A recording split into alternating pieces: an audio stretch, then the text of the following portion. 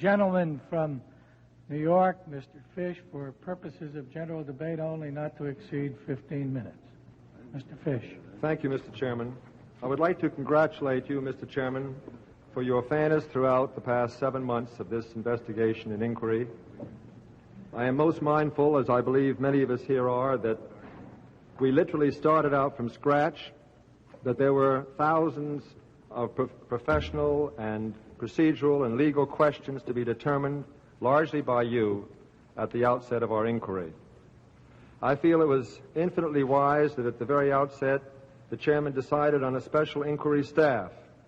I have said before that the team of 40-some lawyers assembled and assigned to conduct this inquiry perhaps make up the finest law firm in the United States. One of the most worthwhile facts in the early consideration of the applicable law and procedure has been that John Doerr and Albert Jenner spoke to us with one voice, bringing to bear their great legal talents on the complex issues that the committee faced. Through these months of hearings in which we have heard thousands of words, a memorable statement was made by Mr. Jenner, which is a tribute to this committee and to the orderly processes of government under our Constitution. He said that no matter which way you ladies and gentlemen of the committee vote, the institution of the presidency will have been preserved. And I thank you for that, Mr. Jenner. During this investigation, each member has had available to him hundreds of pages of precedents. We have had the opportunity to read the debate of the Constitutional Convention. We have been briefed by our staff and by counsel for the President on what constitutes an impeachable offense. We have also received briefs from law schools from across this nation. To appreciate the standard this member will bring to bear, I should like to state that my test of an impeachable offense must have three elements. First, that the offense must be extremely serious. Second, that it must be an offense against the political process or the constitutional system of our country. Third, that it is one that is recognized as such by the broad majority of the citizens of this country. I think also that every member has a right to consider what is best for the United States and its people, for it is our great institutions and the people that the constitutional provision regarding impeachment is designed to protect. Yet, in applying a test of what is best for our country, it would do damage to the Constitution and the law if we, through a show of judicious deliberation, yet with partisan intent, avoid an impeachment deemed warranted, or through partisan anger mask a drive to remove a sitting president from office if such a removal is not warranted by the evidence. I respect that a member may consider as well the trauma that impeachment will visit on this nation. I also maintain that a member may just as well consider the implications of countenancing Watergate behavior. The evidence itself certainly must be clear, and clear to the ultimate jury. And this is simply because it is the President of all the people whose fate we deliberate. Now, what exactly are the constitutional duties of the President? When a President assumes office, he is required by the Constitution to take an oath of office in which he vows to faithfully execute the office of President.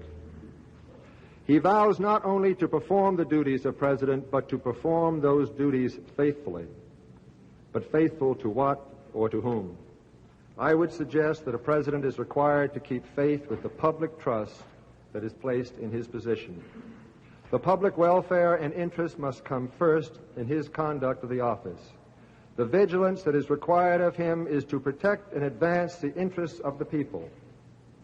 Thus, in considering the impeachment question before us, we must judge whether the faithfulness which has been sworn and avowed to by the President in his oath has been honored. And we must judge whether any lack of faithfulness which may have characterized the performance of the President's duties is such a breach of trust as to warrant his removal. A second duty that is required of a President is also contained in the oath of office. Each President must swear that to the best of his ability, he will preserve, protect, and defend the Constitution of the United States. A president is required to safeguard the Constitution to the best of his abilities. In assuming office, a president affirms that he will safeguard the structures which comprise the essence of the government and the values which comprise the very foundation of our society. It is his responsibility to exercise his powers to ensure the liberties and constitutional rights of the people. A third duty assigned to the President by the Constitution is that of faithful execution of the laws. The keynote, as before, is faithfulness.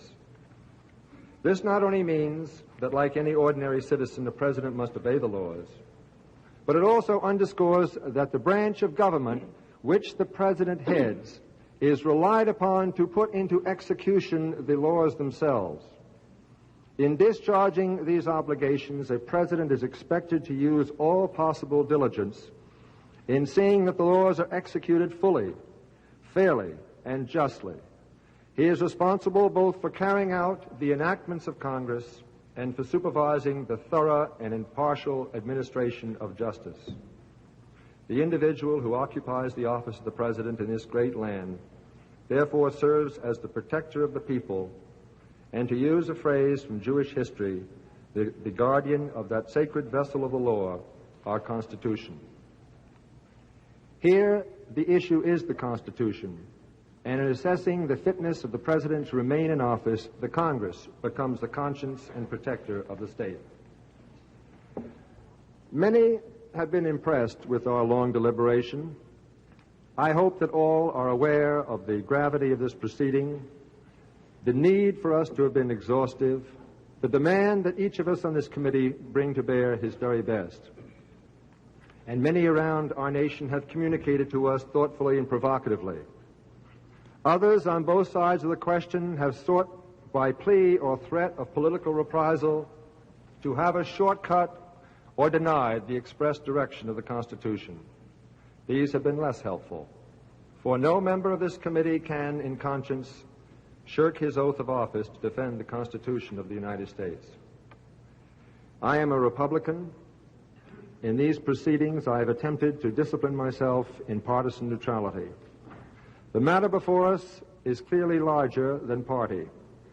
It is more important than the continuation in office of any member of this committee. What is best for America that is within our power to ensure has not changed in our 200-year history. It is that the Constitution and the laws be enforced fairly, justly, and impartially. It is that our people know that the rule of law applies equally to those who govern as well as to the governed. The question is raised by many: is anyone virtuous enough to decide the weighty issue before us? It is suggested that we as politicians are all too tainted with corruption or moral imperfection to decide on the sins of Watergate. Carried further, it is suggested that we are all really guilty, that civic unrighteousness is collective. If I were to accept this thesis, if I and my colleagues can no longer separate our sins from those of others, we are no longer capable of making any worthwhile judgments whatsoever. At the outset of this debate, I find myself deeply troubled over evidence of presidential complicity in thwarting justice and in the alleged abuse of power of that great office, particularly the use of the enormous power of the United States government to invade and impinge upon the private rights of individuals. Every member of this committee and the Congress must evaluate the facts in the light of adherence to the law, devotion to the Constitution, and to the great institutions of our land. If the evidence is clear, then our constitutional duty is no less clear. Mr. Chairman, I'd like to yield the remaining time to Mr. Wiggins. The gentleman from California is recognized for the balance of the time. Gentleman has 5 minutes and 40 seconds remaining. I thank my colleague for yielding, and I want to talk about that evidence upon which I'm sure you and conscience decide the case. With respect to one charge, and that is that the President has abused the IRS. In the language of the proposed articles, that he, the President, corruptly endeavored to use the IRS in a discriminatory and improper manner. The only evidence before us after $1 million investigation are 13 incidents. It is those incidents which form the basis of the charge. 12 of them involve no presidential conduct whatsoever. 12 of them have nothing to do with the president, although I am prepared to admit they show an effort on the part of John Dean and occasionally and unsuccessfully on the part of Ehrlichman to gain access to IRS information. No evidence at all, ladies and gentlemen, of presidential involvement in those 12 incidences. The only incident connecting the president to this activity is the evidence of September the 15th, 1972. Let me give you the backdrop to that. You recall John Dean testified to the development of an enemies list, so-called. That's his characterization of that list. A list was developed in 1971 for some purpose, but nothing was done. Nothing was done in 1971 at all. But on September the 11th, 1972, John Dean took a list, apparently at the direction of Ehrlichman, to Johnny Walters of the IRS, and requested that audits be made on those persons on the list.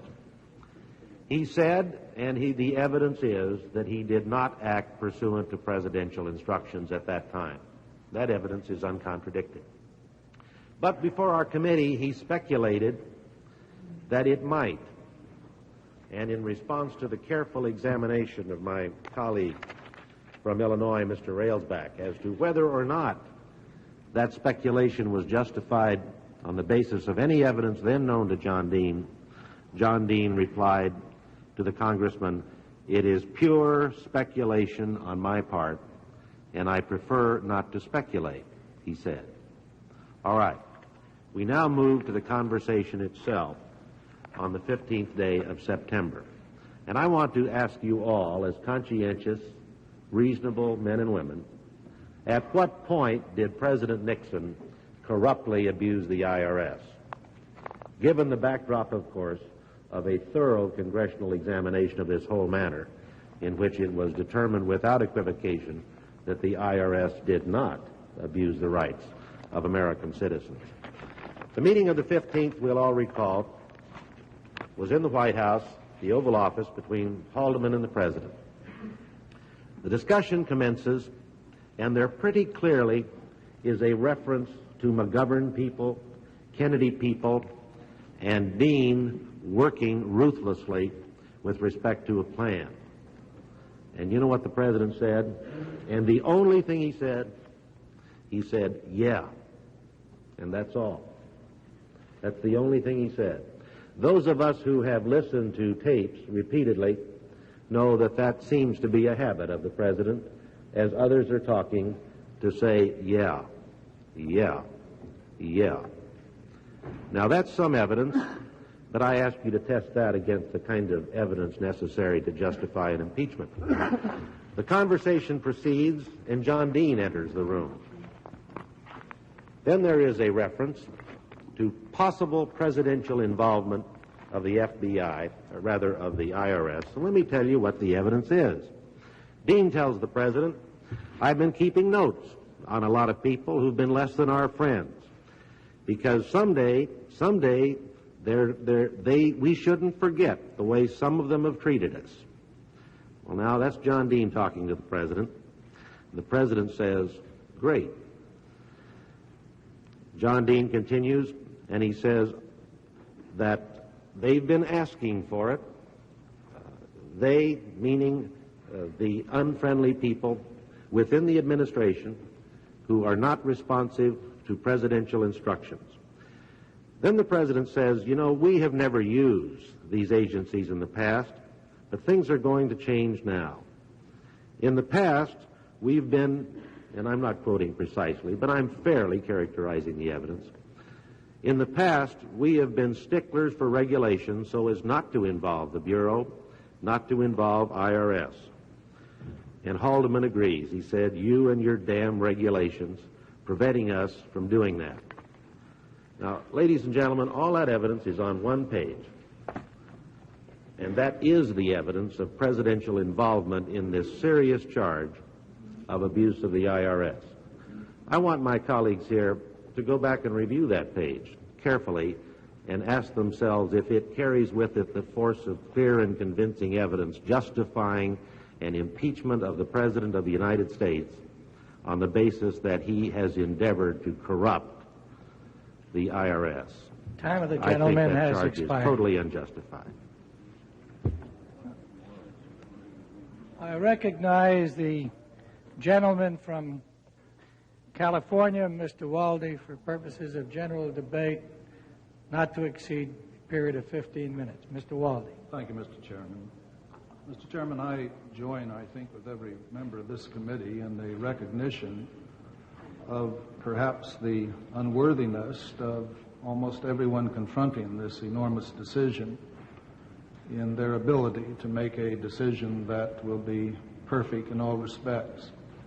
But I also want to make it as clear as I possibly can that I accept that responsibility and that I think it is part of the genius of this system that fallible human beings are called upon to exercise a judgment of this enormity on individuals who possess the ultimate and the maximum power of this country. And after having sat through these hearings for the long hours and days and weeks that we have each participated in, I think there is no one on the committee that is not aware of how enormously fragile the liberties of this country are and how deeply subject to abuse they are by those who exercise great power indiscriminately. And it is with that recognition that I find myself quite willing to accept this responsibility and indeed anxious to perform this responsibility in the manner that I deem it must be performed. In that manner is to state my conclusion prior to my case by the impeachment of the President of the United States and by his removal from office. The last time this nation had an opportunity to be exposed to the condition of the presidency was last summer during the Irvin Committee hearings in the Senate. And at that time, I think the general perception of the country was that the executive branch of this country, and the President in particular, was in deep, deep trouble, that there was something seriously wrong with the highest levels of our government, and that there was something seriously lacking in the moral makeup of those who occupied those positions. And the question that plagued most of the people in the country was posed constantly, persistently, and simply but eloquently by Senator Baker when he said, "What does the President know, and when did he know it?" And at the conclusion of that hearing, that question was still left greatly unresolved, though the doubts and the frustrations and the anxieties that resulted from not resolving that question persisted.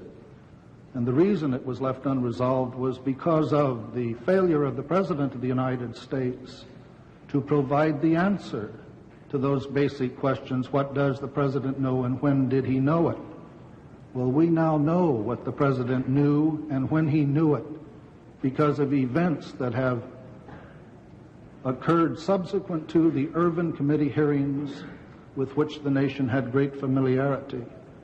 And those events were, contrary to the President's desire, he was finally forced by law and by the anger and the wrath, literally, of the American people to relinquish the most vital evidence that had been withheld, the tapes of his conversations, the best evidence of what the President knew and when he knew it. But in the process of obtaining that evidence, there was almost a constitutional crisis, you recall, because the President, in his consistent and persistent efforts to obstruct the pursuit of truth in the answering of those questions, fired Archibald Cox, the special prosecutor, caused the dismissal of the Attorney General of the United States and the Deputy Attorney General of the United States, because they too persisted in following the remedies available to them under the Constitution of finding the answers to that question. The country rejected that attitude on the President's part, and he conceded. And he did relinquish the tapes, but did he? He relinquished some of the tapes. We later learned the vital information on those tapes, most vital, most instructive as to the answer to the question, what did the President know and when did he know it? The June 20th conversation, 2 days after the June 17th break-in of the Democratic National Committee, the conversation between the President and Haldeman, his top advisor, was non-existent. While that tape was in the President's custody, and that 18 and a half minutes was erased by human erasures. And the inference is inescapable that the President had that erased because it was so devastatingly incriminating. Subsequent to that, I introduced a resolution of impeachment alleging that the President had obstructed justice, October 23rd, by his dismissal of Cox and his refusal to turn the tapes over to the proper investigating authorities. Thereafter, this committee convened to examine the question, what does the President know and when did he know it? The next great avalanche of evidence involving that question was forthcoming when we, pursuant to our subpoenas, had a response, inadequate though it might be, of the edited transcripts. Again, the best evidence that was available, the conversations of the President, to indicate what he knew and when he knew it in terms of Watergate. That avalanche of evidence, as altered as it later was determined to have been, as deficient as it later was determined to have been by the elimination of vital portions of those tapes and transcripts, still was enormously helpful in answering that question that Senator Baker had posed. What did the President know and when did he know it? And now we are where we are today. Has there been one iota of evidence, one shred of evidence, exonerating and exculpatory, in its effect introduced on behalf of the President, by the President or anyone else, since those Senate committee hearings when Senator Baker asked that question? There has not been an iota of evidence. The President has had it within his power, if such evidence exists, to bring it forth and to exonerate him from these charges and to exonerate the nation from the anguish he has pushed us into and that we still labor under. But he has not done so.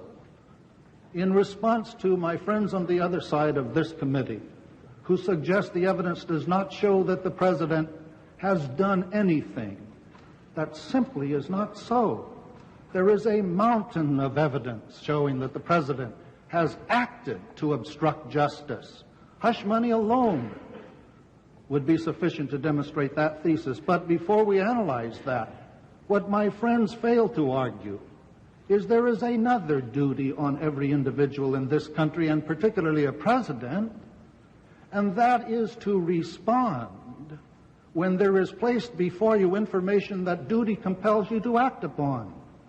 And this President had that opportunity countless times pursuant to the transcripts that we have obtained, edited or not, where he was told of perjury on behalf of his subordinates, where he did nothing about that, where he was told of efforts to conceal evidence, where he did nothing about that, where he was told of obstruction of justice on behalf of his highest subordinates, where he did nothing about that. To this day, there is not one single instance where this President has come before any authority with evidence or with his understanding of evidence to ask for clarification. The saddest part of all these transcripts was the President's own bewilderment in the March 22nd tape when he was talking about President Eisenhower. And he said this. This involved his failure to understand how this thing was falling apart so rapidly and what he could do about it. And he said about President Eisenhower, quote, "That's what Eisenhower That's all he cared about. He only cared about Christ. Be sure he was clean, both in the fun thing and the Adam thing. But I don't look at it that way. We're going to protect our people if we can. Unquote. That is the saddest standard of conduct set forth in that entire page after page of transcripts, that the president denigrates a standard of conduct that Eisenhower had set for his subordinates. Said, we don't look at it that way, and he doesn't look at it that way. He looks at it as necessary to cover up. Now, when the president said in that same conversation, I want you all to stonewall it, let them plead the Fifth Amendment, cover up or anything else if it'll save it, save the plan, that's the whole point. And then he said, as my friends on the other side pointed out, on the other hand, I would prefer you do it the other way, leaving aside for the moment the argument as to the fact that he probably was referring to it as being a plan for Mitchell to come forth and take all the blame and thereby get the president and his men off the hook. Leave that aside. Examine his words to determine what they did do and what he did do from March 22nd. Did they come forth? Did they describe? Did they tell all? Or did they stonewall it? Did they cover up? Or did they do anything to save the plan? From March 22nd to this very day, they are doing anything to save the plan, including the last day of evidence that was submitted to this committee when Mr. St. Clair had gone through all the tapes that were still not provided us pursuant to our subpoena and came up with one shred of exculpatory evidence, tapes that the president had heretofore said bore no relevance at all to Watergate. One shred of exculpatory evidence that really was not exculpatory at all in examination. It dealt with hush money. Now the president makes a big point of determining what use that the defendants would put the money to which he was paying them, to determine its legality or illegality.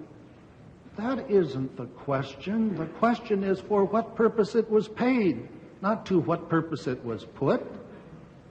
And common sense tells you that a president of the United States does not condone the payment of over $400,000 to 7 people occupying a D.C. jail cell because they have committed a burglary unless he wants something from them. That isn't compassion.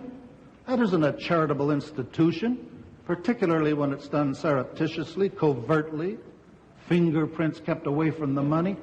That was cover-up to buy their silence, and that succeeded in buying their silence. You can't look at this case without feeling a deep sadness, but a deeper anger that this country was jeopardized to the extent it has been in the past 2 years. And you can't look at the evidence in this case and the totality of what confronts us in this case without understanding that unless we fulfill our obligations as these fallible human beings in this genius of a governmental structure, our obligation and our duty is to impeach this president, that this country might get about doing its business the way it should do and pursuant to standards that have been set for this country since its beginning. Thank you, Mr. Chairman. I recognize the gentleman from Iowa, Mr. Maine, for purposes of general debate, not to exceed 15 minutes. Mr. Maine. Thank you, Mr. Chairman.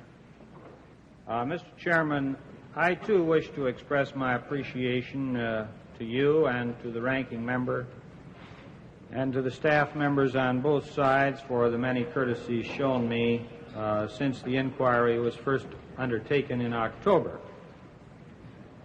I do recall that I was, for a considerable period, very critical of the long delays experienced in getting this inquiry underway.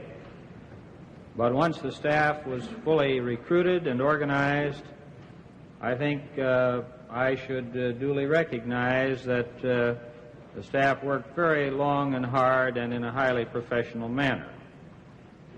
I, for one, happen to think that they either permitted themselves to or were ordered to waste a great deal of time and money on matters which are quite irrelevant to impeachment, although these are matters which will undoubtedly provide a great deal of political grist for the mill in many campaigns to come. Now, Mr. Chairman, the lot of those members of this committee who did not prejudge the case against the President long ago has not been an easy one. The possibility of being a party to the second impeachment of a president in the nation's history just has to be extremely distasteful to any but the most partisan members of this committee.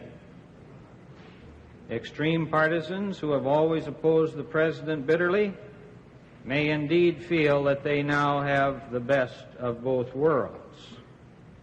Free to go all out in their accusations and condemnation of the president, they can demand the penalty of impeachment, trial, and removal from office with a vengeance. But for most members of the committee, the sobering prospect of impeachment brings no joy whatsoever. And I must say that it is especially repugnant to those of us who have been political allies of the President in happier days and for whom a pro-impeachment vote may be construed by some as an abandonment not only of the President of the United States, but of the Republican Party as well. This is, of course, an erroneous concept because the regular Republican organizations were systematically excluded from the Committee for the re-election of the President and had no part whatsoever in the Watergate debacle or the cover-up. No vote by any member against any one or more of the proposed articles of impeachment should be interpreted as an endorsement or approval of what went on at the White House.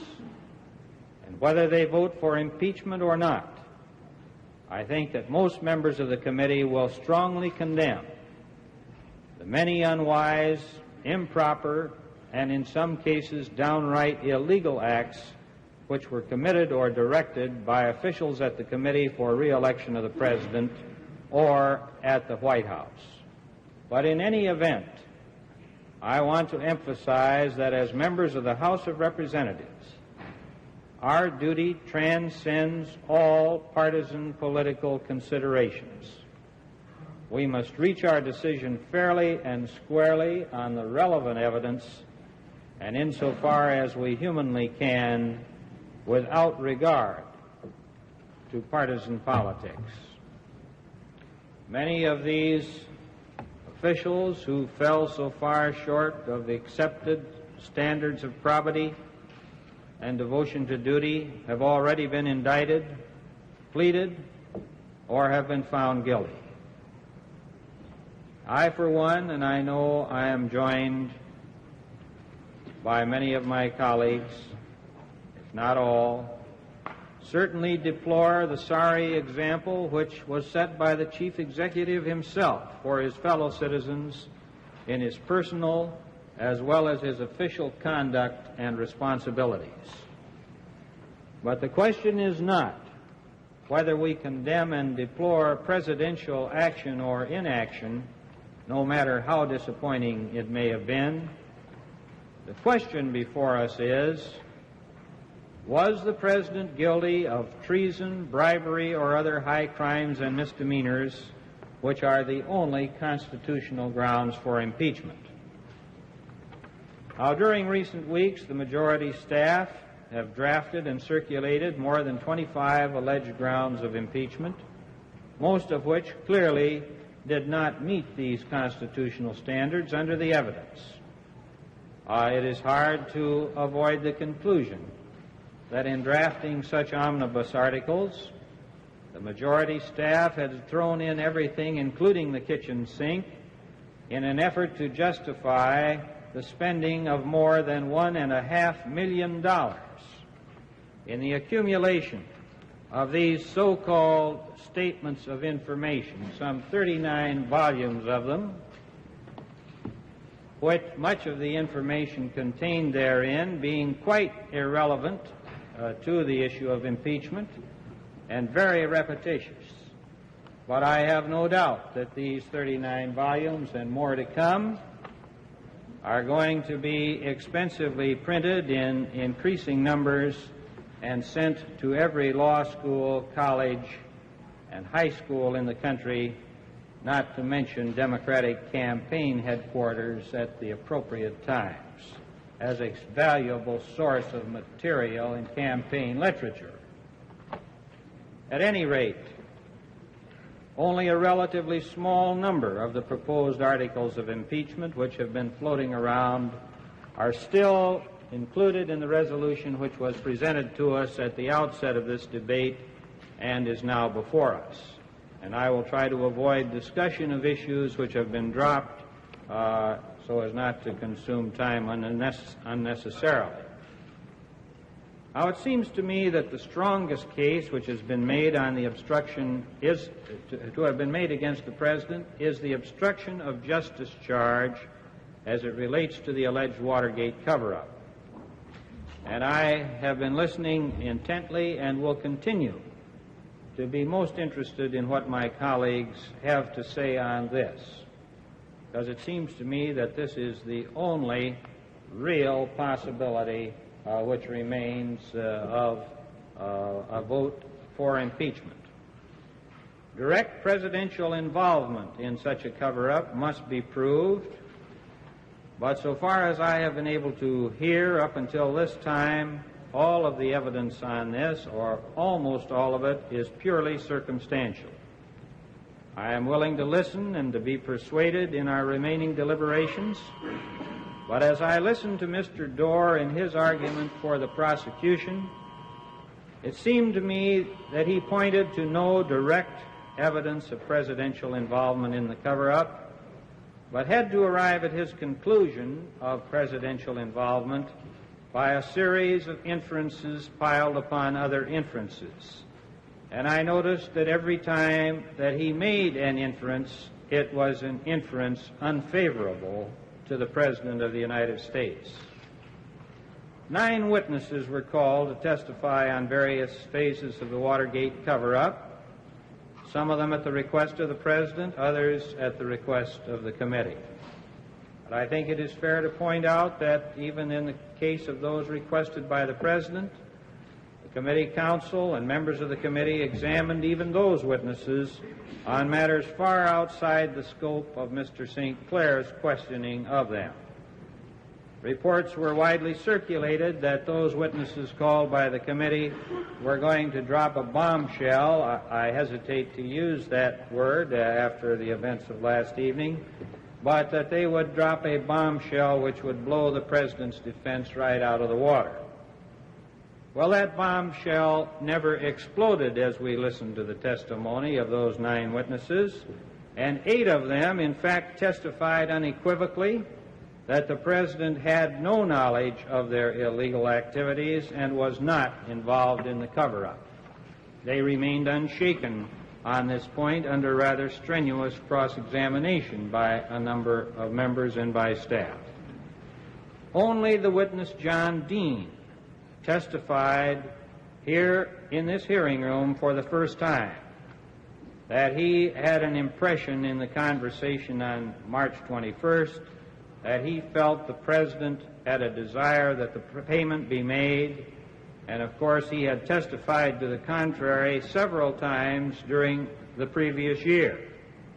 After a year of examination in a number of forums, he suddenly came up with a very different version of the March 21st conversation. I don't think anyone on the committee can escape the fact that the credibility of Mr. Dean is very much in doubt. For example, how can there be any doubt in any of our minds whatsoever that he lied most cruelly to Mr. Kalmbach?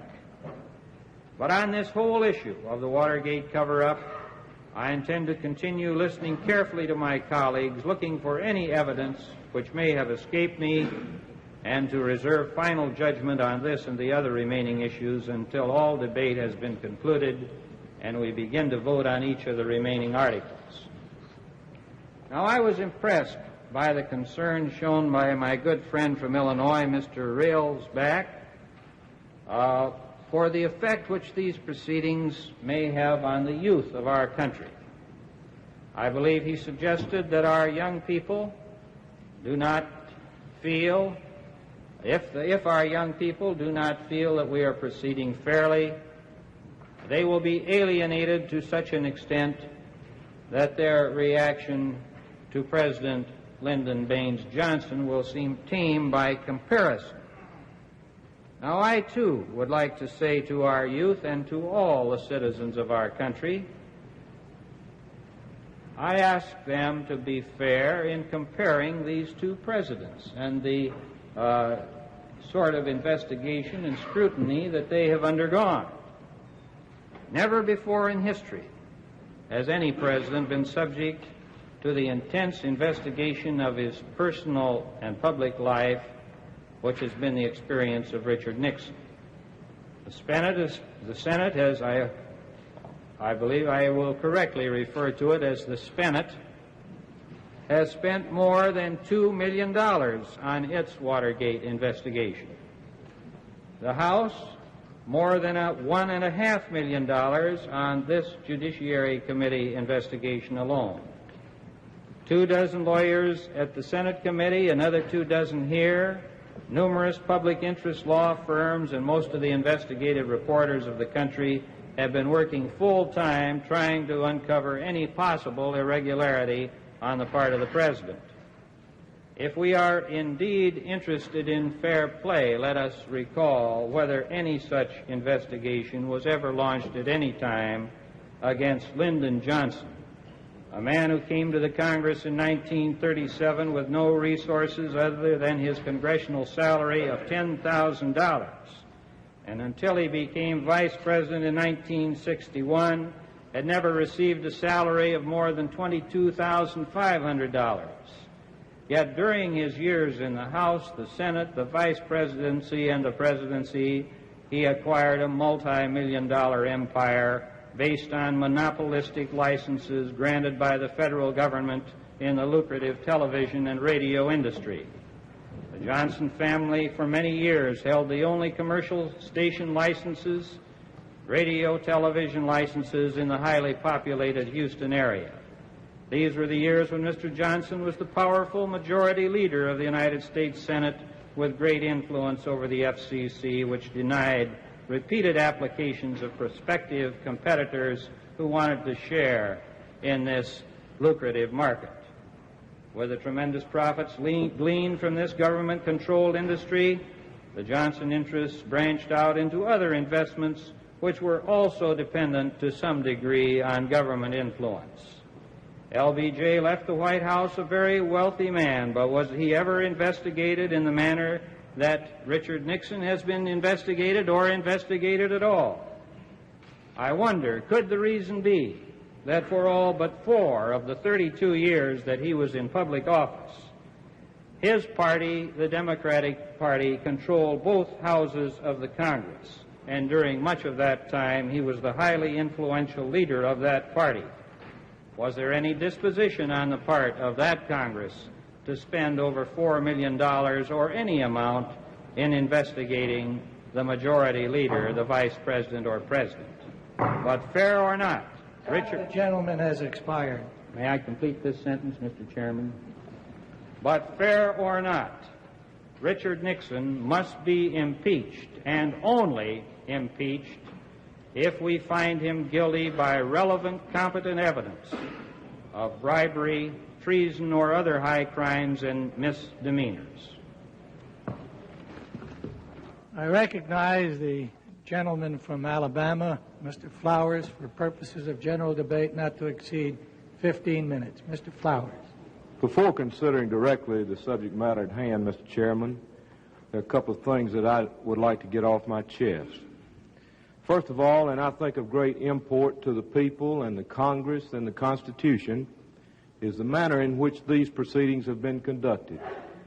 Some have said, for the most part, they've been fair. And I think that's an understatement.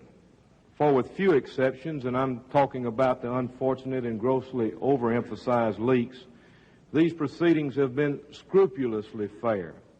Mr. Chairman, you deserve a great deal of this credit, but the rest of the committee and the entire staff are also deserving. Let me mention with a great deal of home state pride that a fellow member of the Alabama Bar Association, Richard Gill of Montgomery, has made a fine contribution as a senior member of the inquiry staff. Now let me mention here a few of the important procedural rulings which have contributed, I think, to this fairness of which I speak. First, the President's counsel was allowed to participate in the entire evidentiary process, cross-examining witnesses and presenting evidence and legal arguments in the President's behalf. This was only as it should be, I say, as was the decision to call all of the witnesses requested by Mr. St. Clair and by members of this committee. And I particularly, Mr. Chairman, appreciate this courtesy because perhaps I was the most insistent on calling Mr. Colson. Then I must direct my remarks here to members of the press that are here and elsewhere before I slip back into anonymity with the rest of my colleagues on this side of the Capitol. Many of you have become real people to me, and hesitatingly I say friends, over the last months, instead of merely a byline, a commentator, or even an anchor man. What I want to say here is not intended in any way to be in rancor or bitterness, because I understand you better than I ever have before, and what your problems are in getting the news and getting it out. But my feelings were, you might say, well overstated last night by my dear friend from New Jersey, Mr. Sandman.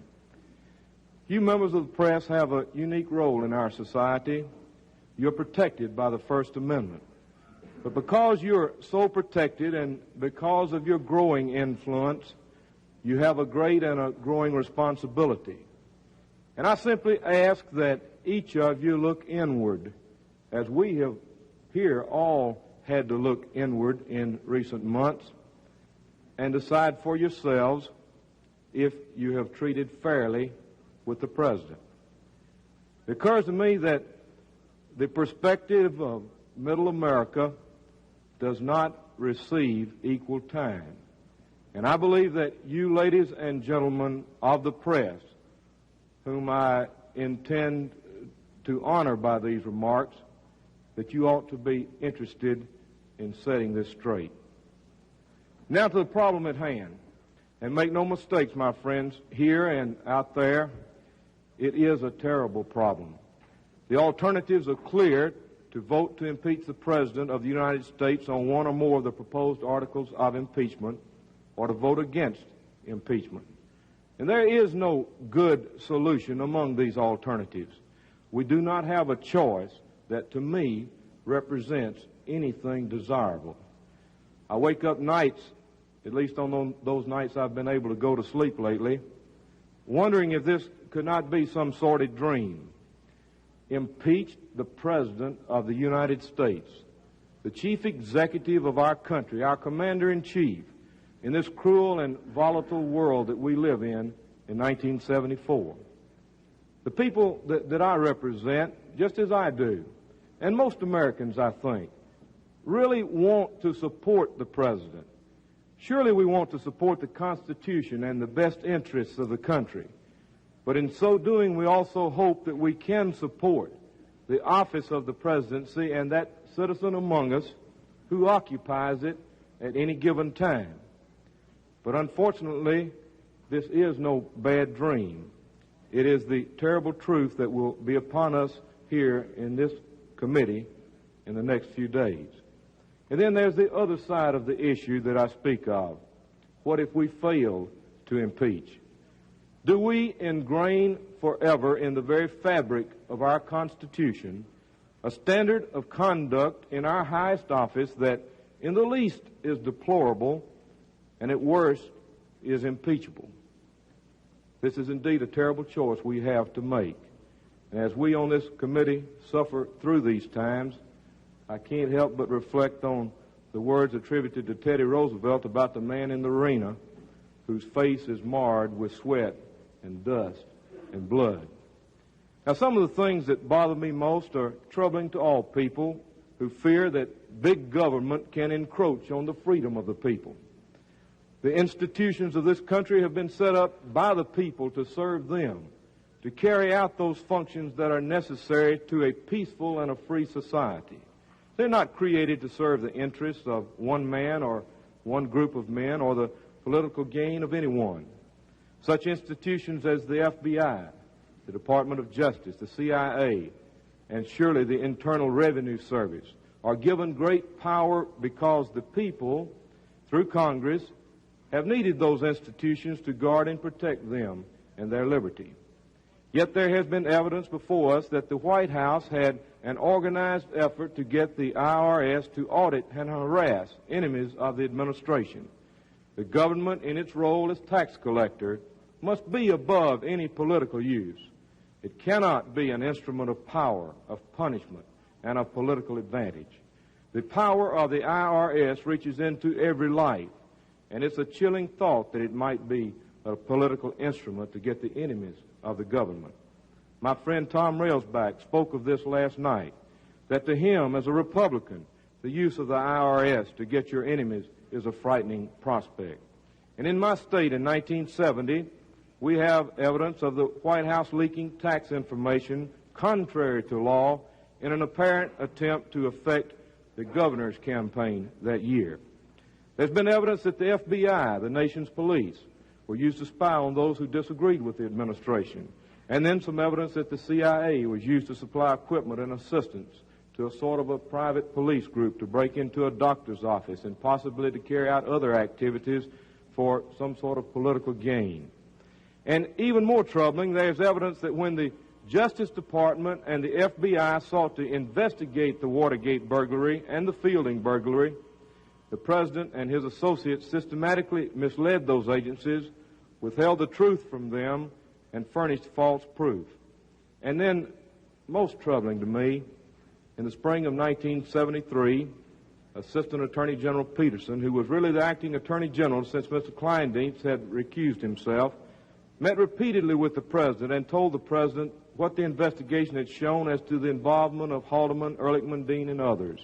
He urged the President to help in dealing with the investigation, and the President assured him that the information would be kept confidential. Yet not only did the President relay this information to Haldeman and Ehrlichman, who were the ones under investigation, but helped them use it to structure a plan to defend themselves. And the President did not give Peterson the information that he himself already had. In fact, by Peterson's testimony, when he asked the President if he had information about the break-in, he was told no, even though the President had been told the facts by Dean and Ehrlichman. You know, the power of the presidency is a public trust, just like our office. And the people must be able to believe and rely on their President.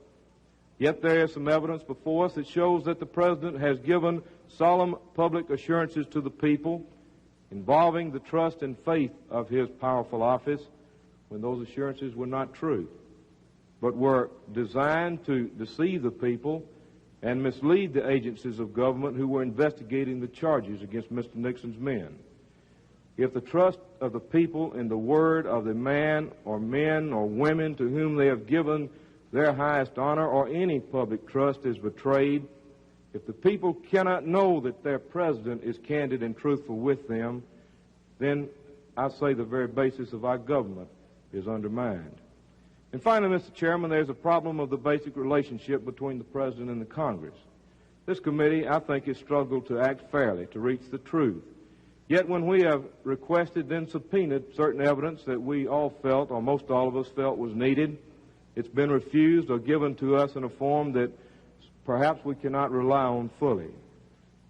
But you know, in our rush to recognize and identify all of these problems, which I insist that we must do, let us not forget here today or any day during these proceedings that they exist for the most part because of what human beings did or failed to do, in contradiction of their duties and responsibilities under our system. Obviously, America is a nation with many flaws, but it's also a nation with hope so vast that only the most foolish or the most pessimistic would fail to realize it. We've all made mistakes, and we'll probably make some more in the future. Some of them have been big ones with important and even sometimes tragic consequences. But my friends and my fellow countrymen, we have not always failed, and it's important to be aware of our successes as well. In all of history, there's been no other nation to do as much for our own people while at the same time extending a helping hand of freedom and generosity and compassion to a world in need. And I say it's important to remember these accomplishments, and let's remember that some of them have been accomplished in the last 6 years under President Nixon, because we might otherwise be persuaded to abandon those values and those institutions that are responsible largely for these achievements, and they are also, I say, our best hope for further progress. Now, I've said on many times that we can make great progress in improving our society and still not have anything that will live or last unless we concern ourselves with underlying values. If we believe in nothing, my friends, if we don't have a sense of moral purpose, then there's little possibility of our nation or we as individual citizens reaching the heights of which we're capable. We have in the tradition of this nation a well-tested framework of values: liberty, justice, worth and dignity of the individual, individual responsibility, and many more. Our problem is not now to find better values, but I say our problem is to be faithful to those that we profess and to make them live in modern times. You know, I always think back to the preamble of our Constitution. It starts off, as we all know, "We the people of the United States." And surely, at least to me, there is no more inspiring phrase than "we the people of the United States." Not we, the public officials of the United States, not we, the certified experts, or we, the educators, or we, the educated, or we, the grown-ups over 21 or 25, not we, the privileged classes, or whatever, but just simply we, the people. We, acting in our communities across the nation, can pull our fragmented society together again. At the grassroots of our complex and mechanized and industrialized nation, we can renew the moral fiber of America. We, young and old alike, we can create an America in which men and women and young people speak to one another once again in trust and mutual respect. We, sharing common objectives and working toward common goals, can bring our nation to a path of confidence and well-being. We can provide a soul and character so vitally needed in our native land. You know, we are the people of the United States, and we can do these things, and we here in this room are the representatives also of the people of the United States, and even more particularly, in this case, the representatives of the people. And we have an awesome task that no one else can do for us. Let me close my remarks here by paraphrasing something Harry Truman was supposed to have said once. I try never to forget who I am and where I come from and where I'm going back to. And I add that I cannot forget that I must get up every morning for the rest of my life and live with my decision here on these terrible alternatives. I shall listen to these debates, and only then shall I cast my vote. And I can only vote as I am convinced in my heart and mind, based on the Constitution and on the evidence. Thank you, Mr. Chairman.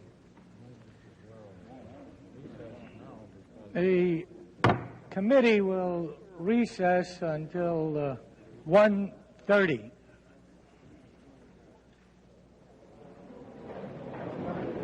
We're going to pause briefly now in our replay of today's proceedings.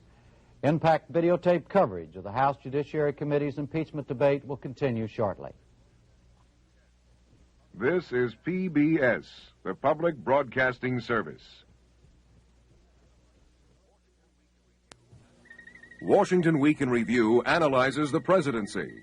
Yeah, I think he does think the House will not impeach him. Now, you may think that's living in a world of self-delusion, but I think they genuinely believe that is not going to happen. Washington Week in Review reports on the Congress. It's becoming increasingly doubtful whether the Senate will have time this year to try the impeachment trial. Washington Week in Review discusses foreign affairs. Kissinger goes up and down in optimism and pessimism. I think that's clear. He saw a chance to get a deal, and he said he'd stay a few more days. With moderator Paul Duke, Washington Week in Review looks at the major national and international events of the week. From Washington, NPAX, Washington Week in Review.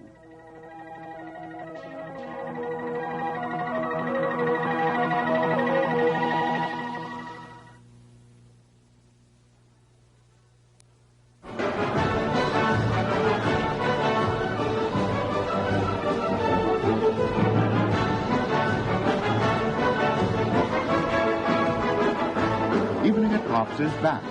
Arthur Fiedler and the Boston Pops Orchestra with guest stars for another wonderful summer of entertainment. Join us for an evening at Pop.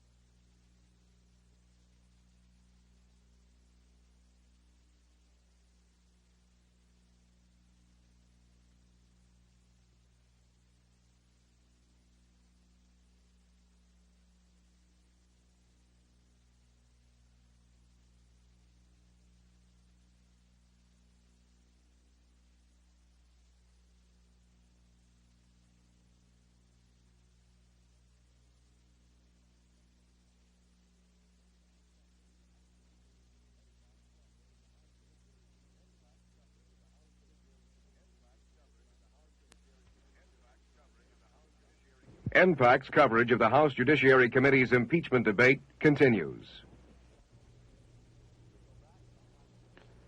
As we go back to the House Judiciary hearing room, each member of the committee is taking 15 minutes to present his opening remarks. Committee will come to order. I recognize the gentleman from Maryland, Mr. Hogan, for purposes of general debate, not to exceed a period of 15 minutes. Mr. Hogan. Thank you, Mr. Chairman. More than a century ago, in a time of great national trial, Abraham Lincoln told a troubled and bitterly divided nation, "We cannot escape history. We of this Congress and this administration will be remembered in spite of ourselves. No personal significance or insignificance can spare one or another of us. The fiery trial through which we pass will light us down in honor or dishonor to the last generation." Today, we're again faced with a national trial. The American people are troubled and divided again. And my colleagues on this committee know full well that we cannot escape history. That the decision we must jointly make will itself be tested and tried by our fellow citizens and by history itself. The magnitude of our mission is awesome. There's no way to understate its importance, nor to mistake its meaning. We have unsheathed the strongest weapon in the arsenal of congressional power. We personally, members of this committee, have felt its weight and have perceived its dangers. The framers of the Constitution, fearing an executive too strong to be contained and constrained from injustice or subject to reproof, arrayed the Congress with the power to bring the executive into account and into peril of removal for acts of treason, bribery, or other crimes of and misdemeanors. Now, the first responsibility facing members of this committee was to try to define what an impeachable offense is. The Constitution doesn't define it. The precedents, which are sparse, do not give us any real guidance as to what constitutes an impeachable offense. So each of us in our own conscience, in our own mind, in our own heart, after much study, had to decide for ourselves what constitutes an impeachable offense.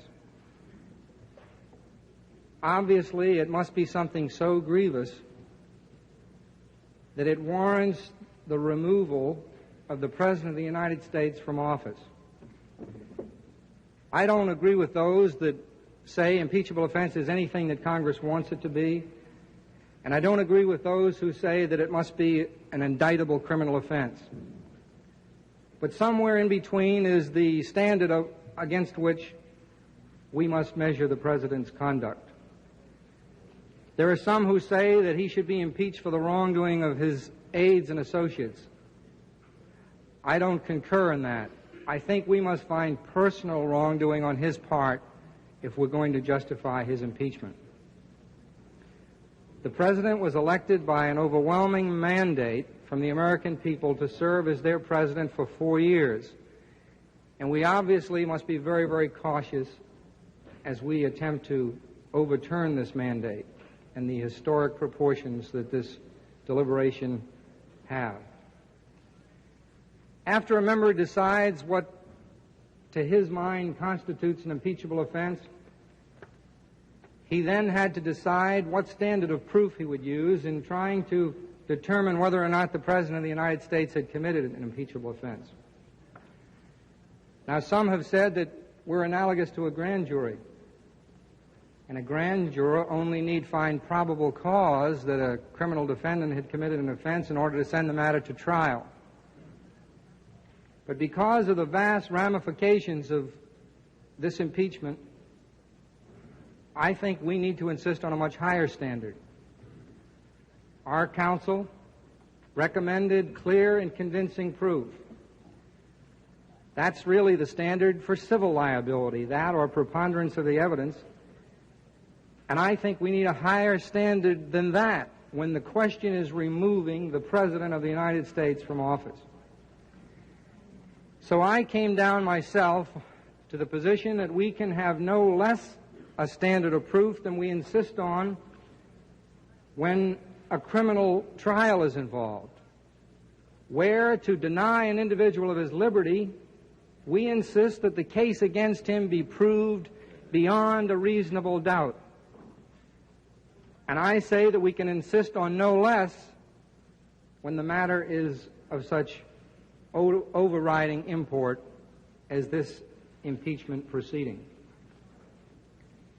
I started out with a presumption of innocence for the President because every citizen of this country is entitled to a presumption of innocence.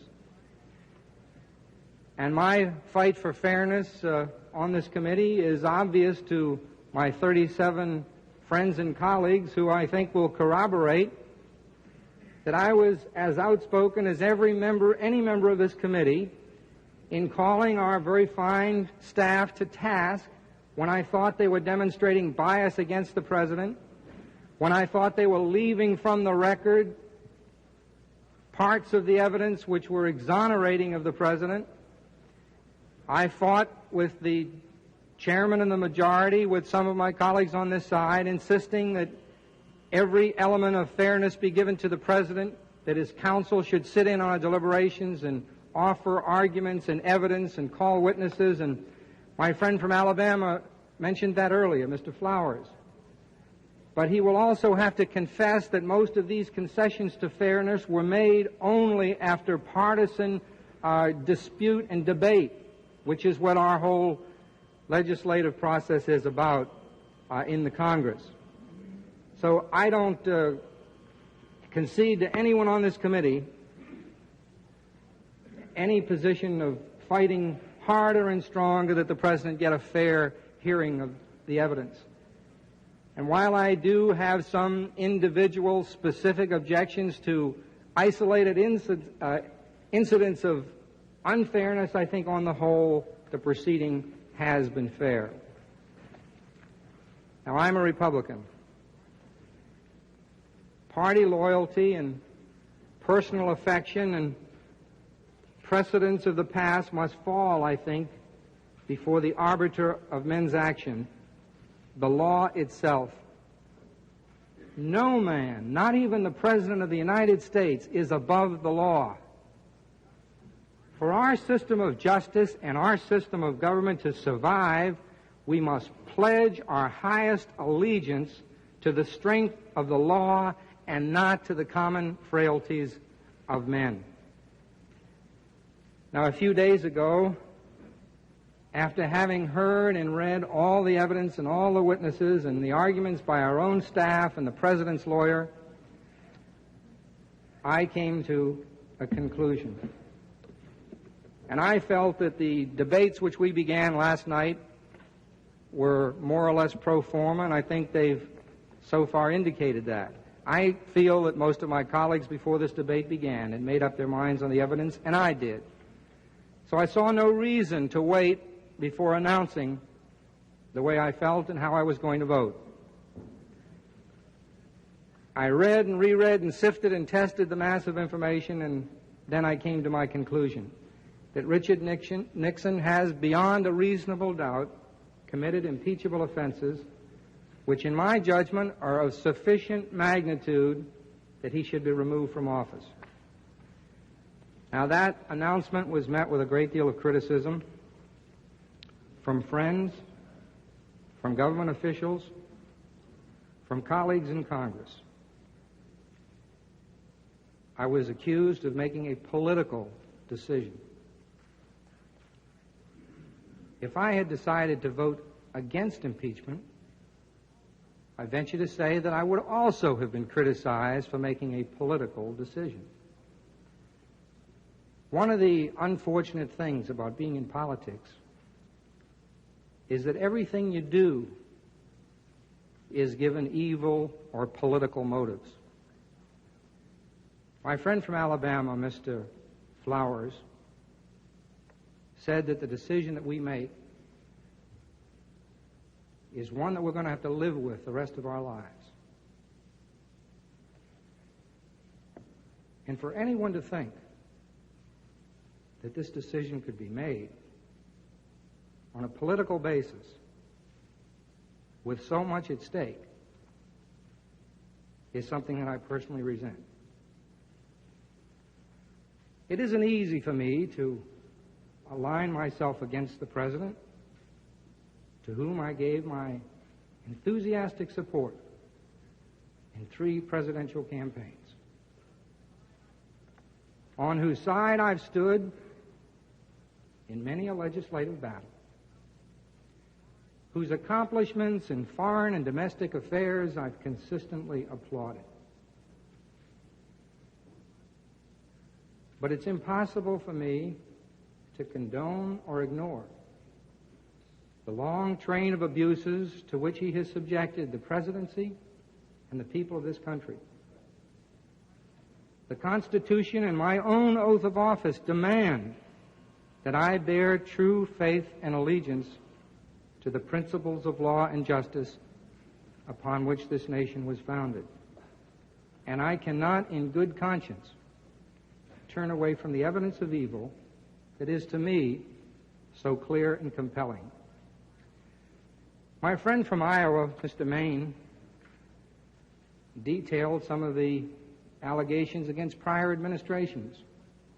And I don't in any way question that. I agree with him that there was wrongdoing on the part of previous presidents, maybe all presidents. But I was not in a position where I had to take a stand, where I approve or disapprove of blatant wrongdoing. And I am in that position now. My friend from New Jersey, Mr. Sandman, said last night he wants to see direct proof, and some of my other friends on this side of the aisle have said the same thing. But I submit that what they're looking for is an arrow to the heart. And we do not find in the evidence an arrow to the heart. We find a virus that creeps up on you slowly and gradually until its obviousness is so overwhelming to you. Now, he's asked for direct proof. I think it's a mistake for any of us to begin looking for one sentence or one word or one document which compels us to vote for or against impeachment. It's like looking at a mosaic and going down and focusing in on one single tile in the mosaic and say, I see nothing wrong in that one little piece of this mosaic. We have to step back and we have to look at the whole picture. And when you look at the whole mosaic of the evidence that's come before us, to me it's overwhelming beyond a reasonable doubt. Let's look at the President's own words. He uses the words cover up and cap on the bottle and the plan and containment, and he's concerned about what witnesses have said and what they will say.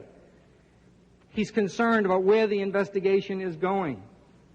Now let's focus in on the thing that everybody talks about, the Hunt payment. Let's look at this as reasonable and prudent men. What did Mr. Hunt intend? His payments and demands had been relayed through his wife before her death. After his wife, he had to make them directly. So what did he do? He called Colson to make demands, and we have a transcript of what he said, and I want to quote. This is a long-haul thing, and the stakes are very, very high, and I thought that you'd want to know that this thing must not break apart for foolish reasons. We're protecting the guys who are really responsible, but at the same time, this is a two-way street. And as I said before, we think that now is the time when a move should be made, and surely the cheapest commodity available is money.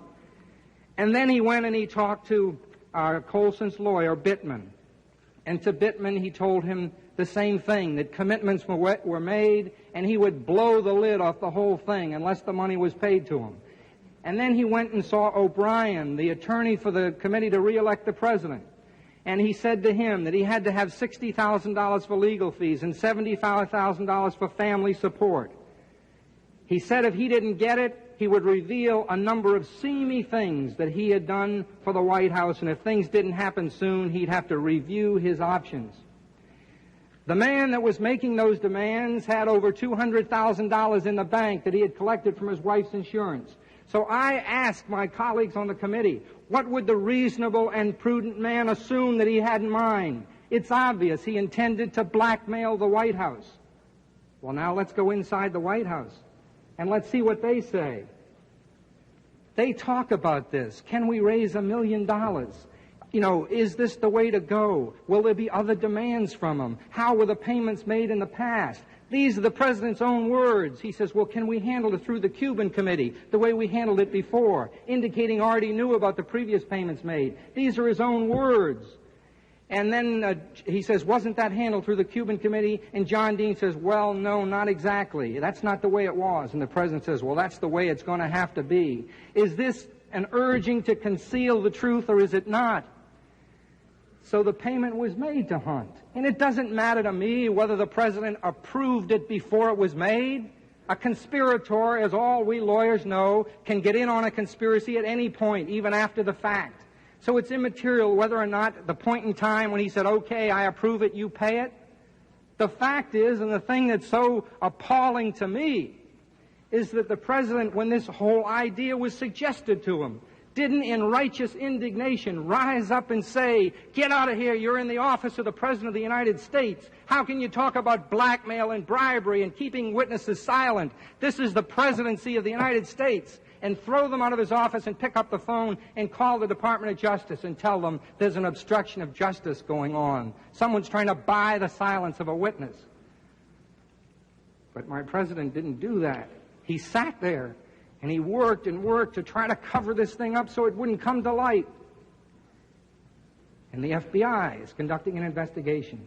So he says publicly, I want to cooperate with the investigation and the prosecution. But privately, all his words compel a contrary conclusion. He didn't cooperate with the investigation or the prosecution. And it's already been said by some that Henry Peterson called and he said initially in the conversation, well, it's not going to go any further. I know I have to keep this secret. He had no sooner hung up the phone when he was telling the defendants about whom this damaging information was made, what they could do to counteract the case that the prosecution had against him. Well, I could go on and on and on. I'm surprised that some of my colleagues, the telephone call from Pat Gray. Pat Gray was a man who did many things wrong. He was loyal to his leader. But at some point, his conscience bothered him, and he wanted to tell the President of the United States that his aides were destroying the presidency. The time of the gentleman has expired. Give the gentleman an opportunity to finish his sentence and his thought. I appreciate it, Chairman. That Pat Gray called the President to tell him that his aides were destroying the presidency. And instead of the President saying, well, give me more information about this, I want to know if my aides are doing anything wrong, I want to know. And Pat Gray says in his testimony, there was a perceptible pause, and the President said, Pat, you just continue to conduct your aggressive and thorough investigation. He didn't have to know because he already knew, and he consistently tried to cover up the evidence and obstruct justice. And as much as it pains me to say it, he should be impeached and removed from office. Time of the gentleman has expired. I recognize the gentleman from South Carolina, Mr. Mann, for purposes of general debate, for a period not to exceed 15 minutes. Mr. Mann. Thank you, Mr. Chairman. You know, it's important that the American people have respect for these proceedings. As we have gone along and done our work in private, the news media has done the best job it could under the trying circumstances to glean what we were doing. And yesterday and today, the American public is getting its first look at what that committee was doing. Well, among other things, we were reviewing about 40 notebooks of that size, taking testimony that now fills about 10 volumes. And based on what the public saw in the press, I would imagine that you thought there was some sort of witch hunt going on, and you've been somewhat surprised at the recognition by the members here today and yesterday that these proceedings have been conducted in a basically fair setting, with objectivity, with participation by the President's counsel. You know, I was impressed by what a witness had to say and his lawyer before the committee last week. And I want to read you what Charles Colson said about the activities of the committee behind those closed doors last week. I do want to say that I didn't quite expect the committee to be operating the way it is. And I suppose because I have been in the Senate working for a senator, and I have been around congressional committees a long time, I really have been deeply impressed, both by the questions that you have asked, by the notes that I've noticed each of you taking, by the fact I think every one of you are looking at this in the long view of your historic role as you sit here. And I think you have all, it has given me a little restoration of faith in the constitutional process, because I think every one of you are taking this job seriously, without regard to the cameras outside, and are really trying to come to a just conclusion for the country. And I just thank you for having me. And then his lawyer, Mr. Shapiro.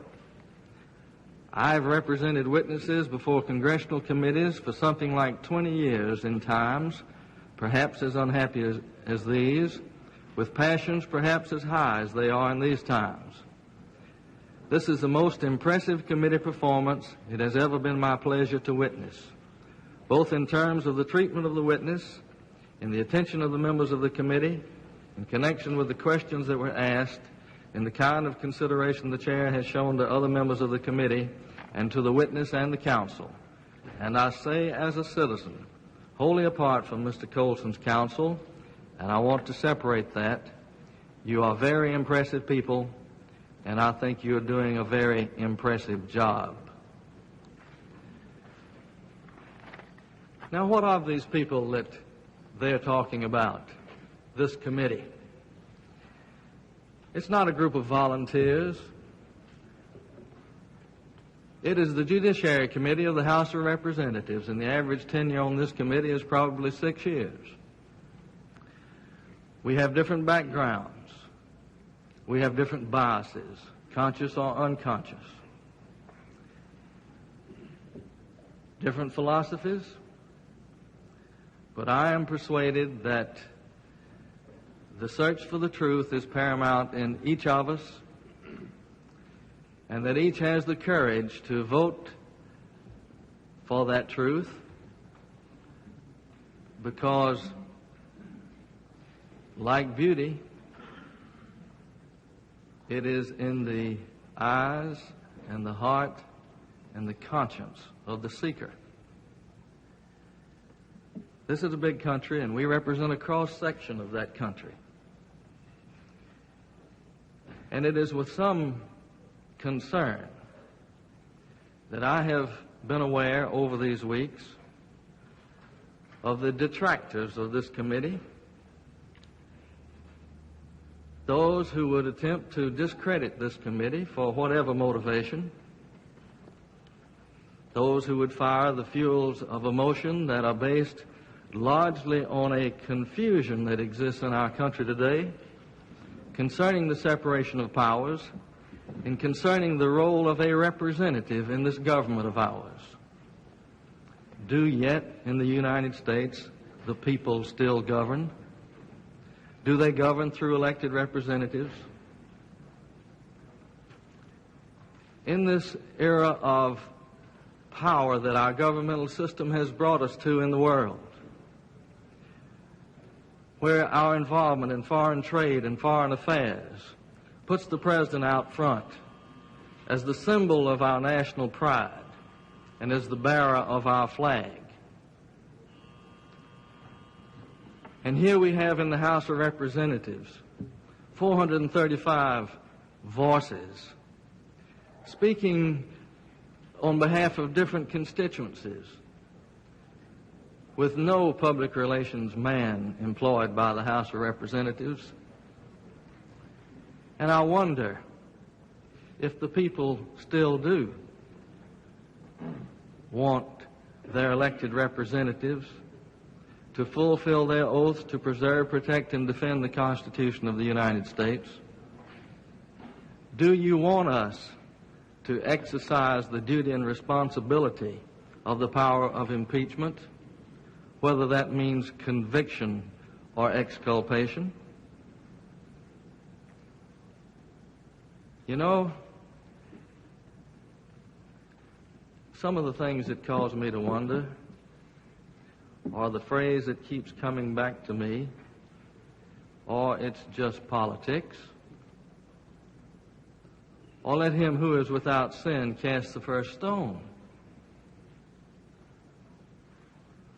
Are we so morally bankrupt that we would accept a past course of wrongdoing,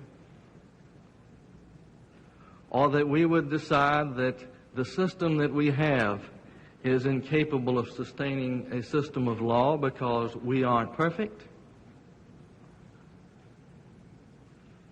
There has been one perfect to whom one of those statements is attributed. But our country has grown strong because men have died for the system. You'll hear the system used by each of us, but we have built our country on the Constitution. And that system contemplates, and that system has resulted in men putting that system above their own political careers That system has been defended on battlefields, and statesmen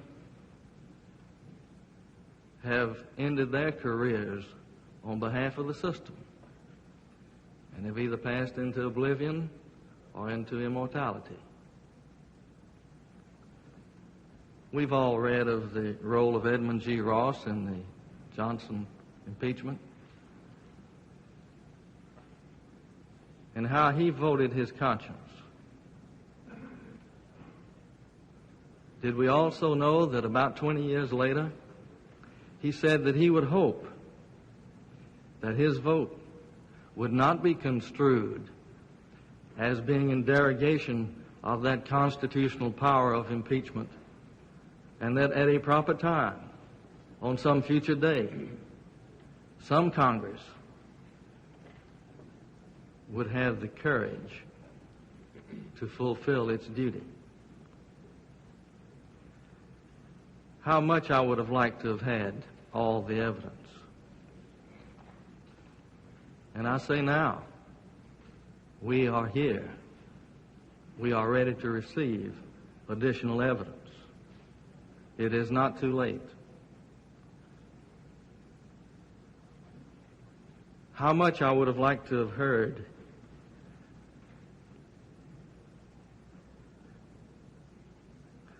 on the transcripts.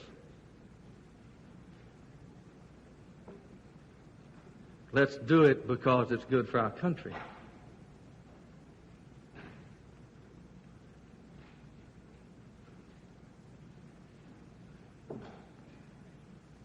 I have expressed no prejudgments. I am entitled to the thoughts, the arguments of my colleagues on this committee. I'm entitled to the time remaining to me to study the evidence.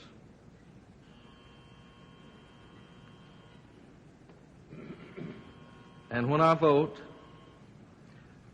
I do not ask that everyone agree with my vote, although I would hope that before they disagree that they would recognize my role and their responsibility to know the facts as I know them.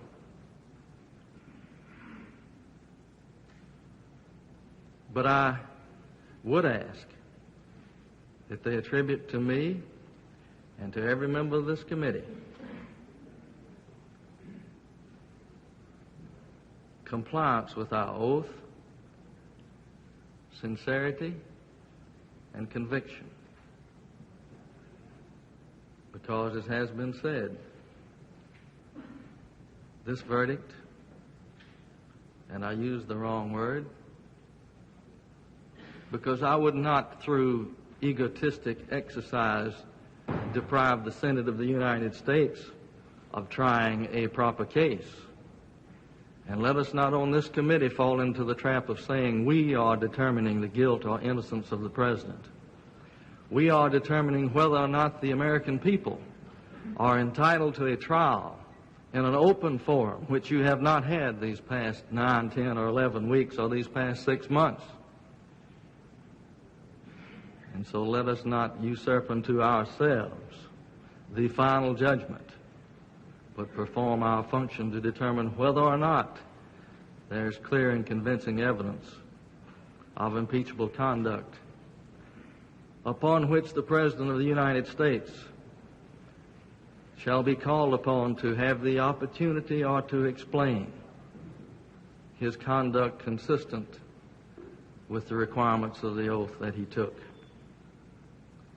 and consistent with that most important of all function to which all Americans look to him to see that the laws be faithfully executed. And in that respect, we are faced in the future with a very, very serious problem. One that perhaps permits a president to escape accountability because he may choose to deal behind closed doors or to deal through two.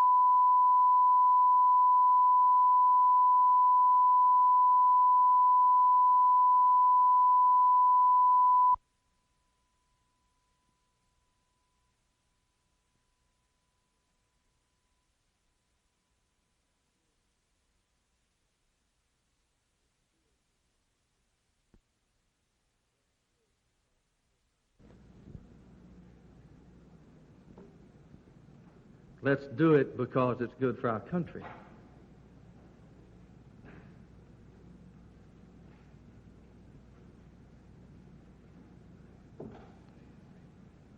I have expressed no prejudgments. I am entitled to the thoughts, the arguments of my colleagues on this committee. I'm entitled to the time remaining to me to study the evidence.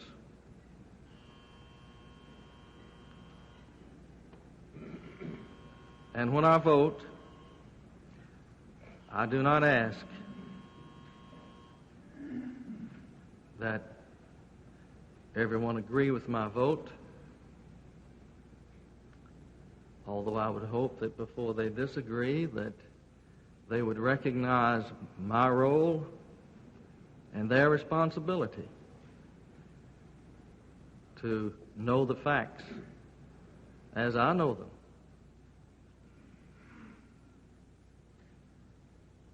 But I would ask that they attribute to me and to every member of this committee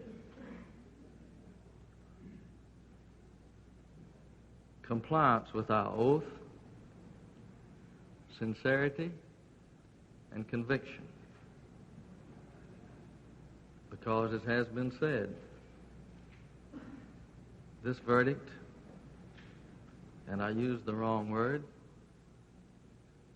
because I would not, through egotistic exercise, deprive the Senate of the United States of trying a proper case. And let us not on this committee fall into the trap of saying we are determining the guilt or innocence of the president. We are determining whether or not the American people are entitled to a trial in an open forum, which you have not had these past 9, 10, or 11 weeks or these past 6 months. And so let us not usurp unto ourselves the final judgment, but perform our function to determine whether or not there is clear and convincing evidence of impeachable conduct upon which the President of the United States shall be called upon to have the opportunity or to explain his conduct consistent with the requirements of the oath that he took, and consistent with that most important of all function to which all Americans look to him to see that the laws be faithfully executed. And in that respect, we are faced in the future with a very, very serious problem. One that perhaps permits a president to escape accountability because he may choose to deal behind closed doors or to deal through two close, long-time, alter ego, trusted subordinates. We must examine our options to preserve our freedom.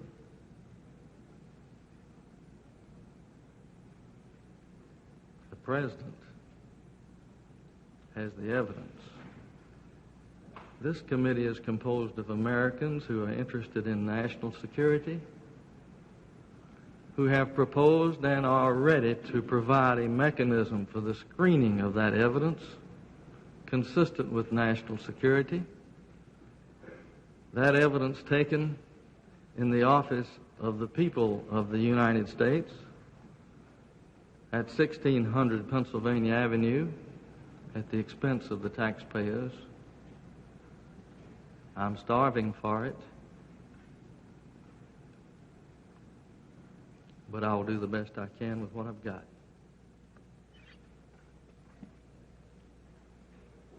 I recognize the gentleman from Virginia, Mr. Butler, for purposes of general debate, and not to exceed 15 minutes. Thank you, Mr. Chairman. Let me express first, Mr. Chairman, and to you and the other members of the committee, the high regard I have come to have for all. While this has been a most distasteful experience for us all, I share great pride in the manner in which the membership of this committee, with few exceptions, has conducted itself in these deliberations. I want to express my personal appreciation for the staff for the monumental task which they have performed with such diligence over these months. I regret the I've been advised that they will hold a quorum open so that we may respond to the quorum call, and I will recognize you on the return. I think we should at least respond to the quorum call. Well, I get my time back, Mr. You will receive all your full time. The committee will recess until we have responded to the quorum. The committee recessed briefly to answer a quorum call on the House floor. When the members returned, Republican Caldwell Butler started again to give what proved to be the most surprising speech of the day.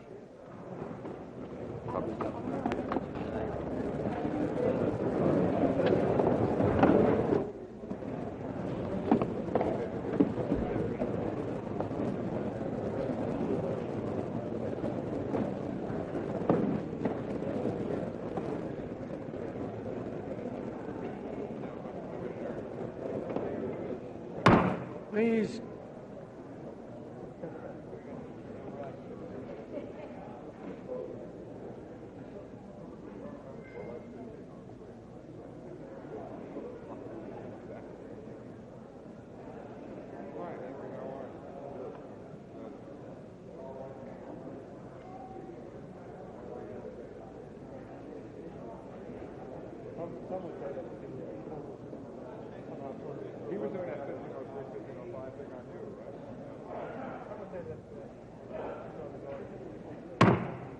Committee will be in order, and I recognize the gentleman from Virginia, Mr. Butler, for purposes of general debate, not to exceed 15 minutes.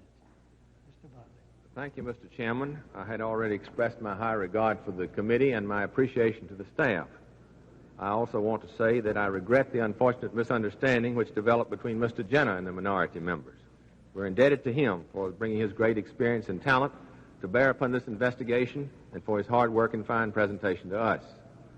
I'm particularly proud of the fine work of my fellow townsman Sam Garrison, who as minority counsel restored much balance to the final week of our presentation, while professionally keeping a secret even to this moment his personal view of the evidence. Likewise, I would also like to express once more the pride that I share in the significant accomplishments of the administration of Richard Nixon. I have worked with him in every national campaign in which he has taken part. And indeed, there are those who suggest that I would not be here today were it not for our joint effort in 1972. And I am deeply grateful for the many kindnesses and courtesies he has shown me over the years. I am not unmindful of the loyalty I owe him. And I mention this, Mr. Chairman, so that you may be aware how distasteful this proceeding is for me, as it must have been for every other member of this committee. And one more thing.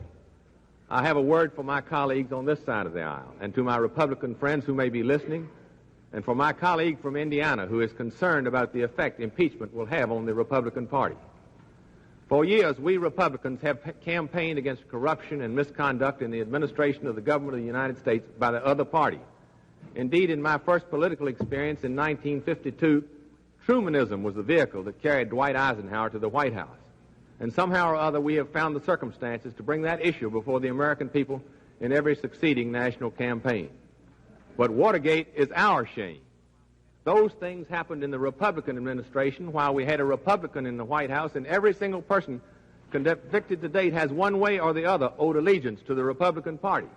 We cannot indulge ourselves the luxury of patronizing or excusing the misconduct of our own people. These things have happened in our House, and it is our responsibility to do what we can to clear it up. It is we, not the Democrats, who must demonstrate that we are capable of enforcing the high standards we would set for them. I agree with the sentiments often expressed today and yesterday that the Congress of the United States and each member is indeed being tested at this moment.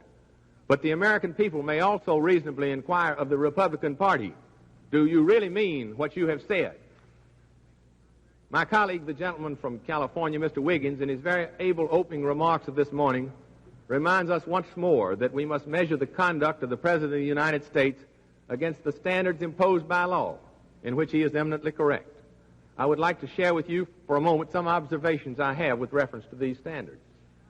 Impeachment and trial in the Senate is the process by which we determine whether or not the President of the United States has measured up to the standards of conduct which the American people are reasonably entitled to expect of him. The conduct which the American people are reasonably entitled to expect of the President of the United States is spelled out in part in our Constitution and in part in our statutes. And we are particularly grateful to our colleague from New York, Congressman Fish, for his exposition on the duties imposed upon the President of the United States by our Constitution. It is my judgment also that the standard of conduct which the American people are reasonably entitled to expect of their President is established in part by experience and precedent. And this is one reason why I am so concerned by what has been revealed to us by our investigation. It will be remembered that only a few hours ago, the gentleman from Iowa, Mr. Maine, has argued that we should not impeach because of comparable misconduct in previous administrations. There are frightening implications for the future of our country if we do not impeach the President of the United States, because we will by this proceeding establish as a matter of record a standard of conduct for the President of the United States which will be for all time a matter of public record. If we fail to impeach, we have condoned and left unpunished a course of conduct totally inconsistent with the reasonable expectations of the American people. We will have condoned and left unpunished a presidential course of conduct designed to interfere with and obstruct the very process which he has sworn to uphold. And we will have condoned and left unpunished an abuse of power totally without justification. And we will have said to the American people, these misdeeds are inconsequential and unimportant. So if at the conclusion of the remarks I have some time remaining, Mr. Chairman, I will endeavor to respond to at least some of the earlier commentary on the evidence. But for the moment, I have two observations which must have a bearing on what this Congress shall eventually do. The people of the United States are entitled to assume that their President is telling the truth. The pattern of misrepresentation and half-truths that emerges from our investigation reveals a presidential policy cynically based on the premise that the truth itself is negotiable. Consider the case of Richard Kleindienst, nominee for the Attorney General of the United States. The President had told him in unmistakable terms that he was not to appeal the IT&T case.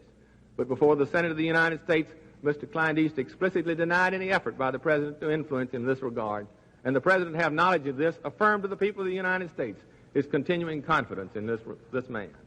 The record is replete with official presidential misrepresentations of non-involvement and representations of investigations and reports never made, if indeed undertaken at all. There are two references to a Dean report, which we have not seen. Consider the case of Daniel Shore. In a moment of euphoria on Air Force One, presidential aide called upon the FBI to investigate this administration critic. Upon revelation, presidential aides fabricated and the President affirmed that Shore was being investigated for possible federal appointment. Nothing could be further from the truth. Let me also observe that throughout the extensive transcripts made available to us of intimate presidential conversation and discussion, there is no real evidence of regret for what has occurred or remorse or resolution to change, and precious little reference to or concern for constitutional responsibility or reflection upon the basic obligations of the office of the President. In short, a power appears to have corrupted. It is a sad chapter in American history, but I cannot condone what I have heard, I cannot excuse it, and I cannot and will not stand still for it. Now, this is not to suggest that there are not many areas of our investigation which clearly reveal to me that some charges do not elevate themselves to the status of an impeachable offense. I am satisfied that the presidential misrepresentations with reference to the Cambodian War is excusable because of congressional and Security Council involvement in the decision-making itself. The impoundment of funds by the office of President is clearly an exercise of administrative discretion, which is now sharply curtailed by the Congress itself. While the manipulation of the decision to raise milk price supports by the President's advisors in order to reaffirm the pledge of substantial contributions is reprehensible and bordering on bribery in itself, the evidence as to the President's direct involvement has nowhere been established to the extent, in my judgment, to warrant a charge of impeachment. While I am seriously concerned about the manipulations of the deed of gift of vice presidential papers, I have real reservations as to whether the degree of presidential involvement makes him guilty of an impeachable tax fraud. But I do want to associate myself with the remarks of the gentleman from Illinois, Mr. Railsback, and others, and particularly the careful manner in which he has reviewed the President's response to the information which came to him in his official capacity, and his participation in the continuing policy of cover-up, at least after the 21st of March, 1973. This is clearly a policy of obstruction of justice which cannot go unnoticed.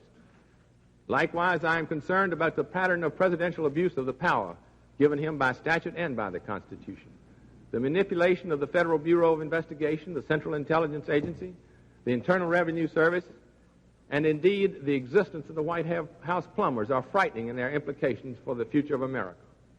The misuse of power is the very essence of tyranny, but the evidence is clear and direct and convincing to me that the Presidents of the United States condoned and encouraged the use of the Internal Revenue Service taxpayer audit as a means of harassing the President's political enemies.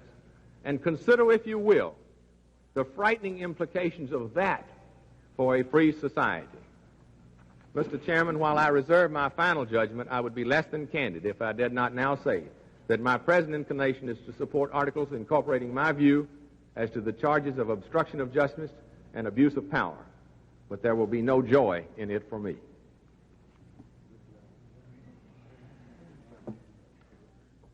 I recognize the gentleman from Maryland, Mr. Sarbanes, for general debate only and for a period not to exceed 15 minutes. Mr. Sarbanes.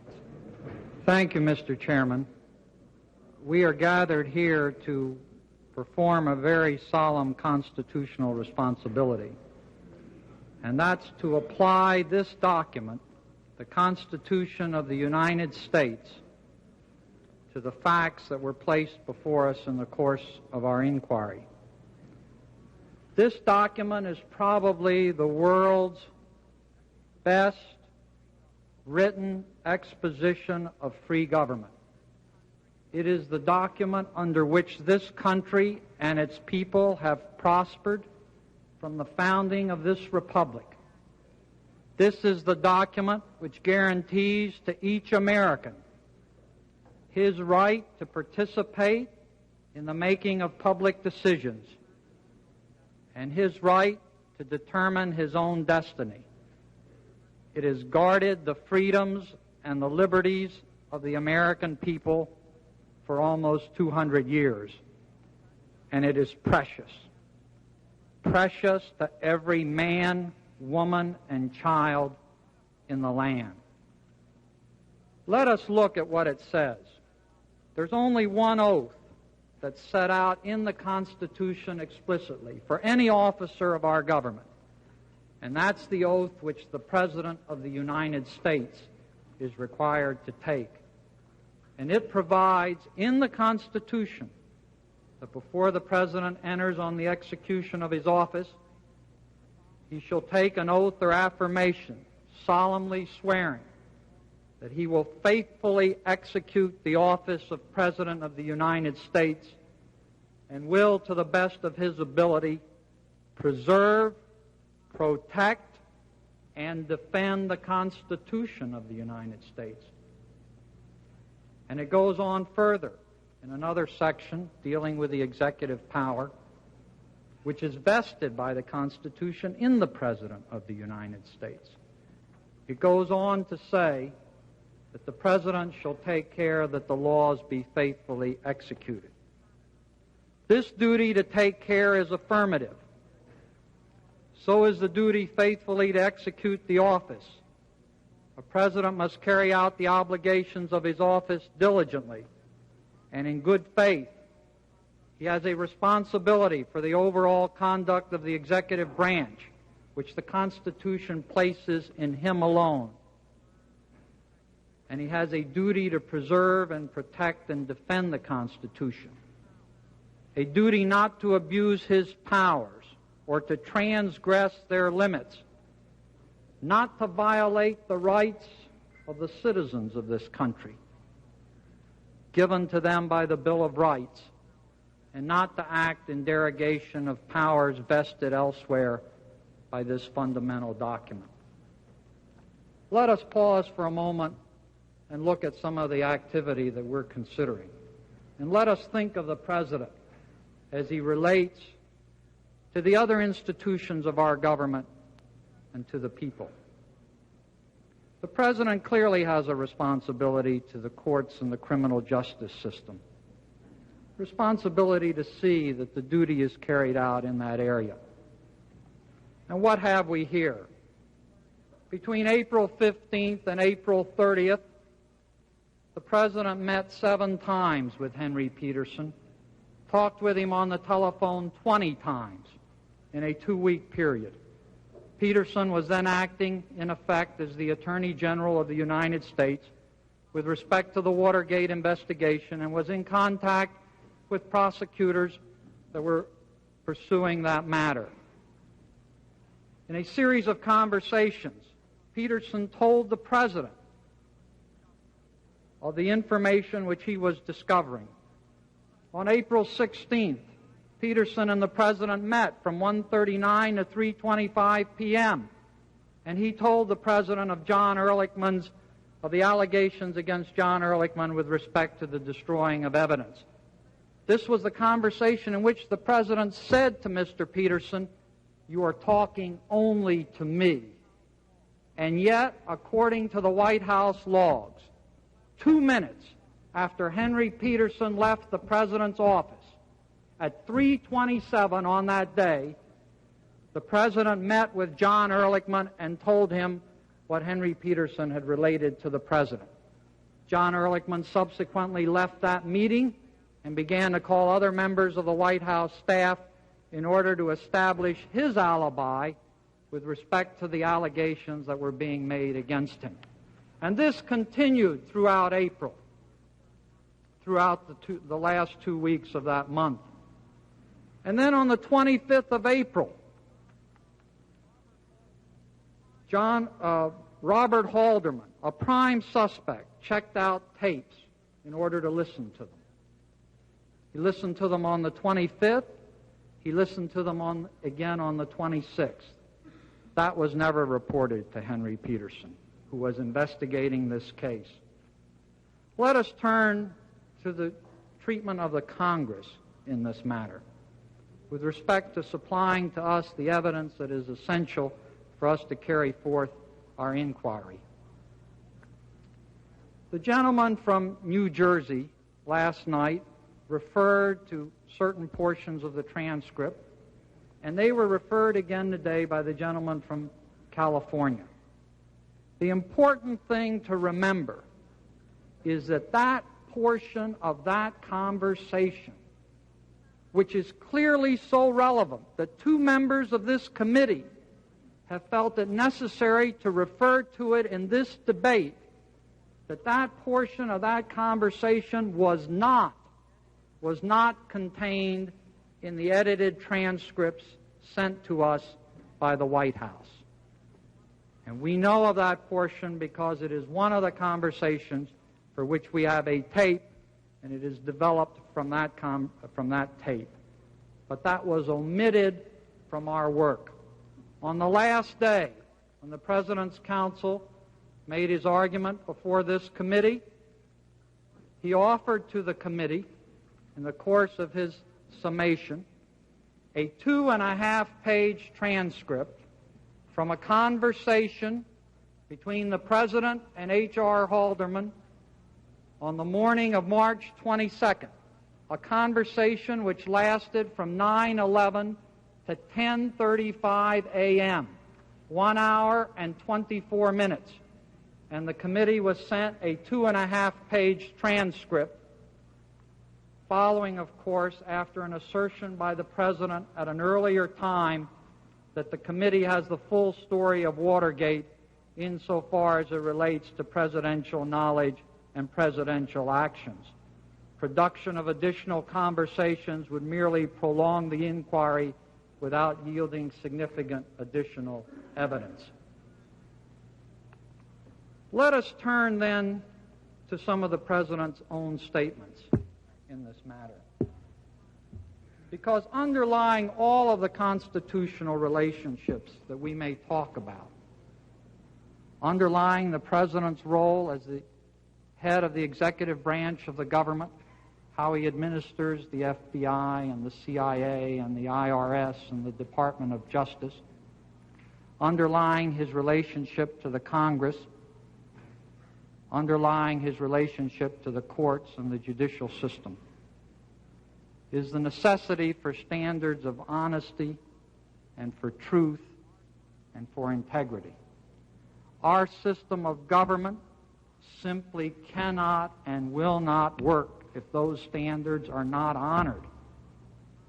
A system of free government cannot function if your elected representatives deal with you in deception and in deceit and with false statements. Because if you are dealt with in that manner, it is impossible for the citizenry to make an informed judgment with respect to the responsibilities of self-government. Let us take just one example of the President's statement. On April 30th, the President stated to the nation in an evening address, "As a result, on March 21, I personally assumed the responsibility for coordinating intensive new inquiries into the matter, and I personally ordered those conducting the investigations to get all the facts and to report them directly to me right here in this office. I again ordered that all persons in the government or at the re-election committee should cooperate fully with the FBI, the prosecutors, and the grand jury." On March 22nd, the day after Dean made his supposed revelations to the President talked with the Attorney General, Richard Kleindienst. He did not report to him the information he had received of complicity in the cover-up, but he told Kleindienst to get working with Senator Baker up at the Senate Select Committee to babysit him, starting in in about 10 minutes. On March 23rd, the President spoke with Acting FBI Director Gray and told him that he knew the beating that Gray was taking during his confirmation hearings. He did not tell Gray of the information he had received. And I have already alluded to the period in April when the President did not reveal to Henry Peterson, then in charge of the investigation, what was happening. How does that square with an order that all persons in the government should cooperate fully with the FBI, the prosecutors, and the grand jury?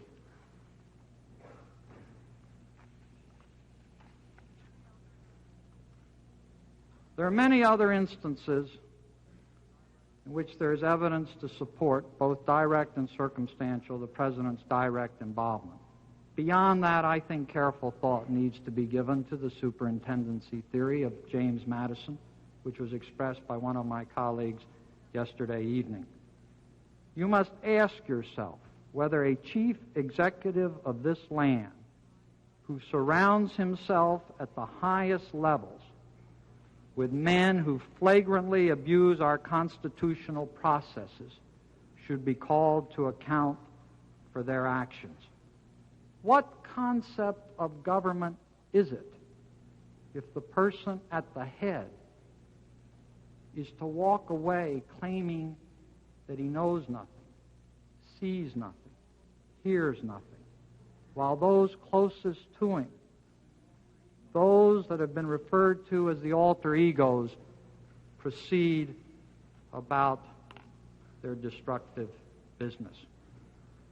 Finally, Mr. Chairman, I want to refer for a moment to the argument that's been advanced. It was advanced by Mr. St. Clair in his closing argument, and it's been advanced again here today by some members of the committee. And that's the argument that the proof of the pudding is in the eating. In other words, if you attempt to corrupt an agency, if you endeavor to influence it improperly, but do not succeed, so that in the end the agency does the right thing, then you ought not to be called to account for those efforts to subvert it from its proper constitutional function. That, if you stop to think about it, is a clear instance of sacrificing means for ends.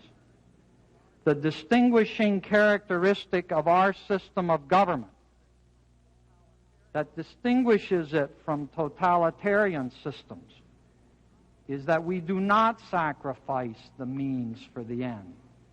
And it is not only the end result that is important, but the process by which we get there. It is the democratic process that guarantees us our freedoms to participate in that decision, that controls how power is to be exercised. That is what distinguishes this governmental system from those that are not free and do not provide for their citizens a measure of self-government. Because the officials and the institutions did not bend and do wrong does not absolve those who sought to make them do wrong. And I want publicly at this time to thank Mr. Thrower and Mr. Walters, the commissioners of Internal Revenue, because they would not bend to the pressure that was brought to bear on them to use the tax system in a discriminatory manner against the citizens of this country, to use it against those who oppose in political debate. I want to thank former Attorney General Richardson and Deputy Attorney General Ruckelshaus, because they knew that they had made a commitment as to how the special prosecutor would function. And they had undertaken that he would not be discharged except for a gross impropriety, and they both recognized that that had not occurred. And I want to thank them for standing by that commitment to the United States Senate and to the American people. And I want to thank Mr. Cox and Mr. Jaworski, who have pressed ahead to prove that no American stands above the law, that all Americans are governed by this Constitution, and that the liberties and the freedoms of each of us is dependent on adherence to that Constitution. And I want to thank the thousands of men and women in the federal service who knew what it meant to do right and stuck to that and thereby serve the American people. We are here to make this Constitution a vital document for all of our people and to end the abuse of power, the obstruction of justice that has gone on to the detriment of constitutional government. The time of the gentleman from Maryland has expired. The chairman now recognizes the gentleman from Maine, Mr. Cohen, for the purposes of debate only, for a period not to exceed 15 minutes. Thank you, Mr. Chairman. 2 years ago, when I was elected to serve in this capacity as the representatives of the people of Maine, I had no idea that I'd be called upon to pass judgment of the President of the United States. It's an assignment that I really did not anticipate or request, but a responsibility from which I cannot retreat, whatever that ultimate impact might be upon my own life and that of my family.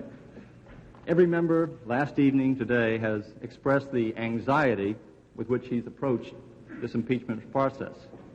And I've shared in that anxiety and that apprehension. I know that Mr. Flowers of Alabama has even developed an ulcer over this particular matter. But we take some consolation in the knowledge that throughout the ages, men and women have always approached the impeachment process with the same apprehension and sense of awe. We talked about how good a job our staff has done, and indeed they have. One of the first quotes that I recall reading was from Lord Chancellor Somers back in 1691, when he remarked that the impeachment process is like Goliath's sword, ought to be kept in the temple and not used but on great occasions. And the question that we have to decide is whether this committee should recommend to the House that that sword be taken from the temple and handed to the Senate in order to protect and preserve the integrity of the Constitution of the United States. Selection of the President, it occupies a very unique position within our political system. It's the one act in which the entire country participates, and the result is binding upon all of the states for 4 years. The outcomes accepted, the occupant of that office stands as a symbol of our national unity and commitment. And so if the judgment of the people is to be reversed, if the majority will is to be undone, if that symbol is to be replaced through the action of the elected representatives, then it must be for substantial and not trivial offenses, supported by facts and not by surmise. And we've heard a great deal of debate, and you will hear more, devoted to the question of the construction to be given to that phrase, high crimes and misdemeanors. It's been suggested the phrase is limited to violations of statutory crimes. Well, that's an interpretation that I can't accept, because the purpose of that constitutional provision was to prevent the chief executive from engaging in the gross abuse of that tremendous power invested in that office, to protect the people against the subversion of the rule of law and of fundamental liberties, no matter how silent or how subtle that subversion may be. One constitutional scholar very recently in his book pointed out that if the President of the United States were to refuse to appoint any member of the Catholic faith to a governmental position, there would be no violation of our criminal laws, but surely there would be a violation of the Constitution, which says there shall be no religious test for office. It's an exaggerated example, perhaps, but I think it makes rather clear that the impeachment process involves a determination as to those acts which strike at the very core of our constitutional and political system that must be judged. And it's within this framework that I have conducted myself in an attempt to search out in a very dispassionate, objective, and nonpartisan fashion for the past 6 or 7 months. A number of people have written to me over those months, calls, letters, asking that we place the President on trial immediately, based upon what they had read in the newspapers and what they had watched on television. But the American system of justice demands much more than that. And basic and fundamental fairness to the President demands much more than that. The search for truth has been long and painful, but I have not been prepared to put the President or this country through the ordeal of a trial unless the allegations leveled against the President were established by clear and convincing evidence to my satisfaction. And we've had more than 50 allegations leveled against the President, and upon examination, investigation, reflection on my part, I found many of them to be simply without any factual support. Others have been very serious, and they've been mentioned before. The secret bombing of Cambodia, the impoundment of funds appropriated by Congress, the expenditure of tax dollars for the personal benefit of the President's home in California. But in each of these cases and areas, after giving full consideration to all the factors involved, I concluded they would not support the President's removal. There are 2 major allegations with which I am concerned, which have been articulated much more eloquently than I can today by Mr. Railsback, Mr. Flowers, Mr. Mann, Mr. Butler. And these involve the area of obstructing of justice and the use and abuse of governmental agencies to harass and intimidate private citizens for expressing their political preferences and views. But I would like to digress just for a moment, because you have heard and you will continue to hear a great deal about the evidence, that it's circumstantial in many instances and not direct. Well, first let me say that conspiracies are not born in the sunlight of direct observation. They are hatched in dark recesses, amid whispers and code words and verbal signals. Many times the footprints of guilt must be traced with the searchlight of probability, of common experience. And secondly, I want to point out that circumstantial evidence is just as valid evidence in the life of the law and that of logic as is direct evidence. In fact, sometimes I think it's much stronger.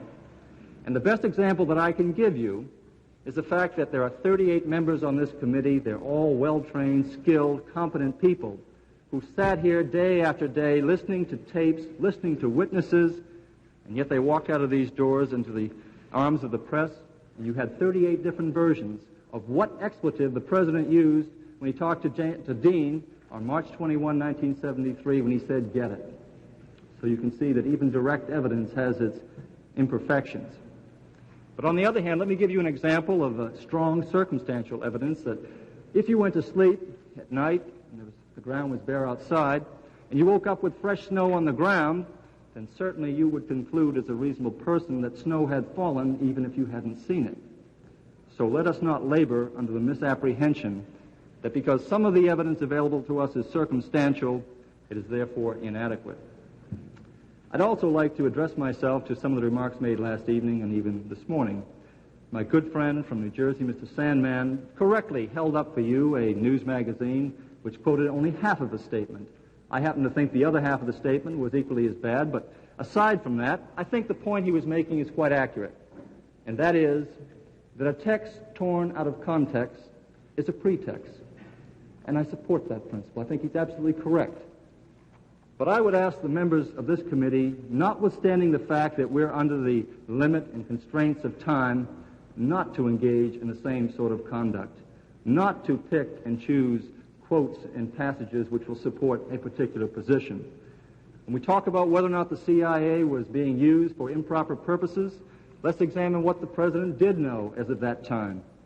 Consider prior to the time that he ever contacted the CIA, or had the CIA contacted in his behalf, that on June 20, 1972, just a few days after the break-in, he had a phone conversation with Mr. Mitchell, his former Attorney General. And by a dictabelt, his own dictation that evening, he indicated that Mr. Mitchell said that he apologized. He was deeply sorry that he failed to keep better control of his employees at CRP. So as of June 20, we know that there's a responsibility accepted and known by employees of the Committee to re-elect the President. Also consider that on June 20, 1972, a very long conversation between Mr. Haldeman and the President, during which Watergate was discussed, during which an 18-and-a-half-minute conversation has been rubbed out by some inexplicable and perhaps even sinister force. These factors must be taken into account when we consider what motive, what object the President may have had in mind in contacting the CIA. And let me take it one step further on this particular point. I heard the September 15, 1972 transcript quoted from today, and it was indicated, and again, I'm not ascribing any malevolent motive or evil intent here because we are under very strict time controls, but the impression was given that all the President said on September 15 was, yeah, and yeah. But I look at page 10, and I read from what the President said, I want the most comprehensive notes on all of those that have tried to do us in because they didn't have to do it. And Dean says that's right. They didn't have to do it. The President says that, in essence, things are going to change, and they're going to get it, right? And Mr. Dean says that's an exciting prospect. So I hope that in the future hours of debate that remain, as we come to this final decision, that we will not quote out of context, because Mr. Sandman is quite correct. We must consider the totality of circumstances, all of the evidence, all of the tapes, all of the implications, and all that they imply. I don't have time to go through and review all of the articles and the allegations that will be of importance to me. I indicated I share the concern of the area of abuse of power, particularly, as well as the cover-up aspect. But the aspect involving the IRS is a particular concern to me, because the American people are unquestionably the most generous in the world in sharing the fruits of their labor. We work hard, we pay taxes, and perhaps not always enthusiastically, but certainly with the hope and the belief that our tax dollars will be used for legitimate purposes and programs. The most serious and dangerous threat to our very society and liberties occurs when those in positions of power undertake to turn neutral instruments of government into agents of vengeance and retribution against private citizens who engage in the exercise of their constitutionally protected freedoms. If we're to have confidence in the concept of even-handed treatment under the law, then we simply cannot condone this type of conduct. A great many thoughts have passed through my mind during the past 6 or 7 months, and I've wondered so many times to myself. And last night, in preparing what I might say to you, I was reading through the Federalist Papers, and I thought, how in the world did we ever get from the Federalist Papers to the edited transcripts? It's been said very eloquently by Mr. Flowers, I think, that what is at stake really is the very soul of America, and I happen to agree with that principle, because we are committed to liberty, to equality, to justice, to the sanctity of the right of privacy, the dignity of the individual, and the question is whether those principles have been placed in serious jeopardy. Let me say it's not a happy occasion for me or for any of us here. We're not without our failings, without our weaknesses, so we're not entirely free to cast stones, as that expression has been used. So I will not pass any judgment upon the President personally. But even though we're not without blemishes or human frailties, that must not prevent us from meeting up to our responsibilities to pass judgment upon the conduct of our elected leaders. I've been faced with the terrible responsibility of assessing the conduct of a president that I voted for, believed to be the best man to lead this country, who has made significant and lasting contributions towards securing peace in this country, throughout the world, but a president who in the process, by act or acquiescence, allowed the rule of law and the Constitution to slip under the boots of indifference and arrogance and abuse. I've been very impressed with the letters that I've received, thousands of letters that I've received from my constituents from all over the country, from the people who are outside these halls right now, holding up banners saying, "Support the President." And I've asked myself this question: how many men have fallen victim to this plea of loyalty to the President? Mr. Kleindienst, Mr. Kalmbach, Mr. Magruder, Mr. Chapin, Mr. Porter, Mr. Krogh, Mr. Ehrlichman, Mr. Colson, all indicted and adjudged guilty of crimes. In remarks that were submitted to this committee, Mr. Colson, I thought, spoke rather eloquently to this point. He said, and I'm quoting, "If I have come to know one truth out of the morass known as Watergate, it is that in our free society, when the rights of any one individual are threatened, the liberties of all of us are threatened. What is done unto anyone may be done unto everyone." And there's one other man that I think reacted to rather poignantly. That was Mr. Magruder when he was sentenced by the judge. When he looked up at the judge and said, "Your Honor, I am sorry. I lost my moral compass. My ambition obscured my judgment. And now I must look into the eyes of my wife and see her pain, in the eyes of my children and see their confusion, in the eyes of my fellow man and see their contempt." But he said America will survive her Jeb Magruders and her Watergates, and I happen to agree with that principle. Mr. Chairman, the future of America is not dependent upon the success or survival of any one man in public office. And if we believe that the President and the office of the President are one, then the President's failings become our undoing. I think that no one man should be able to bind up our destiny, our perpetuation, our success with the chains of his personal destiny. It's also been said to me that even if Mr. Nixon did commit these offenses, every other president, we've heard this argument today, every other president has engaged in some of the same conduct, at least to some degree. But the answer, I think, is that democracy, that solid rock of our system, may be eroded away by degree, and its survival will be determined by the degree to which we will tolerate those silent and subtle subversions that absorb it slowly into the rule of a few in the name of what is right. Our laws and our Constitution are, and they must be, more than a pious wish, more than a sanctimonious recital of what we should prefer but will not insist upon. Because we who hold the public office are more than simply craftsmen and draftsmen who hammer out legislation for the benefit of the people of this country. We're the keepers of the flame, the symbol of this nation's ideals, and we do the greatest disservice when we allow that flame to be diminished or snuffed out. One of the unfortunate things about this entire process is that there are some who would have you believe that the White House has been under unfair and unmitigated assault by this Congress, aided and abetted by the liberal press. I happen to think that some of the gravest, the most melancholy of wounds are those that are self-inflicted. And I say that because I'm thinking of the doctrines of executive privilege, national security, valuable and viable doctrines that have been tainted because they've been invoked for the wrong reason, and they've been dealt a serious blow forevermore, because you will always have the problem of doubt cast upon the invocation of these doctrines. Almost a Cassandra, a person who would invoke those doctrines in the future as to whether the people would really believe them or not. Just one final point, if I may, Mr. Chairman. It's been said that an impeachment proceeding will tear this country apart. And to say that it will tear the country apart, to abide by the Constitution, is a proposition that I cannot accept. I think what would tear the country apart would be to turn our backs on the facts and our responsibilities to ascertain them. That, in my opinion, would do far more to start the unraveling of the fabric of this country and the Constitution than would a strong reaffirmation of that great document. Mr. Chairman, I'll take this opportunity to say what a privilege it has been for me to serve on this committee under your leadership and under the leadership of the gentleman from Michigan, Mr. Hutchinson, because you've been men of great honor and dedication, and above all, you've been very fair to each and every one of us to allow us this sort of participation to express our views. Thank you very much. I recognize the gentleman from California, Mr. Danielson, purposes of general debate not to exceed a period of 15 minutes. Mr. Daniels. Mr. Chairman, throughout the long inquiry which we have conducted, the question most often asked of me by the public and by the media has been just what is an impeachable offense. I submit that there probably can be no one answer which is suitable for all occasions and for all times. But the minimum standard of conduct which must be required of all civil officers of the United States must be defined in the context of the events and of the times in which the controversy has arisen.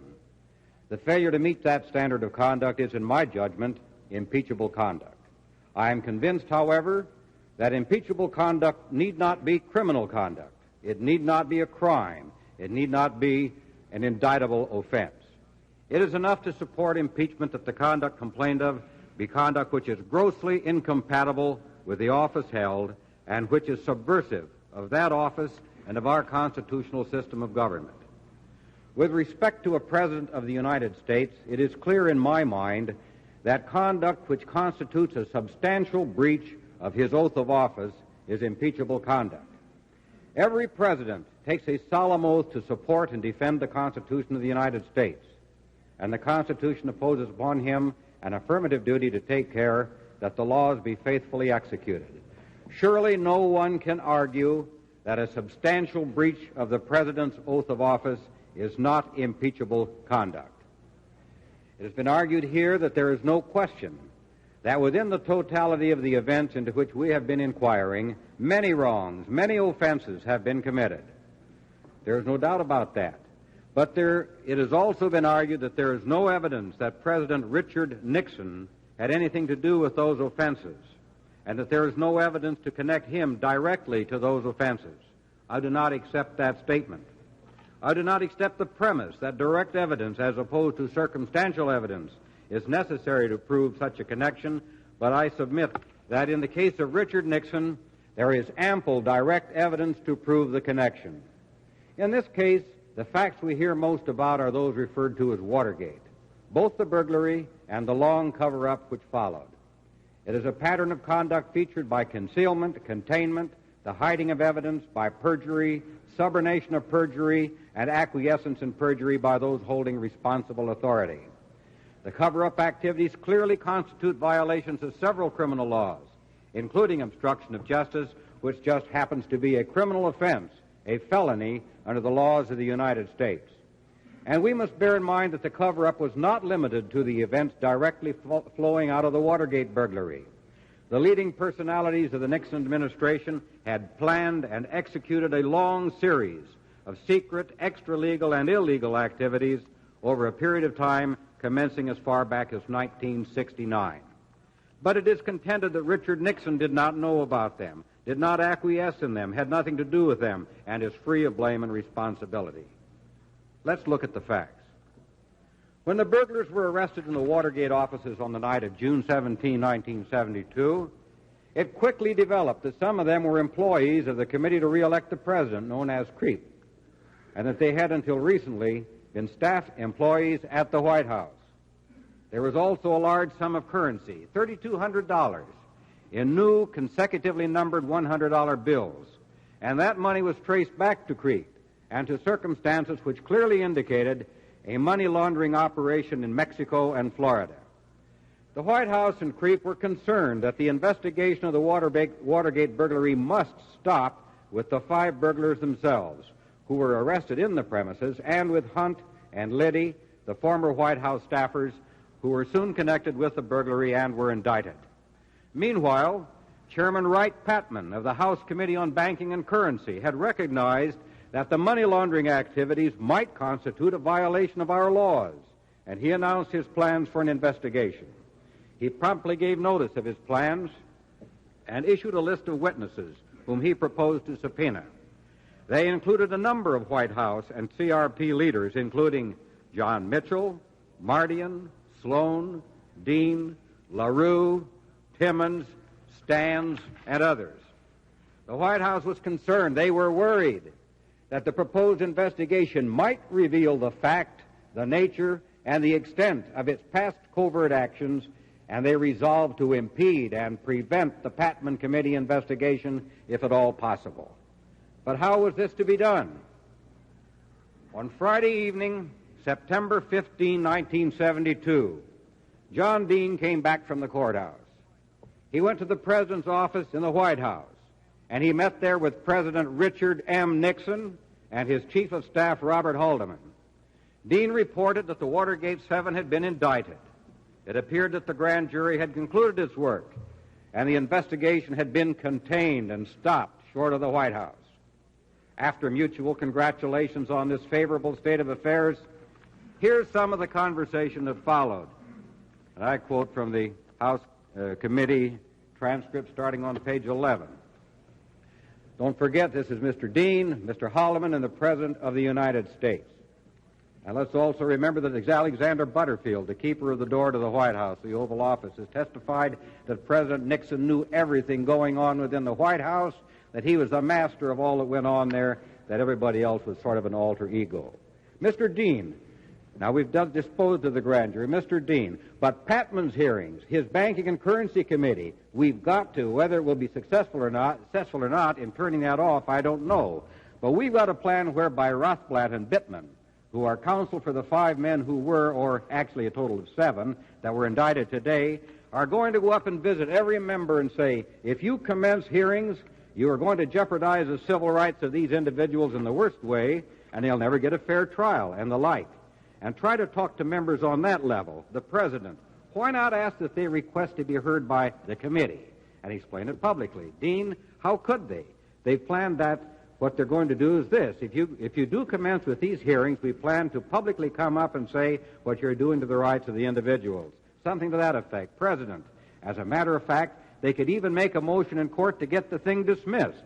Dean, that's another thing we're going to do is, President, because of these hearings, Dean, we're to bring an injunctive action against the appearances. Haldeman, well, going the other way.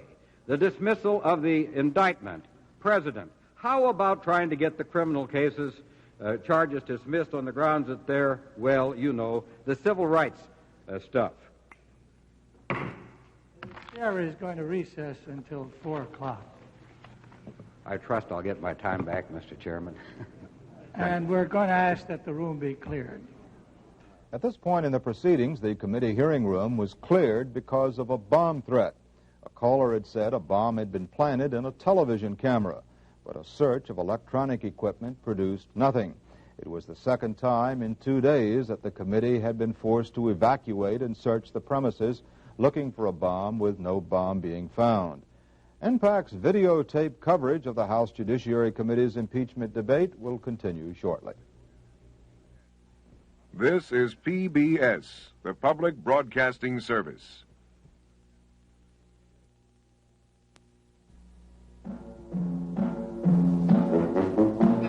Can you hear it? Sure you can. Sound familiar? Sure it does. Feel that tingle? Oh, tingles are good, especially Tingles Revisited. Here it comes, the great American Dream Machine. re-originals of your favorites, as crisp and crunchy as the day they first came down the pike.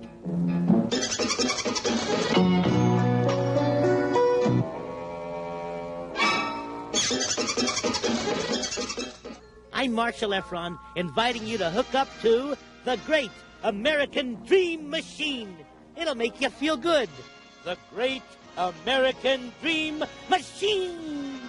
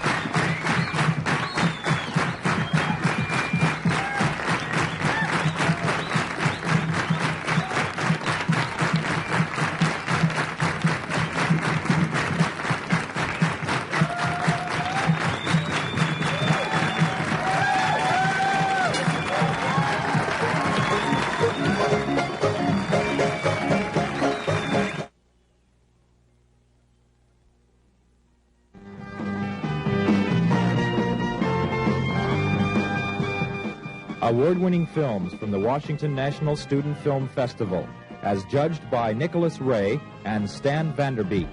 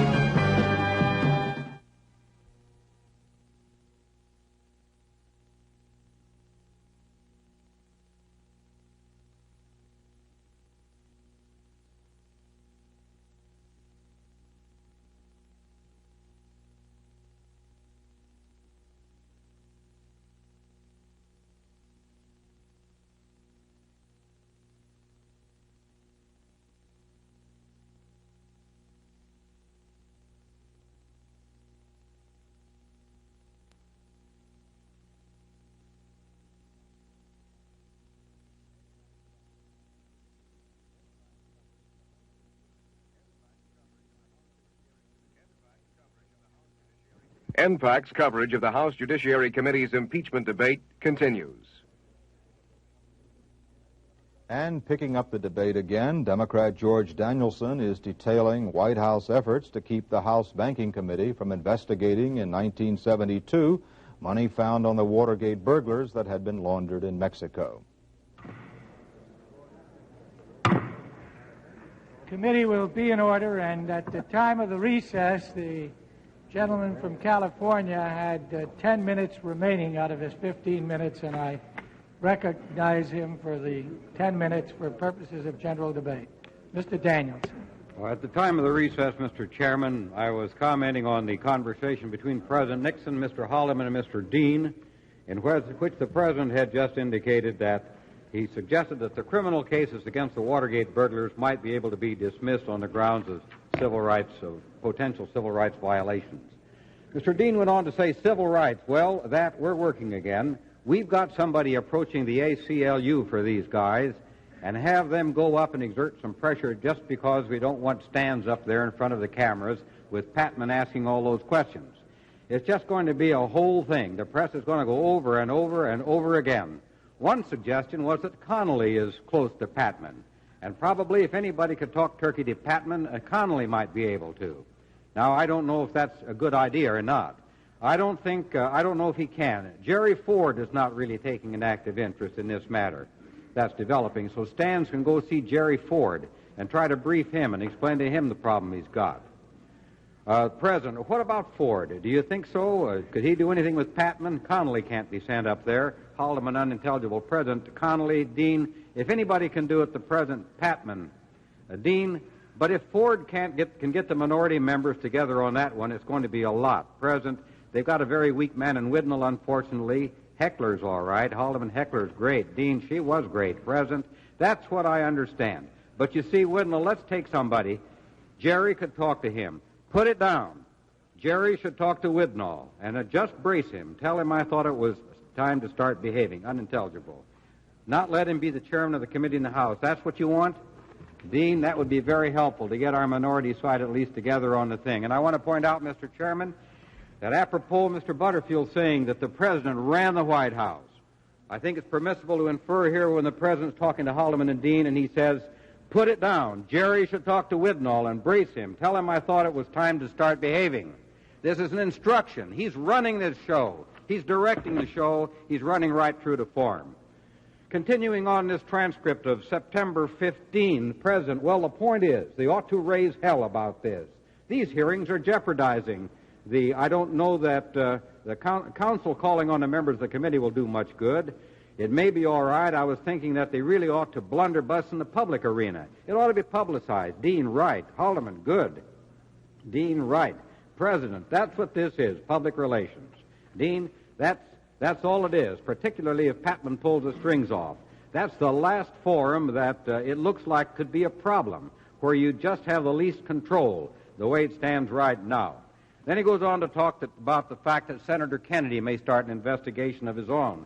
And then Dean says, we just take one at a time. You deal with it based on President, and you really can't just sit there and worry yourself. Dean, no. President, about it all the time, thinking the worst may happen, but it may not. So you just try to button it up as well as you can and hope for the best. And Dean, well, if Bob President, and remember that basically the damn thing is just one of those unfortunate things, and we're trying to cut our losses. Dean, well, certainly that's right, and certainly it had no effect on you. That's the good thing. Haldeman, no, it really hasn't. President, unintelligible. Haldeman, no, it hasn't. It has been kept away from the White House almost completely, and from the President totally. The only tie to the White House has been the Colson effort they keep trying to haul in. Dean, and now, of course, Haldeman, that's falling apart. Dean, the two former White House people, low level, indicted, one consultant, one member of the domestic council staff. That's not very much of a tie. Haldeman, no. President, well, their names have already been mentioned. Then farther along on page 15, the President says, well, the game has got to be played awfully rough. I don't know. Now, you'll follow through with who will be over there. Who, Timmons or with Ford? Or how's it going to operate? Down the page, Haldeman, well, maybe Mitchell ought to. Could Mitchell do it? President, no. Dean, I don't really think that would be good. President, no. Dean, I hate to draw him in. President, yeah. Dean, I think Maury can talk to Ford, if that'll do any good. But it won't have the same impact, of course, because he's the one directly involved. But I think Maury ought to brief Ford at some point on exactly what his whole side of the story is. Haldeman, I'll talk to Cook. President, maybe Ehrlichman should talk to him. Ehrlichman understands the law and the rest and should say, now, God damn it, get the hell over there with this. Haldeman, is that a good idea? Maybe it is. President, page 16, I think maybe that's the thing to do. Unintelligible. This is big play. I'm getting into this thing so that he's got to know that it comes from the top. Haldeman, yeah. President, that's what he's got to know. Dean, right. President, and if he unintelligible and we're not going to, I can't talk to him myself, and that he's got to get at this and screw this thing up while he can, right? Dean, well, if we let that slide up there with the Patman Committee, it'll be just a tragedy to let Patman have his field day up there. Farther on near the bottom of that page, the President said, right, just tell him that. Tell Ehrlichman to get Brown in and Ford in, and then they can all work out something, but they ought to get off their asses and push it. No use to let Patman have a free ride here. Now, Mr. Chairman, I submit that this has to do with a conversation in the Oval Office of the White House in which the plot was to cover up the investigation of the 32 $100 consecutively numbered bills that were found in the Watergate burglar's room. When Mr. Dean sat in this chair last week, I asked him, all right, referring to that testimony, were you referring to the discussion of the laundering of funds in Mexico and Florida, Mr. Dean? That was one of the focuses of the Patman Committee. That is correct. And we had no idea what they'd unravel. You had no idea what they would unravel if they got into. Is that correct, Mr. Dean? If they got subpoena power and the like and got their investigators out, we would have another investigation we didn't know how to handle. It was a can of worms and you didn't know what was on the inside, Mr. Dean. That's right. Question, whose plan was it to have Mr. Rothblatt and Bittman go up and contact them? Dean, there was something given to me by Mr. O'Brien, I believe.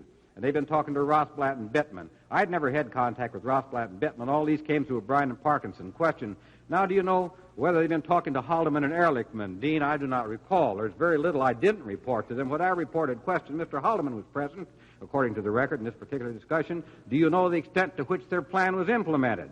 And I can state that the report of this committee will show that Mr. Bittman acknowledges that he was asked to do that, and he declined to do it. Mr. Dean, all right. As far as the plan to implement it, I have testified in some detail as to it, and the plan to block the Patman hearings from ever convening where certain Republicans would not attend and certain Democrats would not vote or take a walk in the like question. And that was the purpose of possibly eliciting the aid of Jerry Ford to prevail upon the minority members to take a walk, as you say, or not vote, as the case may be. Dean, that's correct.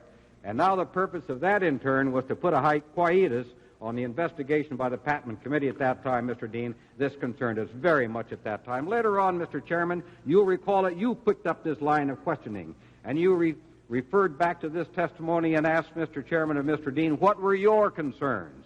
And Mr. Dean said, well, I don't think they were mine alone, because I had conversations with Mr. Holloman about this, I had conversations with Mr. Timmons, I had conversations with Mr. Stans, I had conversations with Mr. Mitchell, I had conversations with Mr. Ehrlichman. Their witness list looked like a very great threat. If they got, that was one problem, the people they might call. And the second was their subpoena power. If they could get their investigators out into the field, we were very concerned as to what they might stumble into. This was another investigation that we were just concerned would get out of control and could possibly unravel what was being tied into a tight little ball. Mr. Chairman, you'll recall that later on, when we had Mr. Bittman before us, we asked him, was he approached? Did he approach the Patman Committee? He said, yes, I was asked to do so, but in effect I said, no thanks, I won't do it. However, the records of the Patman Committee in this House of Congress show that they did receive a letter from Mr. Rothblatt asking that the hearings be deferred for the very reason stated by Mr. Dean and stated in the Oval Office that night. Now, Mr. Chairman, those conversations to which I've just referred took place in the White House, in the President's own office, the Oval Office, the absolute center of the executive power of the United States. That was Richard Nixon, our president, your president and mine, conferring with his chief of staff and his counsel.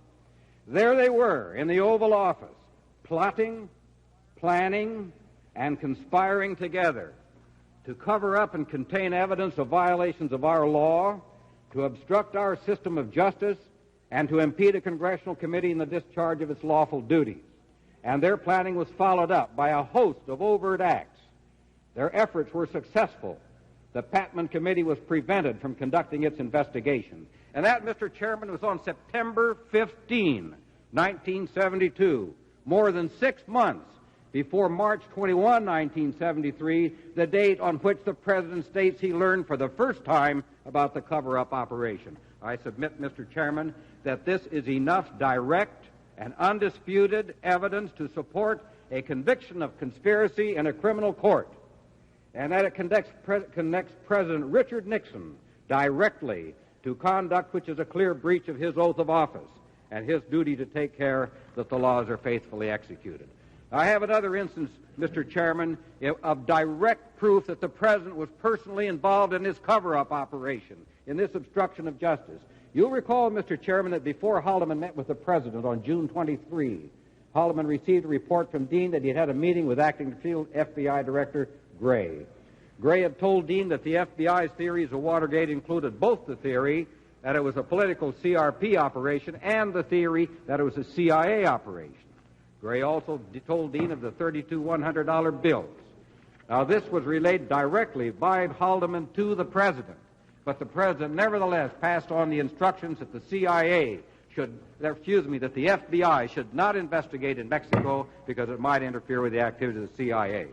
Mr. Chairman, I'm sorry my time has expired. I'm sorry I've had to talk so quickly, but I respectfully submit that rather than leaning entirely upon circumstantial evidence, we have direct evidence coming out of the mouth of the President of the United States that he not only condoned, but he directed these cover-up operations.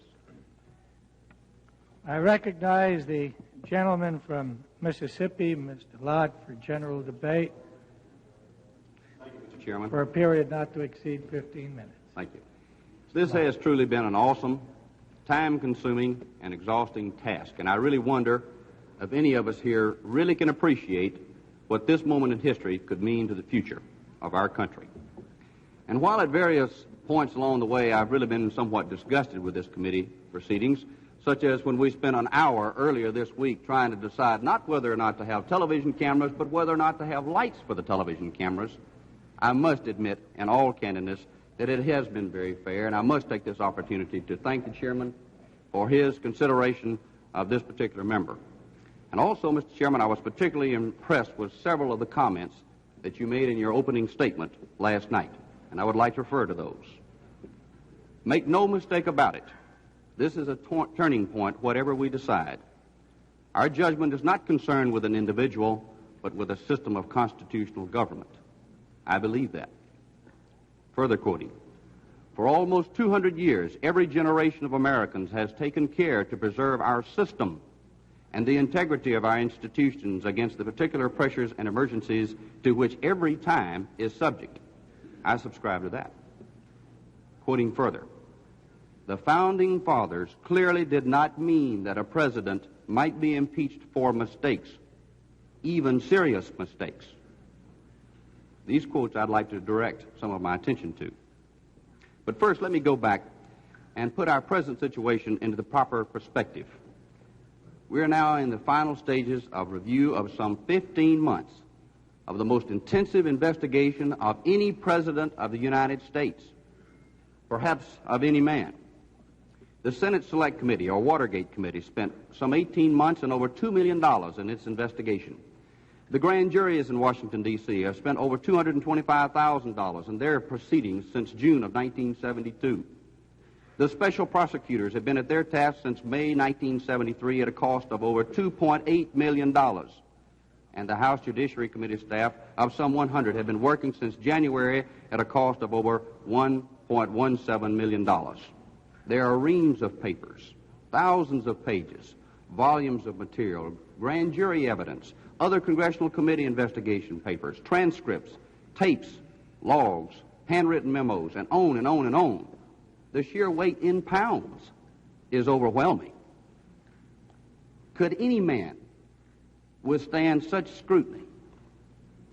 Could any man go through all of this without some evidence of a questionable statement under pressure or while frustrated, or even without revealing some mistakes?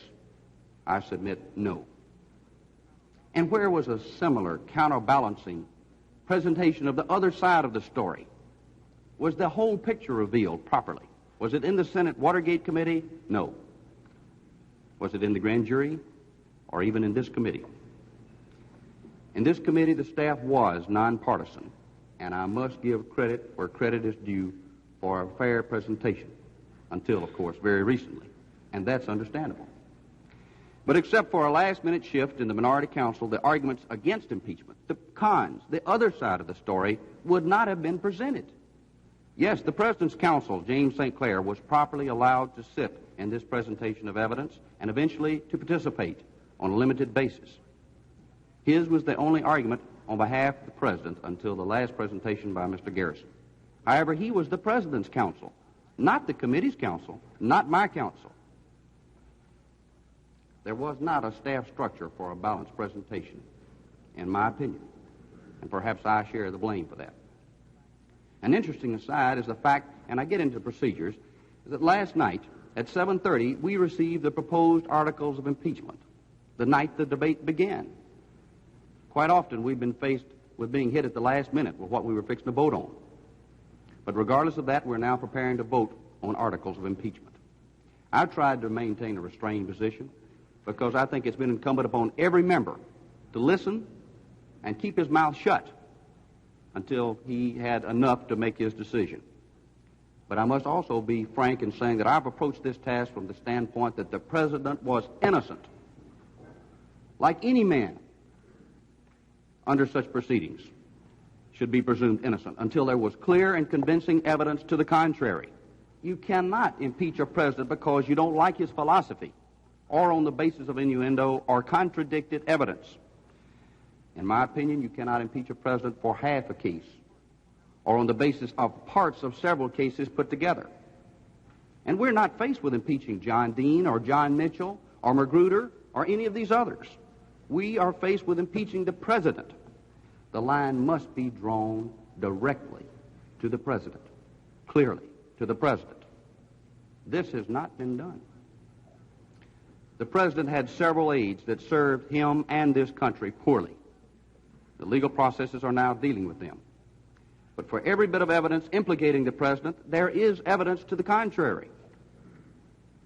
What is at stake here is the presidency, and this is what has worried me all along.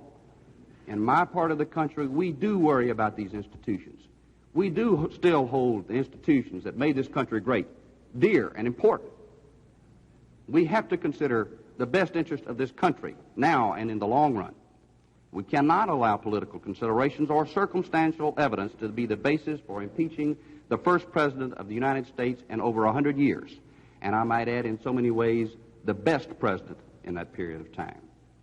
I think this is a classic example here of how perhaps all of us in this committee have gotten so deep in the forest that we've lost sight of the forest. We're now analyzing every diseased tree. And I think we've got to look beyond that. Let's take a look at a couple of specifics. There's not one iota of evidence that the president had any prior knowledge whatsoever of the Watergate break-in. And I don't want to get into quoting half of passages. I guess we could do that on and on. Each one quote one and then somebody something to the contrary. And that's my point. So much contradicting evidence. The president himself, in the transcript of March 13, referred to the Watergate break-in like this. What a stupid thing. Pointless. That was the stupid thing. The president did not participate in a Watergate cover-up. True.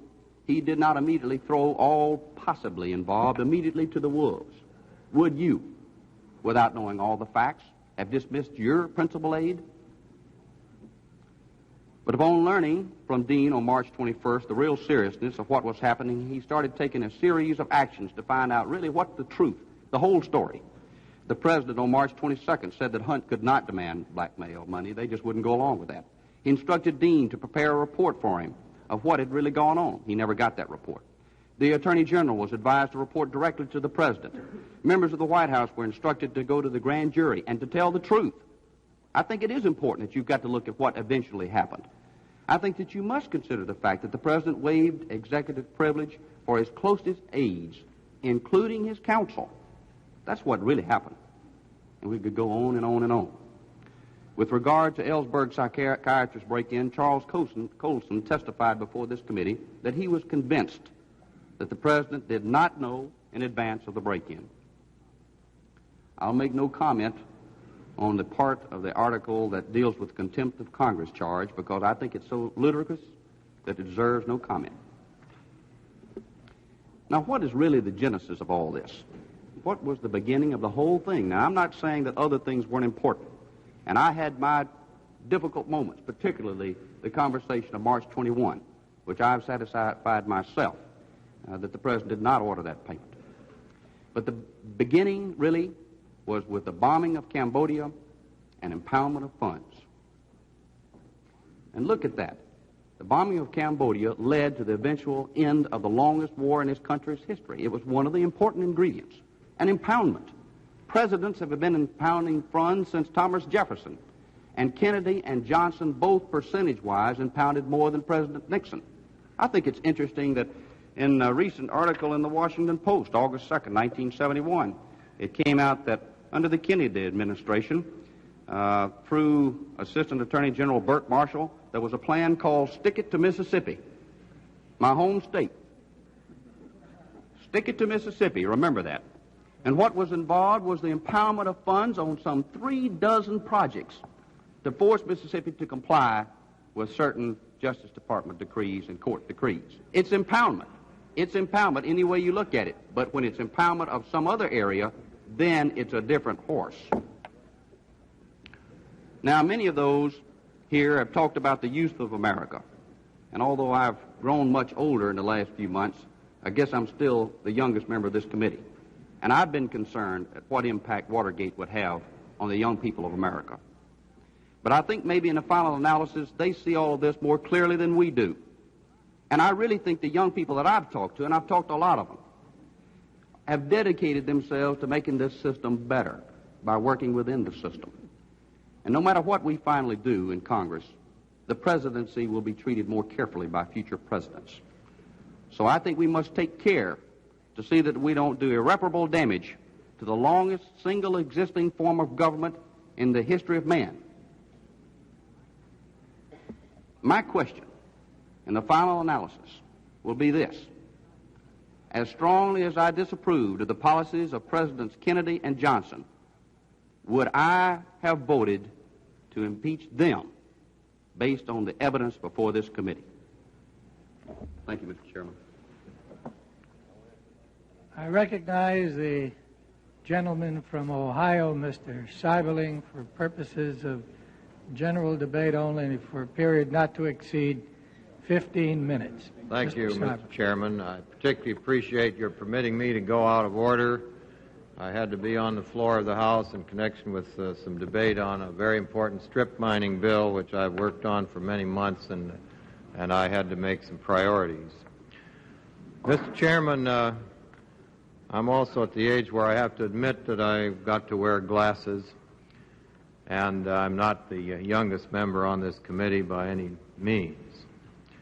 As we approach a decision, it's well to remind ourselves that those who founded our country 200 years ago foresaw the possibility of the very situation that confronts us today and made provision for it. The power to impeach the President is expressly granted by the Constitution of the United States. The power was given to the Congress by the Founding Fathers for one purpose: to protect the Republic against the possible abuse of the powers of the presidency by a person who had been elected to serve in that office for a fixed term of 4 years. Other countries, including Great Britain, our parent country, have a different system. There, the chief executive can be turned out of office at the will of the legislature. Having rejected that system in favor of a powerful chief executive elected for a fixed term, the authors of our Constitution adopted the impeachment process as the necessary and only constitutional procedure for removal of a president prior to the end of his term. If the Founding Fathers were concerned with the abuse of power by a chief executive in a small fledgling country, how much more would they be concerned today when the President presides over an executive branch with employees numbering in the millions, is responsible for annually collecting and spending hundreds of billions of dollars, and holds the power of life and death over the people of this country and indeed the entire world? The authors of the Constitution wisely refrained from specifying the precise actions which would justify impeachment, except to indicate that they were high crimes and high misdemeanors, such as treason and bribery. Clearly, the Founding Fathers were saying that impeachable conduct is conduct that strikes at the very existence of the constitutional system or the integrity of the government itself. The nature of their concern becomes even more apparent when we consider the oath which the Constitution requires the President to take before entering on the execution of his office, an oath to preserve, protect, and defend the Constitution of the United States. Each of us, of course, as members of Congress, have taken a similar oath, and though each of us may honestly draw different conclusions from the evidence before us, I am sure that we are united in our desire to carry out that sacred commitment. We are not only charged with protecting the Constitution, but in this proceeding we are interpreting and applying the Constitution. Our regard or lack of regard for Richard Nixon as a person, our agreement or disagreement with his public policies, our affiliation with his political party or the opposition party should have no bearing on our decision. We are here to consider not what laws or public policies he has proposed or opposed, but whether he has faithfully executed the laws that exist. The President's counsel, Mr. St. Clair, suggested that we ask ourselves what we would do if we'd been in the shoes of President Nixon. I agree. I think we should ask ourselves that question. The President's oath of office is not a mandate for perfection, but a requirement that he preserve, protect, and defend the Constitution to the best of his ability. We cannot forget that we are all fallible human beings. We must approach with a charitable attitude the problems of any person who bears the awesome responsibilities of the presidency. But while we should adopt an attitude of charity and humility, the standard which we must follow in weighing the evidence before us must be an objective standard, not a subjective standard. In my view, Mr. Chairman, the fundamental test in an impeachment proceeding is whether the person occupying the office of the President has so violated or ignored the limits of the law and the Constitution, or has been so derelict in discharging his responsibilities thereunder, that to continue him in office would be to undermine the presidency and thus the Constitution. Each member of this committee is a lawyer. I'm sure that each of us believes that our society cannot endure without a system of law that is generally accepted and believed in by the people. Nothing can do more to undermine respect for the law than disregard for the law by persons holding high office. Each member of this committee approaches his task with a different background of experience. My own 25 years of experience as a lawyer included work in numerous antitrust law investigations and trials, many of which involved allegations of conspiracy on the part of the defendants. In some cases, my clients were acquitted. In others, I'm sorry to say, they were convicted or pleaded guilty. In many cases, the convictions were based on evidence that was almost entirely circumstantial. I know of corporate executives who have pled guilty and in some cases gone to jail when there was only a small fraction of the evidence of their complicity that is before us in this case. The evidence we've reviewed in this proceeding is overwhelming.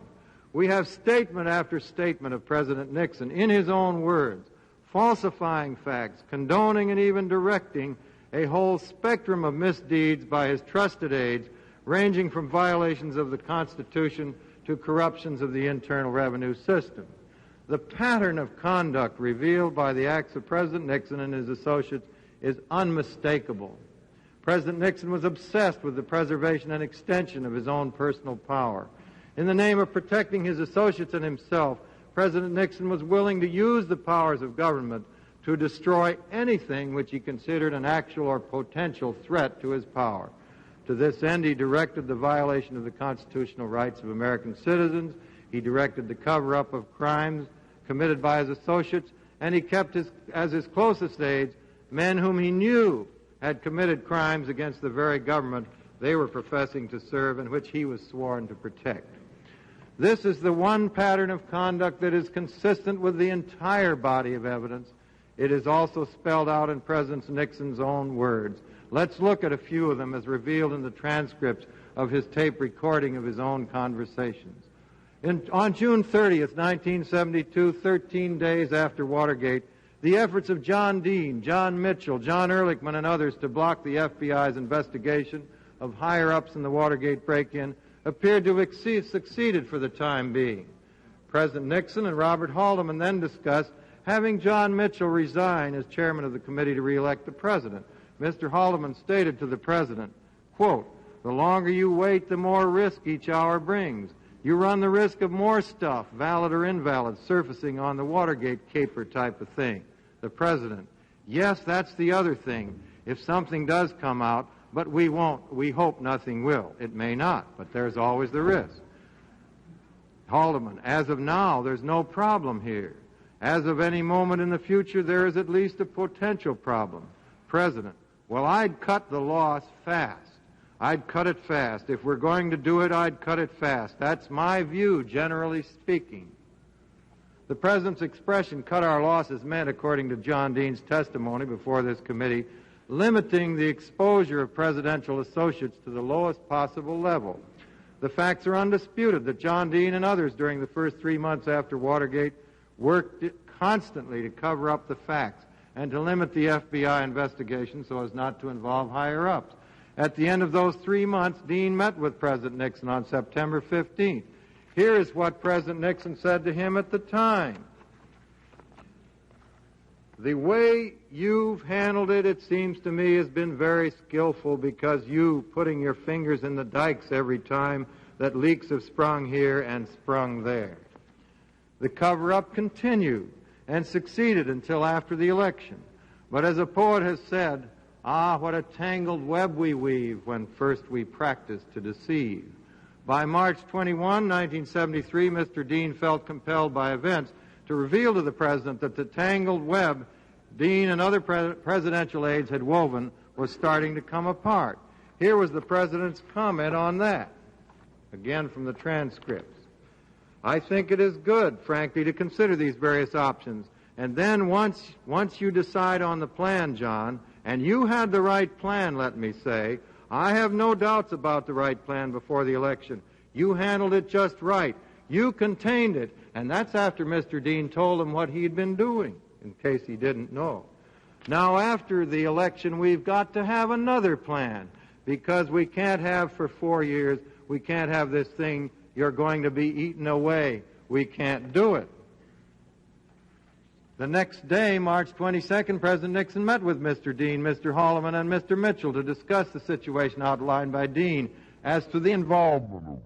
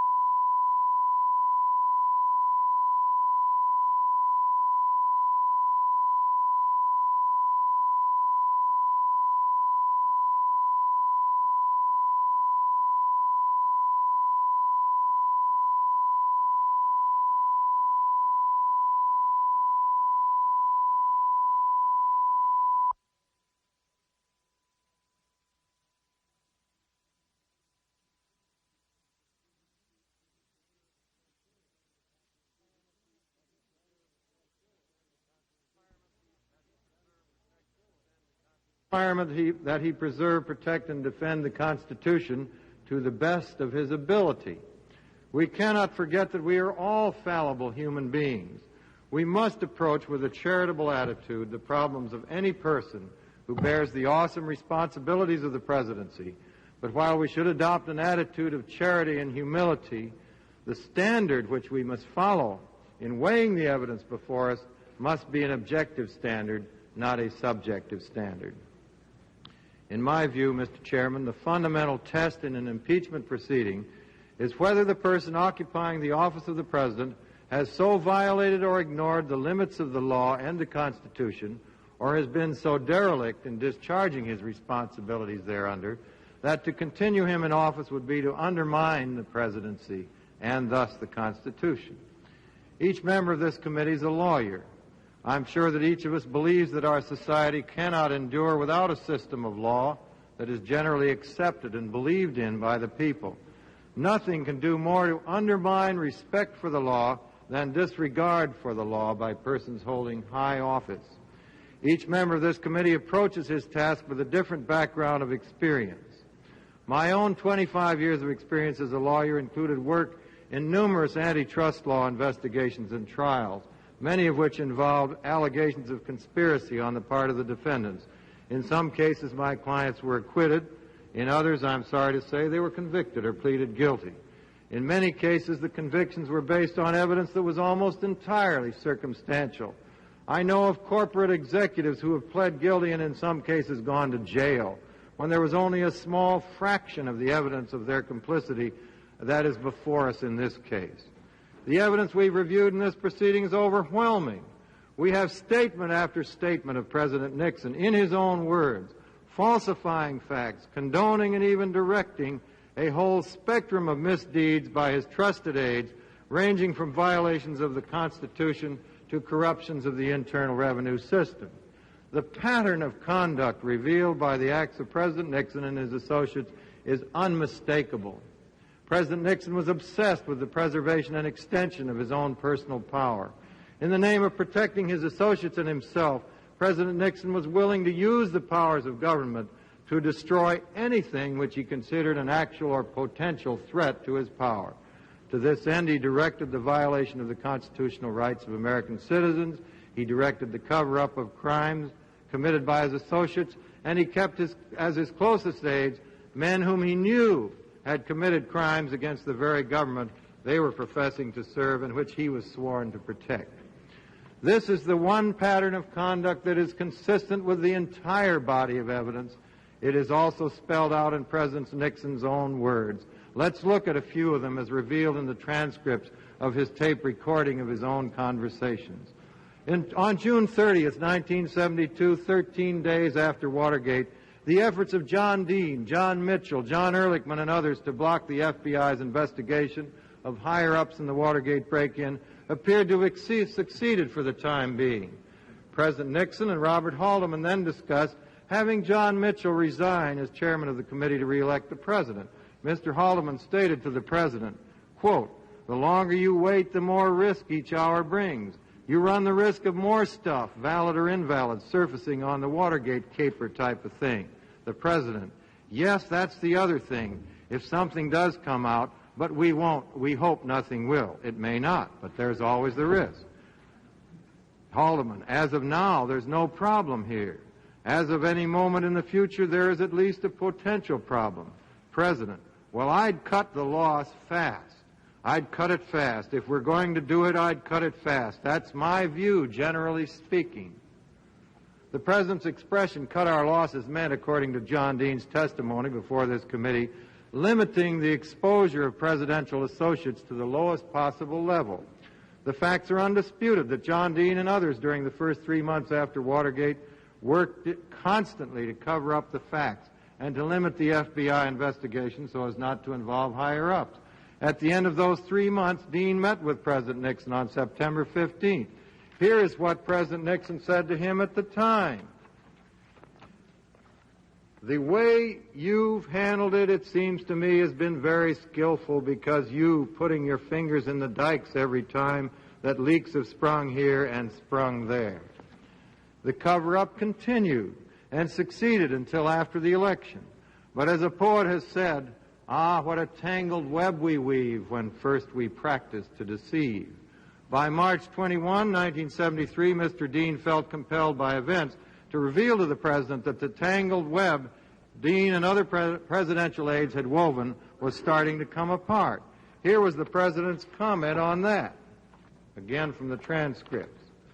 "I think it is good, frankly, to consider these various options. And then once you decide on the plan, John, and you had the right plan, let me say, I have no doubts about the right plan before the election. You handled it just right. You contained it." And that's after Mr. Dean told him what he had been doing, in case he didn't know. "Now, after the election, we've got to have another plan, because we can't have for 4 years, we can't have this thing, you're going to be eaten away. We can't do it."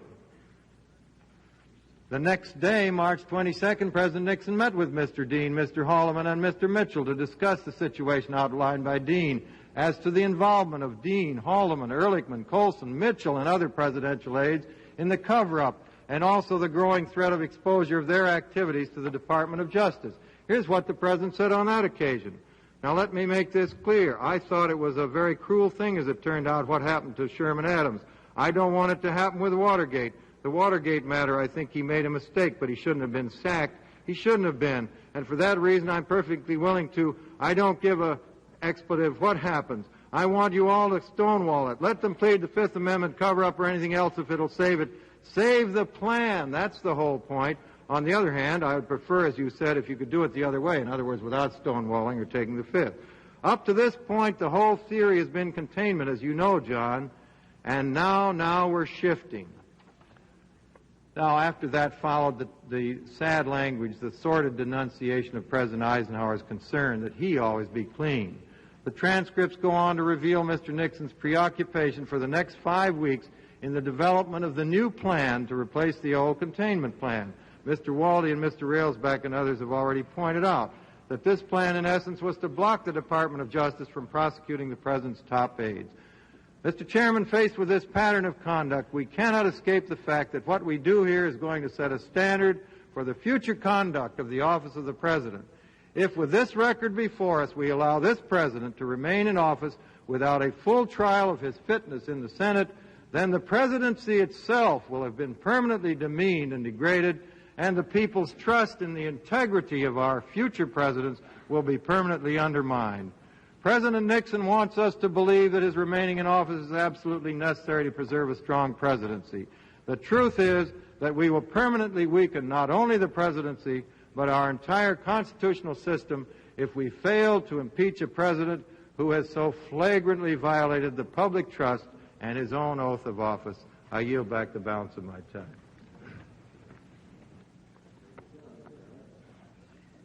I recognize the gentleman from Wisconsin, Mr. Freilich, for the purposes of general debate for a period not to exceed 15 minutes. Mr. Freilich. Thank you, Mr. Chairman, members of the committee, fellow Americans.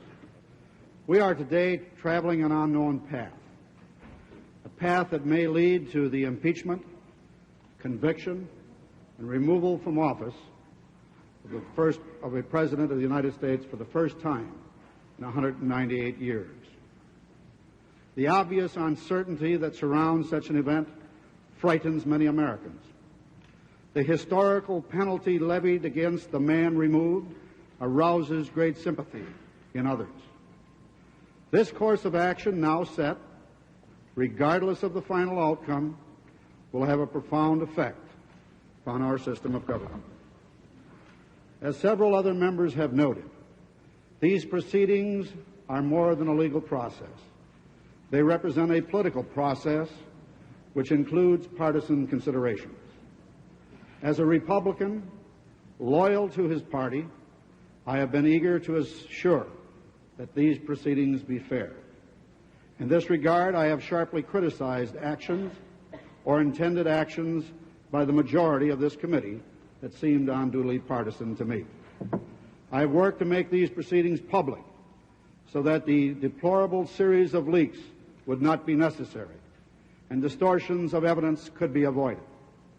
I've worked for a full slate of witnesses so that the committee could ask firsthand about the involvement, and I supported down the line the active participation of the President's counsel, so that there would be every opportunity to rebut incriminating evidence and establish the President's innocence. Looking back over the whole proceeding, there is no question that partisanship has played a role. The fact that the inquiry has been as even-handed as it has is due to a considerable degree to the insistence by the Republican members.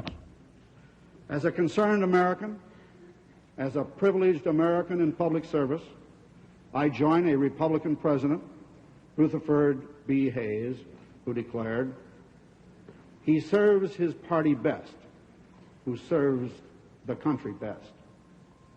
I make my decision on conscience, with no regard to political gain or loss, or partisan advantage or disadvantage, a decision under the Constitution and laws of this great nation as I am able to understand and interpret them. Those of us making the initial decisions here today certainly feel the burden of our task. We are indeed living with history. I have been told by some constituents that Mr. Nixon is without morals and that on that basis alone he should be impeached. Let me assure you that I am discouraged by the moral tone that shines through tape after tape and transcript after transcript. But that is not an impeachable offense. Mr. Hungate told us in one of his Missouri parables that because Mr. Nixon's net worth tripled while he was in the White House, he should be impeached. Should Mr. Johnson have been impeached because his net worth increased from $50,000 to $33 million while he was President of the United States, while he was in public service for over his lifetime? I think not. I think that is not a basis for impeachment. What is an impeachable offense? Are all crimes an impeachable offense? I think not. Are all impeachable offenses crimes? I think not. It is, to my mind, inconceivable for the Congress to impeach a president for anything less than grave offenses. And in most instances, these offenses will contain an element of criminality, when the evidence of misconduct must be very strong. The mandate that a president receives from the American people should not be overturned except for the most extraordinary and compelling considerations. I agree with both Mr. Dorr and Mr. St. Clair that the charges must be proved in clear and convincing terms. Now, this $1 million staff here before our committee has searched into every nook and cranny of this administration. They have found every sensational occurrence, every off-color remark, every mistake, every use of authority, every statement ever made to test it for vulnerability for impeachment. I wonder, ladies and gentlemen, how many past administrations could pass that scrutiny. This staff, without the direction and control of this full committee, came up with various areas of concern, which were briefed and presented to the full committee. The areas concerned Cambodia, impoundment, tax fraud, ITT, dairy fund contributions, San Clemente, Key Biscayne, and other personal finances. And one by one, again without any formal action of this committee, after the charge, after the leaks, after pages and pages and pages of press, after words and words and more words of media coverage, these charges slowly and slowly faded into the background. Now the articles of impeachment have been placed before the committee by the majority spokesman, Mr. Donahue. And these articles do not include the above-named charges. The charges that survive in the offered articles of impeachment allege in general terms obstruction of justice and abuse of power. One of the more specific charges of abuse of power includes noncompliance with committee subpoenas. This is a case of the alleged absolute power of the President versus the alleged absolute power of the Congress regarding its subpoenas. The President claims constitutional and historic traditional executive privilege doctrine, and the Congress claims exclusive power of impeachment. What reasonable men would not properly place this impasse before the third branch of government, the courts, for final arbitration and decision, both in the interest of either obtaining the information or substantiating the President's compliance or noncompliance under the Constitution?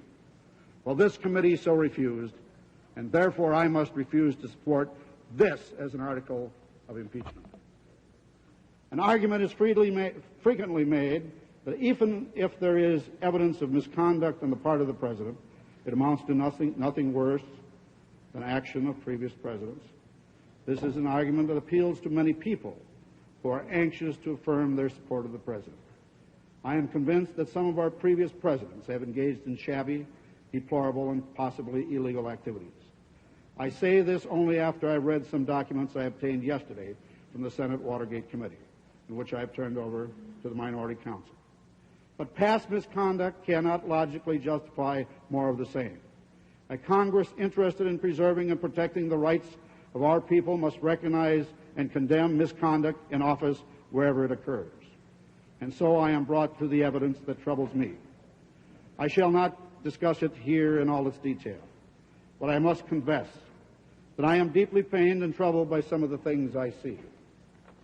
I am concerned about obstruction of justice, a cover-up plan that began on June 17, 1972, or soon thereafter, and continued to April 30, 1973, a plan alleged to involve the participation and knowledge of the President, a plan whose purpose was to save an administration from embarrassment, from losing votes in the November 1972 election, and ended up trying to save the longtime loyal aides from being charged with violation of criminal laws.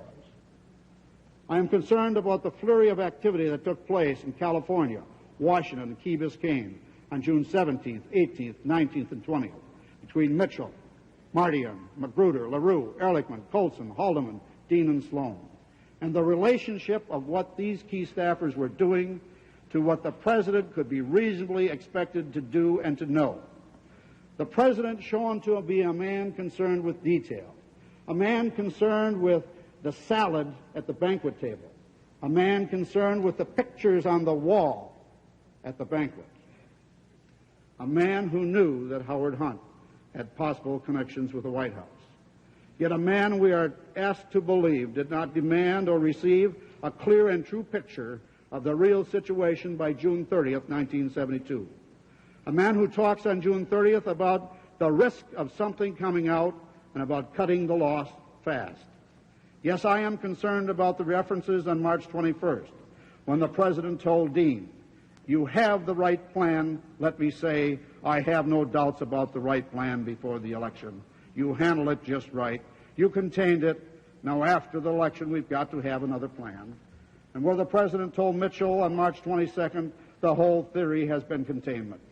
Yes, I am concerned about a March 20th, 1973 order to Dean to make a complete statement, but make it very incomplete. I am concerned about an order to Ehrlichman on April 16th, 1973 to create a scenario with regard to the President's role. I am concerned about the President telling Dean on March 21st, 1973, "Just be damn sure you say, I don't remember, I can't recall, I can't give an honest answer. An answer to that I can recall, but that's it."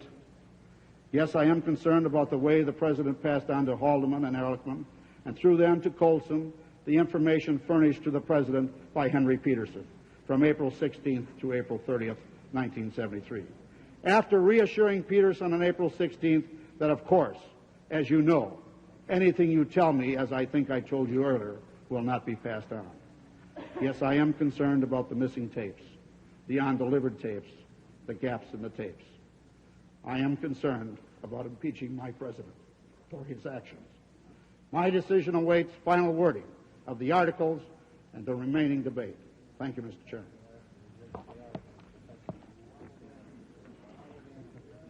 I recognize the gentleman from Massachusetts, Father Drinan, for purposes of general debate only for a period of 15 minutes. Father Drinan. Mr. Chairman, members of the committee, in the long summer of 1787, at the Constitutional Convention in Philadelphia, the delegates from my own state of Massachusetts consistently opposed including impeachment in the Constitution. Massachusetts argued on July 20th of that year that American law, unlike that of England, would provide for a genuine separation of powers, judicial review, and the regular elections by the people. Hence, it was argued the remedy of impeachment, which had been frequently abused in England, would not be necessary in America. The delegates of Massachusetts, furthermore, reasoned on that day that impeachment would impose a penalty in the absence of any specific statute which would make known to those, to all citizens, the punishment that they could expect for their offenses. Massachusetts in that year wanted America to aspire to the ideal already stated in the Constitution of Massachusetts, a government of laws and not of men. Only South Carolina voted with Massachusetts to omit impeachment from the Constitution. Massachusetts then, as so often since, stood almost alone. During this summer, Mr. Chairman, I have wondered countless times whether or not the delegates from Massachusetts in 1787 were, after all, correct in their judgment that impeachment was unnecessary, unwise, and indeed dangerous. And my concern over this question has deepened as I have witnessed the process of selecting articles of impeachment on the basis of whether they will fly. I have been deeply troubled because the process of choosing articles of impeachment is not necessarily done in the order of their gravity, but to some extent on their capacity to play in Peoria. There has been no shortage of lawless acts on which to focus in this inquiry, but only history will discover why the greatest deception and possibly the most impeachable offense of Richard Nixon may not become a charge against him. I speak of the concealment of the clandestine war in Cambodia. I do not here reach the claimed merits of the bombing. I speak only of its concealment. We see in this series of events the same abuse of power and the same techniques of cover-up employed by the President and his associates in the aftermath of Watergate.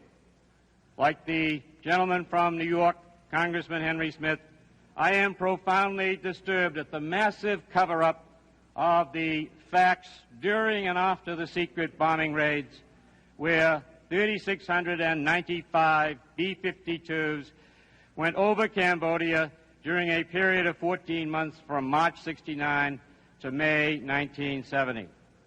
I remember well my absolute consternation on July 16, 1973, when the Cambodian bombings were revealed for the first time. I learned on that day that President Nixon had misled me and misled the entire nation when he had said 3 years prior to that time, on April 30, 1970, that, quote, "For the past 5 years, we have provided no military assistance whatever and no economic assistance to Cambodia," unquote. The calculated cover-up of Cambodia, like the cover-up of Watergate, unraveled by accident. We heard of it in the Congress and in the country because a foreign correspondent happened to report on his discovery in Cambodia of the thousands of craters made by American B-52s. There was, in my judgment, no justification for maintaining secrecy about that war. Prince Sihanouk knew, the Cambodians knew, the North Vietnamese knew, everyone knew except the people of America, and this information was withheld from them until it happened to come out. The only reason for the deception of Congress and the country was the President's political objective of deceiving and quieting the anti-war movement. The President orchestrated a conspiracy to keep the lid on Cambodia until at least after the election of 1972. The facts of this presidentially directed conspiracy do not come from taped conversations or circumstantial evidence or mere inferences. They come from the testimony of General Earl Wheeler, head of the Joint Chiefs of Staff. He testified in July 1973 that the President told him not once, but at least a half dozen times that the bombing of Cambodia must never be revealed. General Wheeler also acknowledged that the Pentagon was following the President's command of secrecy when the Pentagon invented the deceptive system of dual reporting by which airstrikes in Cambodia were recorded as having occurred in South Vietnam. James Madison once stated that the power to declare war vested by the Constitution in Congress must include everything to make that power effective in the Congress. Congress and Congress alone had the right and the duty to judge whether the United States was justified in making or not making war in Cambodia. President Nixon, in my judgment, usurped that right from the Congress. Can we be silent about this flagrant violation of the Constitution? Can we impeach a president for unlawful wiretapping, but not impeach a president for unlawful war-making? Can we impeach a president for concealing a burglary, but not for concealing a massive bombing? Many deceptions were carried out on the Congress itself. In April 1970, the Secretary of the Army told a Senate subcommittee that no military aid had been given to Cambodia. In May 1970, General Wheeler gave misleading, if not false, testimony to a committee of this House. In May 1971, the Secretary of the Air Force reported to the Senate that no bombing strikes had occurred in Cambodia prior to May 1, 1970. Those who assert that the President had the power to bomb Cambodia and keep it secret for years have the burden of justifying, one, the deception of Congress, two, the falsification of documents, and three, the statement of Melvin Laird, then Secretary of Defense, to the effect that the air raids over Cambodia should have been revealed in May or 1970. Do these persons who would justify the clandestine nature and the secrecy and the conspiracy, do they have an answer to the statement made by Senator Stuart Symington, acting chairman at that time of the Senate Armed Services Committee? Senator Symington asked the question which every member of Congress should pose to himself or herself. Senator Symington said that Congress authorized $130 million for warfare in Vietnam, but they never appropriated that sum of money for war in Cambodia. In and around my congressional district in eastern Massachusetts, there live the descendants of those who fought at Concord and Lexington. Those American revolutionaries 2 centuries ago took up arms in a desperate and determined effort to gain the precious right of knowing and participating in the processes of their own government. The men who fought in the revolution at Concord gathered in Philadelphia from May to September 1987. They came together to create a government where no one ever again would have to enter into an armed rebellion to vindicate his right to be free of tyranny. And for the framers of the Constitution, the ultimate tyranny was war, carried on illegally by the executive without the knowledge or consent of the Congress. Mr. Randolph of Virginia stated in the Constitutional Convention that the President, under the Constitution that they were writing, would have great opportunities of abusing his power, particularly in the time of war. Against that ultimate tyranny, the authors of the Constitution adopted impeachment as the ultimate remedy. Within 1,000 days, we as Americans will commemorate the 200th anniversary of that fight for freedom that began on the Rood Bridge at Concord. We will be worthy of those who fought on our behalf in 1776 if we fight for the rule of law as they set it forth in what is now the oldest written Constitution still in use in the entire world. Finally, Mr. Chairman, we will be worthy of those who brought freedom to America only if we continue to remember, as we have in this inquiry, that impeachment is designed as the one way by which a president can vindicate himself. Colonel George Mason reminded the framers of the Constitution that the impeachment proceeding is designed to vindicate the rights of the people against a tyrant, but it is also provided so that there will be honorable acquittal for a public official should he be unjustly accused. Whatever the outcome of this proceeding, the American government will be purified and strengthened. And in that process, all of us will become, as never before, free men in a free society. Thank you very much.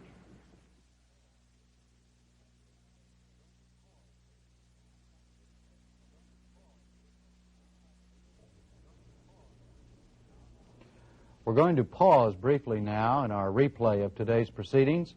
Impact videotape coverage of the House Judiciary Committee's impeachment debate will continue shortly. This is PBS, the Public Broadcasting Service.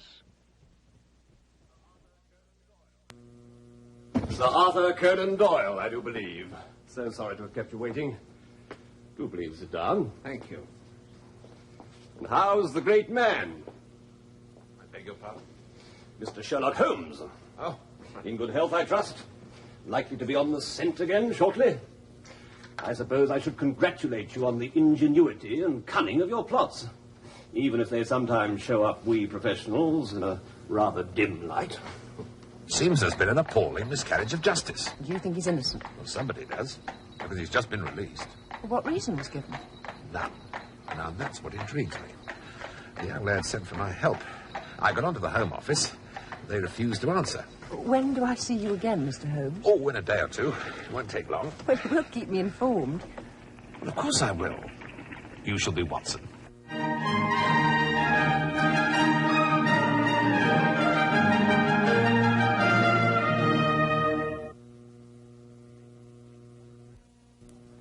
The ATP Summer Tennis Tour will attract world-famous players competing for top prize money. Stan Smith, Arthur Ashe, Marty Reeson, Chris Evert, Yvonne Goolagong, Rod Laver, and Bjorn Borg are just a few of the players you'll see in major tournaments, like the Canadian Open from Toronto, the U.S. Clay Court Championships from Indianapolis, and the U.S. Professional Championships from Boston. All great tennis, all on this station, all summer long.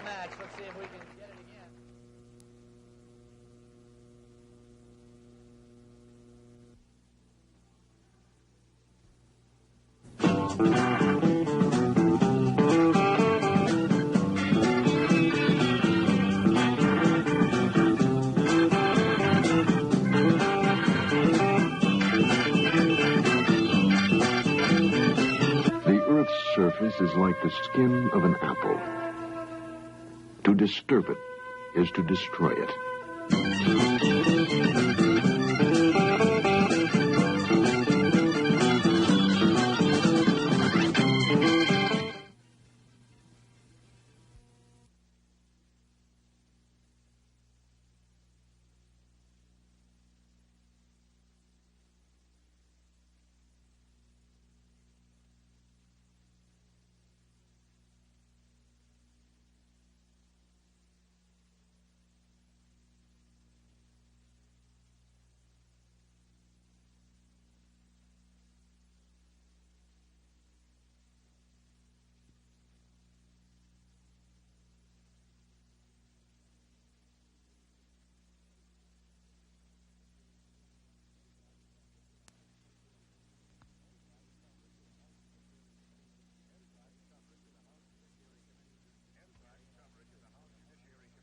NPAC's coverage of the House Judiciary Committee's impeachment debate continues. As we go back to the House Judiciary hearing room, each member of the committee is taking 15 minutes to present his opening remarks. Thank you. I recognize the gentleman from California, Mr. Moorhead, for the purposes of general debate for a period not to exceed 15 minutes. Mr. Moorhead. Mr. Chairman, I wish to join my other colleagues in commending you in the manner in which you have presided over these hearings. I believe that you have been fair to the Republican minority in recognizing them and calling upon them when their turn has come to speak. I believe that on some issues we have been successful in improving the quality of these hearings in resolutions which the minority has supported and which has been adopted by the full committee. I do wish, however, to express very strong exceptions in the manner in which the staff on some occasions have handled these hearings. For one thing, I believe that the decision was made early, that instead of calling witnesses under subpoena to take their deposition, the staff determined that instead they would call only those people who wanted to volunteer to be called and to have an affidavit presented to the committee. Now, I understand the reason for this, because they didn't want the President's counsel having the right of cross-examination, which I believe was absolutely necessary in order that the committee get a well-rounded version of what had happened.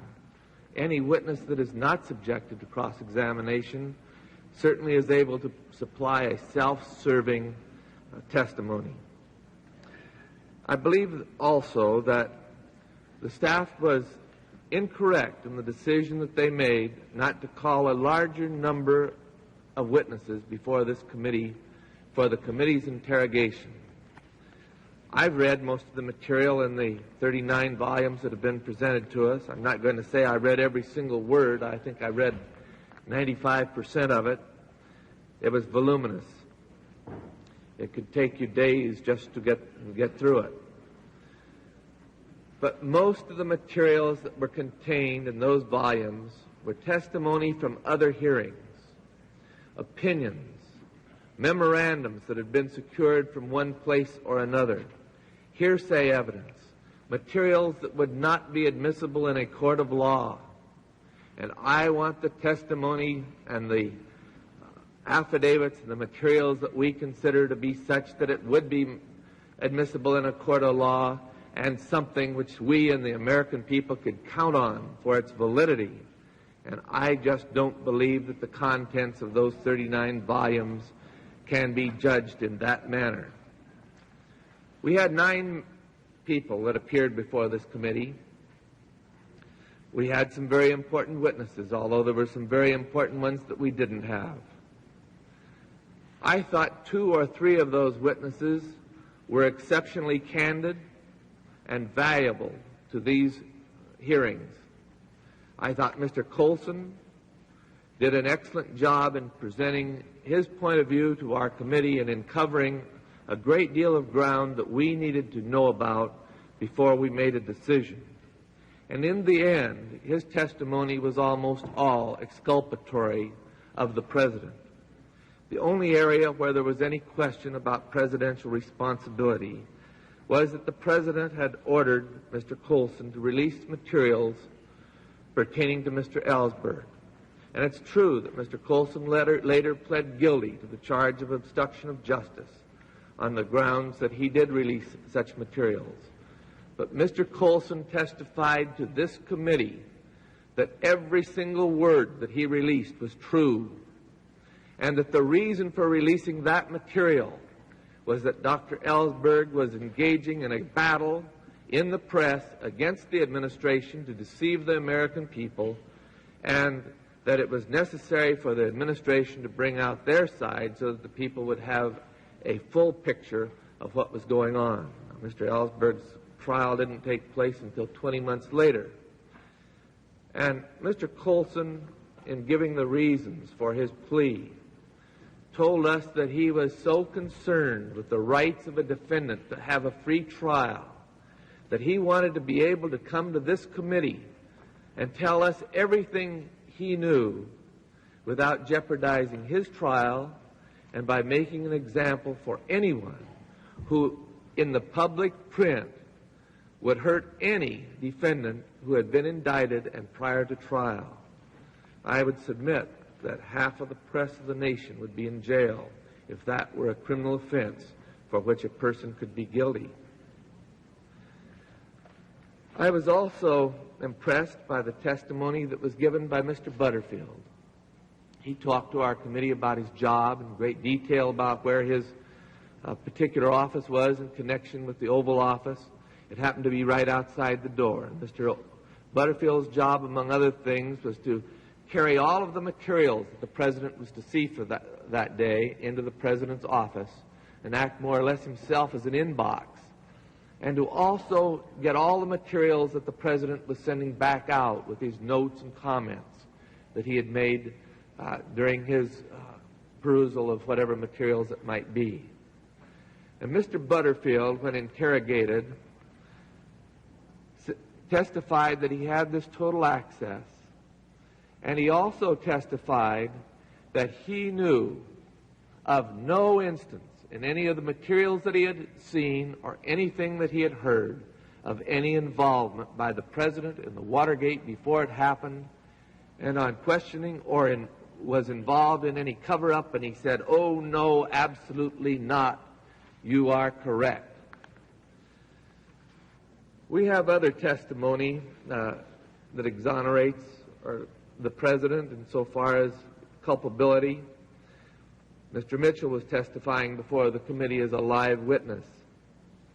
He was asked by Mr. Dorr, and during that discussion with the President, did you have any discussion with him in respect to this payment to Mr. Hunt for attorney's fees? Mr. Mitchell, absolutely not. Attorney's fees? Absolutely not. And did the President say anything to you about that? No, sir. Had you any previous occasions discussed with the President Nixon the fact that money was being paid to these defendants? No, sir. Now, Mr. Mitchell was the man to whom LaRue turned for permission to pay the last $75,000. Apparently, from the testimony, and whether it was on the 20th or the 21st of April is not totally, is not totally clear. But Mr. LaRue had come from Mr. Bittman's office, where he had talked to Mr. Hunt, to Mr. Dean and asked his authorization to pay the $75,000. Mr. Dean told him he wasn't dealing with money matters and that he'd have to talk to Mitchell. In the conversation with Mitchell, LaRue told Mitchell that some more money was needed for attorney's fees, $75,000, and another sum for the maintenance of the family of Mr. Hunt while he was in prison. Well, the total amount was rejected, and a figure of $75,000 was approved by Mitchell, with the assurance that it was for attorney's fees. Now, Mitchell's testimony that he did not talk this over with the president didn't know, and then going to Dean's conversation with the president immediately following, which was the first time that the President of the United States had been thoroughly briefed on what had been going on, supposedly, Dean failed to tell the President this very most important fact. Now, I would submit to you that Dean's testimony outside of the tapes is the most damaging bit of evidence against the President. And yet Dean has failed to tell the truth so many times during these proceedings, not just to us, but in other hearings, that you almost lose count. For instance, we were told by Mr. Peterson, under oath here before this committee, his testimony was very good, that on December 22nd, 1972, he had interrogated Mr. Dean for 3 solid hours as to what had happened to the contents of Mr. Hunt's safe.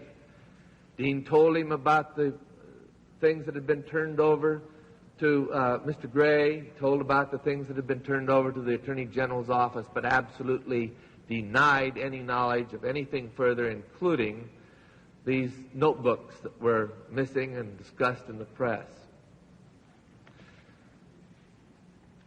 Then Mr. Dean, apparently, sometime between that time and the time he was appeared before the Senate Watergate hearing, although the exact time is not clear to me, Dean got these 2 notebooks out of his safe and destroyed them.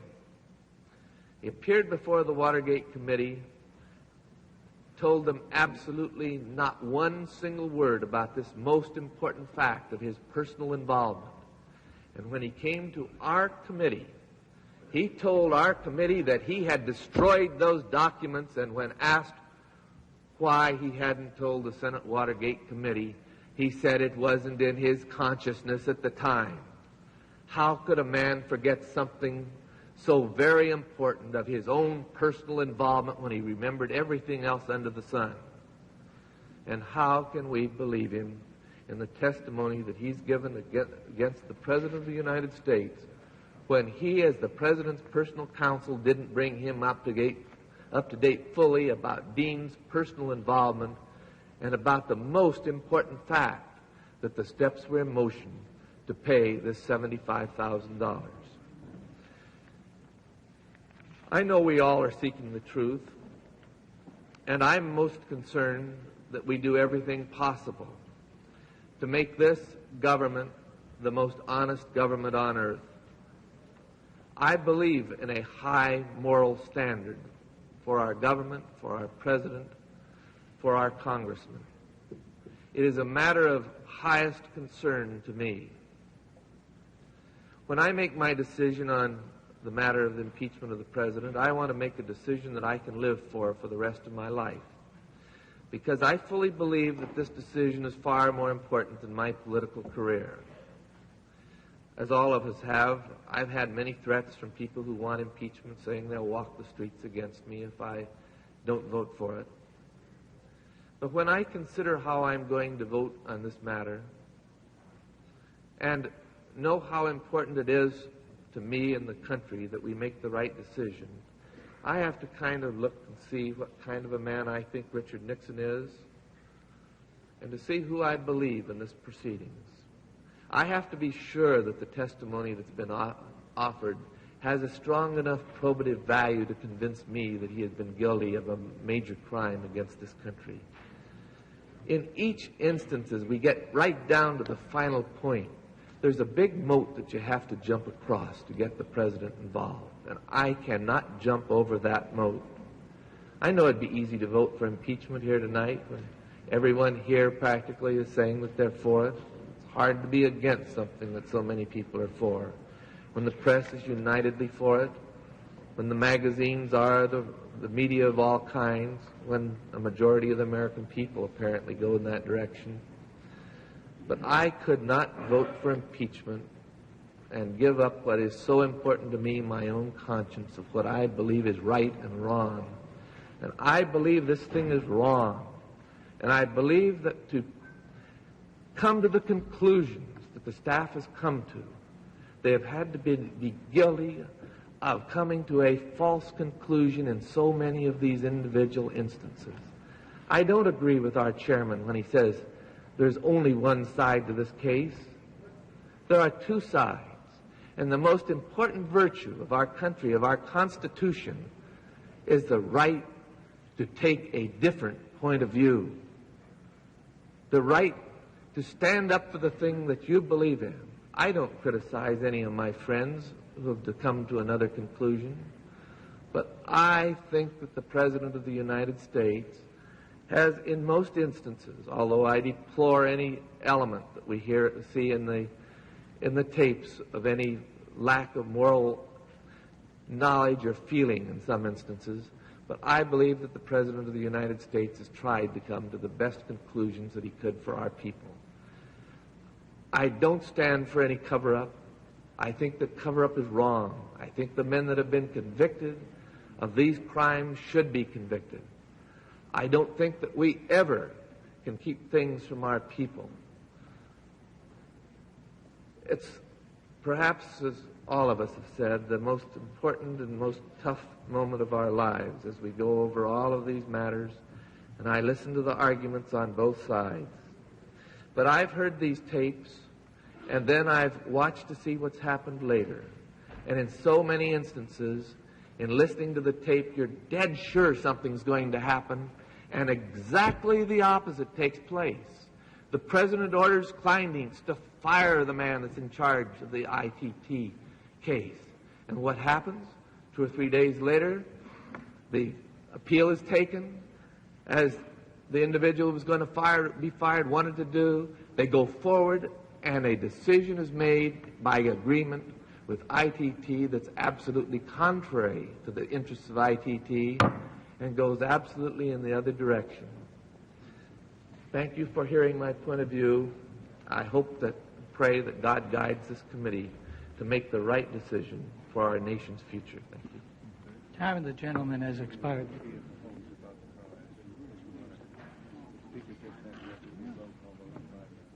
The committee will recess since there are going to be a series of votes on the floor on the strip mining bill, and rather than to interrupt the next speaker, I think we would recess and until 8:15.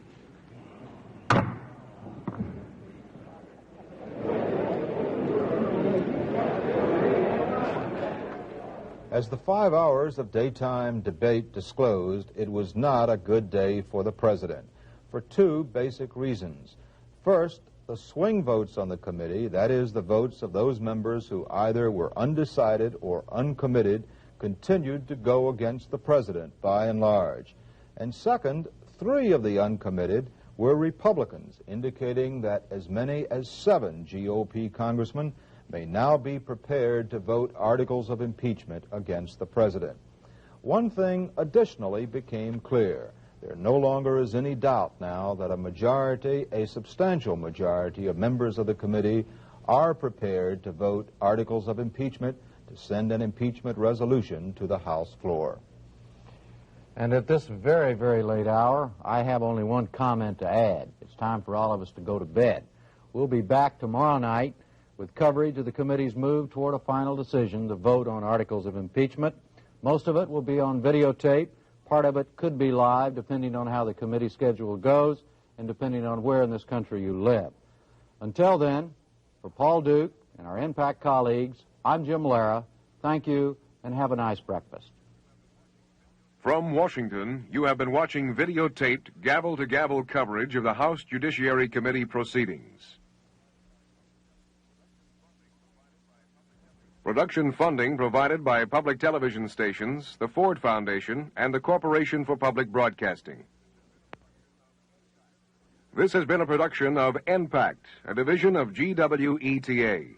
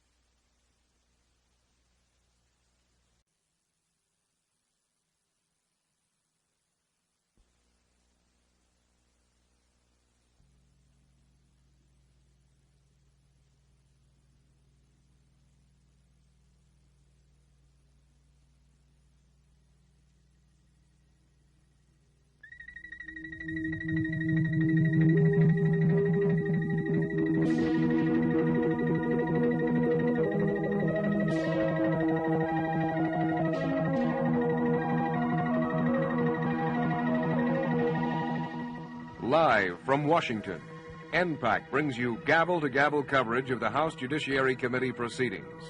Tonight, impeachment debate, July 25th, 1974.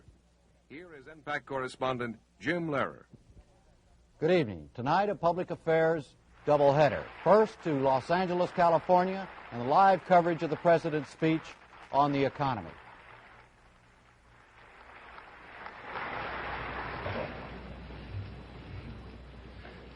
Ladies and gentlemen, 4 major California business organizations have joined in sponsoring this meeting here in Los Angeles to hear an economic address to the nation by President Nixon. As has been said, they are the M&M Association, the California Manufacturers Association, the Los Angeles Area Chamber of Commerce, and the California Chamber of Commerce. On behalf of those organizations, I am pleased indeed to present the President of the United States. Introducing the President is William Finch Smith, President of the California Chamber of Commerce. Thank you.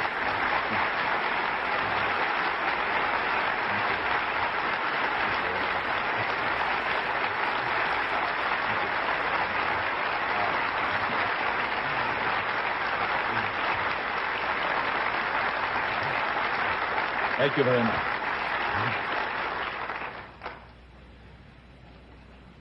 Well, Mr. Smith, all of the very distinguished guests on the podium and in this audience, and all of the millions listening on television and on radio, I want to discuss today the major problem confronting America, inflation.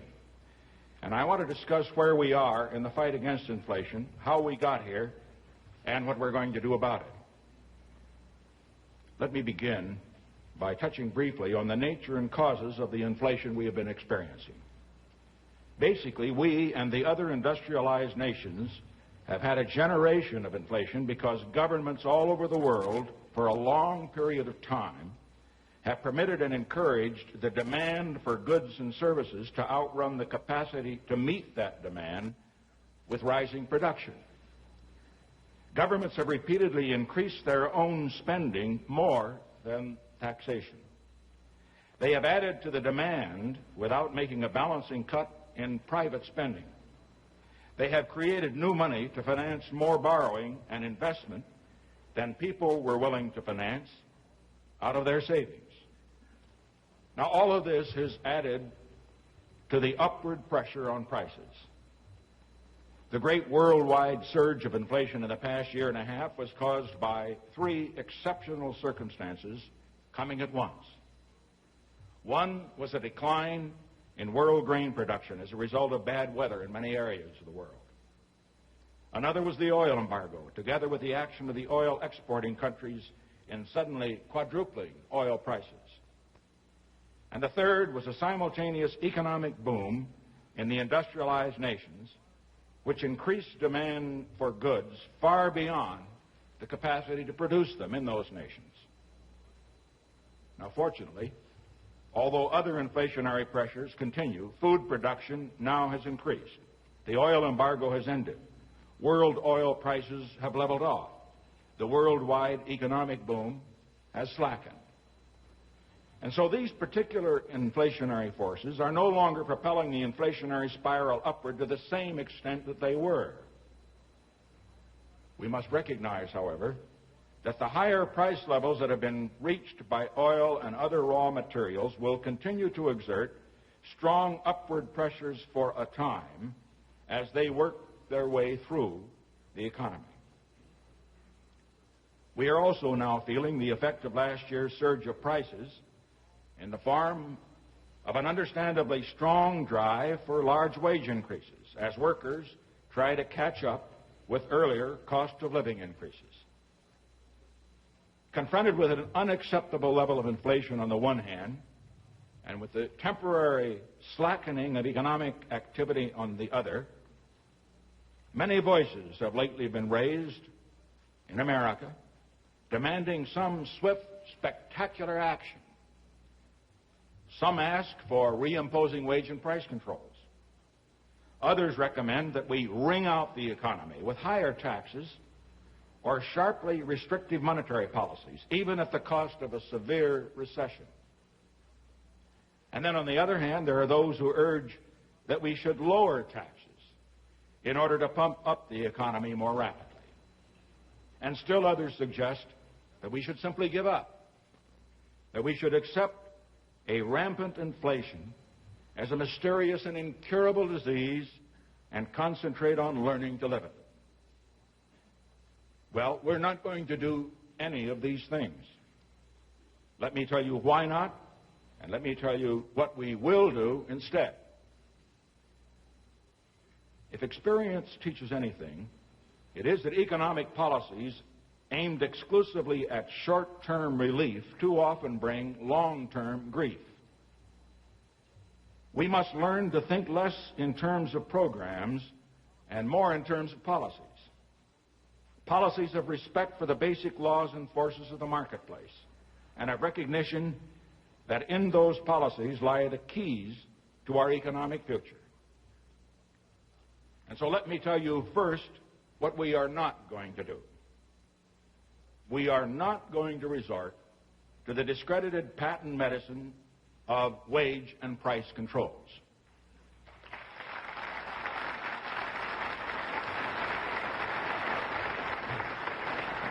To return to controls now for temporary relief would only create new distortions and thus intensify our long-term difficulties and lead in the end to even more inflation when the controls came off. We are not going to respond to the short-term slack in the economy by priming the pumps of inflation with new deficit spending or with a new easing of credit or with tax cuts that would only make inflation worse. These actions would be like pouring gasoline on a raging fire. And neither will we administer the shock treatment of a sudden, drastic wringing out of inflation, the cost of which in terms of increased unemployment for millions of Americans would be unacceptable. Now let me tell you what we are going to do. Our aim is to control inflation while continuing to produce more so that people can live better. The key to this lies in keeping our eyes squarely on the long term and keeping it there even as we actively manage our short-term difficulties. It lies in choosing a sensible, realistic course and sticking to it, whatever the pressure. And that's exactly what we shall do. We will continue to monitor every sector of this economy. And I can assure you that we will take what actions are necessary to prevent undue hardship in any sector of the economy. But we will not react either to general or to specific needs with gimmicks or emotionalism, and we will continue steadily on our basic anti-inflationary course.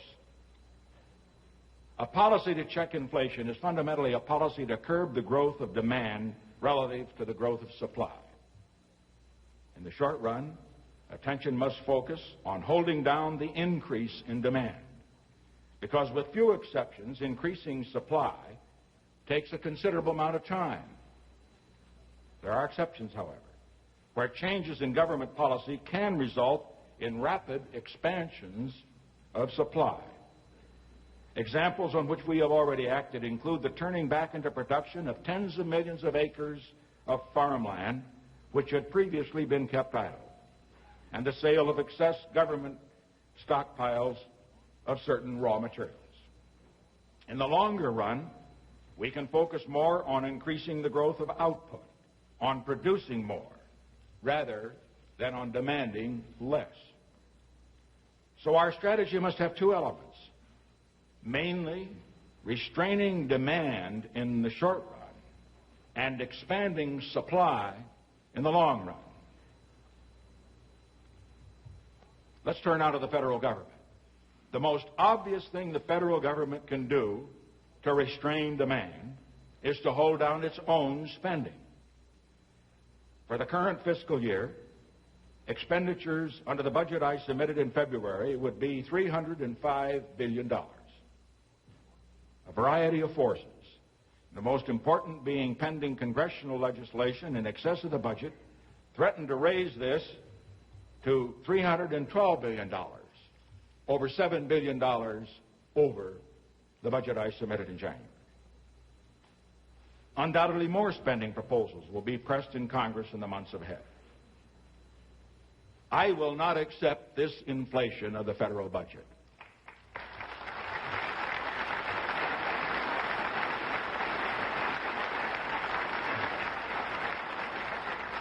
On the contrary, I am determined to cut below the $305 billion I submitted in January toward a goal of $300 billion. I intend to veto congressional actions that would raise that spending above the budget. And beyond this, I have directed the heads of all federal departments and agencies, without exception, to trim already programmed federal spending toward the goal of $300 billion. I have also ordered a reduction of 40,000 in the number of federal employees provided for in the budget for the current year. This alone will save $300 million. For the 1976 fiscal year, in which we are now preparing the budget, a year which begins in just 11 months, I shall submit a budget that will not only be in balance, but that will actually reduce the rate of growth of federal spending so that the increase from 1975 to 1976 will be less than the increase from 74 to 75 rather than more.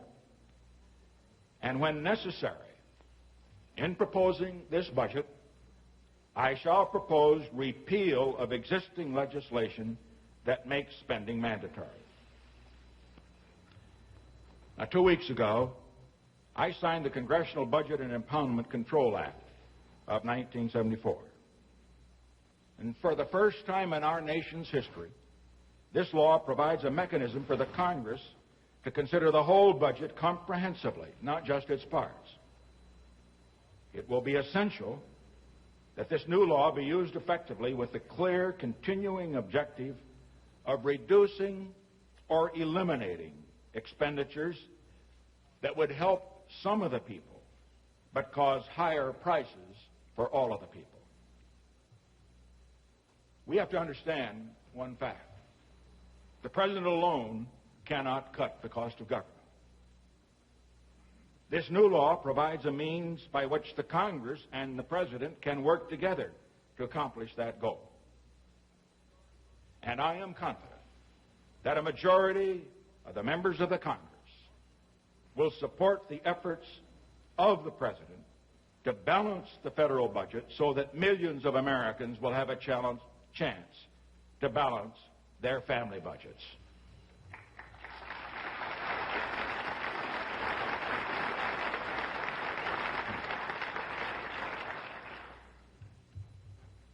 The other principal weapon in the government's arsenal to control inflation is monetary policy. That is, the control over the expansion of money and credit.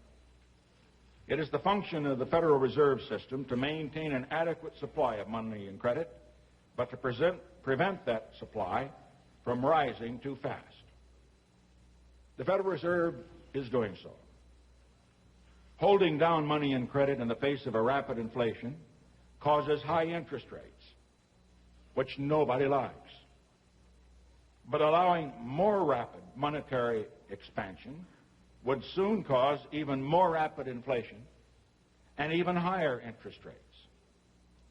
And therefore, the course of the Federal Reserve, the course it is on, is the necessary route to less inflation and lower interest rates. Like any other part of the anti-inflation program, monetary restraint can be overdone. It has not been overdone up to this time, and it will not be overdone. We shall provide the expansion of money and credit necessary to support moderate growth of the economy at reasonable prices. Chairman Burns of the Federal Reserve has assured me of the intention of the Federal Reserve to avoid extremes of restriction in the effort to conduct an effective anti-inflationary monetary policy, an effort which every American should endorse. There will not be a credit crunch in which the money for essential economic activity becomes unavailable. And so, as far as the federal government is concerned, we will cut the growth of federal spending. We will hold down the growth of money and credit to check private spending. And I call on state and local governments and on businesses and consumers to hold down their own spending and increase their own savings as their contribution in the fight against higher prices. I recognize that some Americans cannot cut their spending without real hardship. And I recognize that some expenditures by business cannot be cut without cutting production now or in the future, and thereby increasing unemployment. But most families could reduce or defer some expenditures, building their savings instead, without hardship. And every business has some fat in it, just as every federal agency has. And state and local governments, whose spending has been rising rapidly, should follow the lead of the federal government in cutting unnecessary spending. Now, there are cynics who will say that such an appeal to the public spirit of the American people is futile. Well, I don't believe that. We saw how the American people saved during World War II. And just last winter, we saw how the American people conserved gasoline and fuel oil and avoided, as a result, gas rationing and all the consequences that would have flowed. In my recent meetings to discuss the economy and in my mail, I've had abundant evidence of the willingness of the American people not only to cooperate, but to join actively in the battle against inflation. Less spending means less pressure on prices today. More saving means more investment in new housing and new production, and therefore lower prices tomorrow. And the consumer, and that's everybody, wins both ways. I referred earlier to the significance of a $12 billion difference in the federal budget. A cut of only 1.5% in personal consumption expenditures, that would mean like putting away 15 cents for every $10 spent, would make a similar difference in the fight against inflation. How rapidly we succeed in cutting inflation will also depend on business and labor. If they continue pushing prices and wages rapidly forward, This will continue the inflationary pressures. But sales will suffer because consumers will resist paying higher prices, and employment will also suffer. And no one in the end will be better off. And therefore, in their own interest, as well as in the nation's, it is essential that business and labor act responsibly in their price and wage demands. As I have said, we shall not return to price and wage controls. But I intend to use every influence of the presidency and of the federal government to bring about helpful voluntary restraint on the part of both business and labor in this critical area. In the short run, as I have said, we must focus on measures to restrain demand. But to achieve prosperity without inflation in the long run, we must focus above all on producing more so that we can have more goods and services without higher prices. To assure a vigorous growth of supplies in the longer run, a number of critical measures are necessary. A good example is agriculture, where today less than 5% of our population feed all of America and help feed much of the rest of the world as well. We must keep our agricultural programs focused on a policy of abundance, as they now are, rather than on a policy of scarcity. We have seen vividly the importance of energy supplies and energy prices in the U.S. economy over these past few months. We must now take all necessary steps to assure ourselves of reliable supplies of energy at the lowest possible cost. That is the essence of Project Independence, on which we are now moving steadily forward. Let us take whatever steps are necessary to make sure that the United States will never again be hostage to a cutoff of vital energy supplies by any foreign country.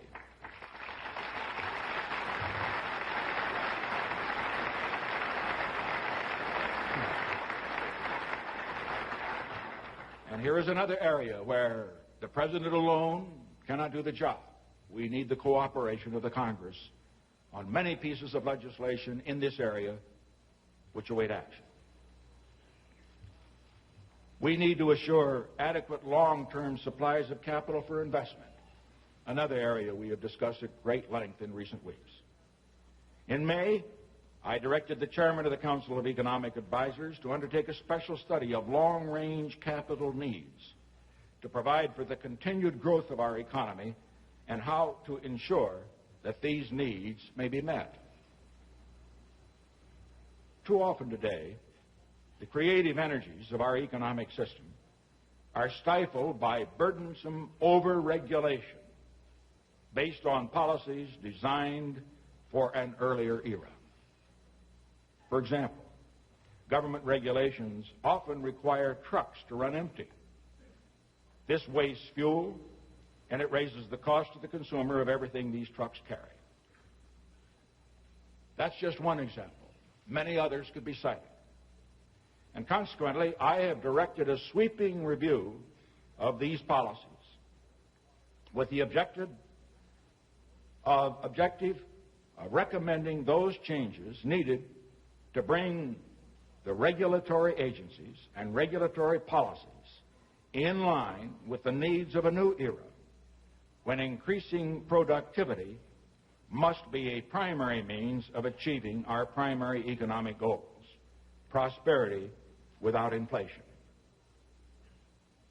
And where regulatory agencies, because of obsolete rules, have the effect of restricting production rather than encouraging it, those rules need to be changed, and they will be changed. Some of the most important regulations from this standpoint are not federal, but state or local, such as obsolete building codes. Therefore, this review will encompass the reforms needed at all levels. At the same time, I again urge the Congress to enact the regulatory reforms that I have already proposed, with respect to transportation and financial institutions, for example, in order to make our economic system more productive and less inflationary. And now we come to a very sensitive political point. It is time for us to reevaluate the trade-off between increasing supplies, increasing production, and certain other objectives that are worthwhile, such as improving the environment and increasing safety.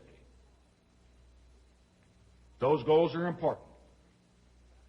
But we too often, recently, have had a tendency to push particular social goals so far and so fast that other important economic goals are unduly sacrificed. And consequently, these policies must be reevaluated and adjusted to the new needs.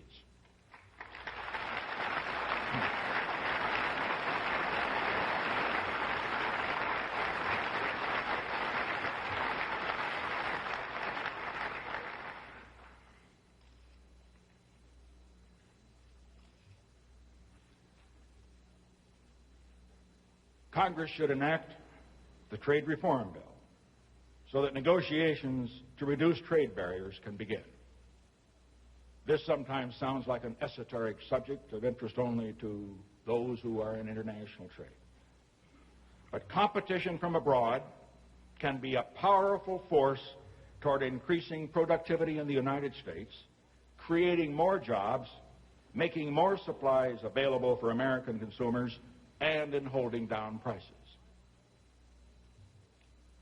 Finally, and most important, we must restore the idea in America that the way to have more is to produce more.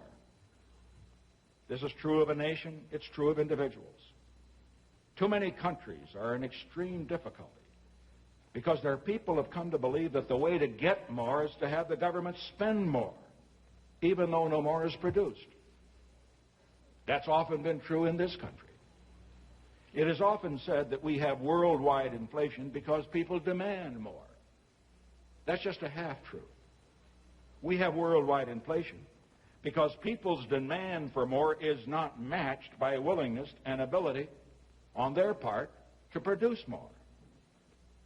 The demand too often is translated into a supply of votes, not a supply of work, saving, initiative, and innovation.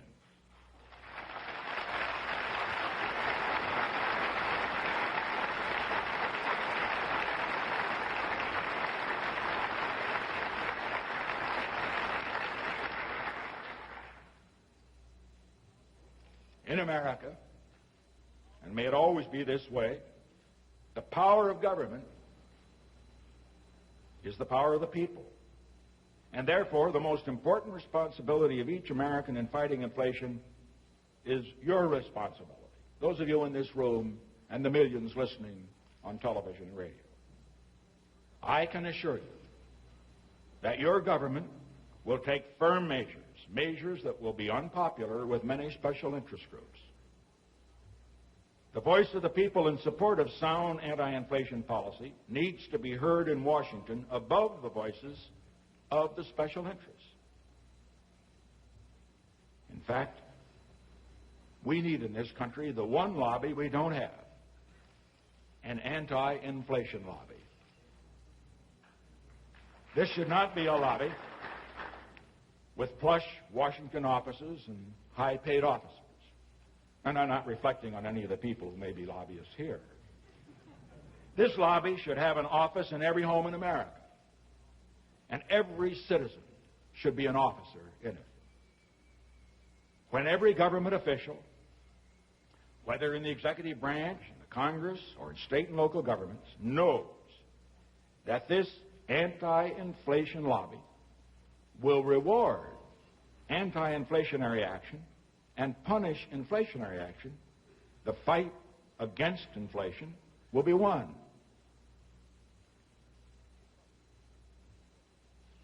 We have looked, as we should, at many of the troubles of the American economy today. But we must also recognize that despite its troubles, the American economy today is the envy of the rest of the world. One needs only to travel, as I have in recent months and over the years, to other nations, particularly industrial nations, to realize the truth of that statement. Painful as our own inflation is, it is less than that of France, of Italy, of Great Britain, of Japan, and less than that of most of the industrial nations of the world. In fact, time and again, I have found in recent months the leaders of other countries marveling at the great economic strength of America and wishing that they could exchange their economic difficulties for ours. And consequently, as we look at the troubles in our economy today, we must not overlook its strengths. We have the strongest economy in the world by far. And we can win any economic battle that we determine to win. We are out to win the battle against inflation, and with our strong economy, we have the resources to do it.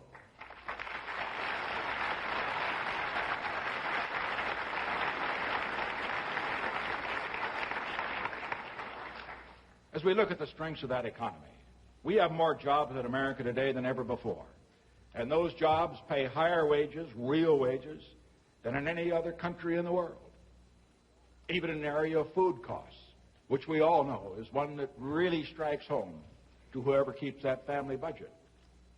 A smaller percentage of the wage earner's income goes to food in the United States than in any country in the world. Young Americans today are finding work rather than facing the draft, and we can be thankful for that.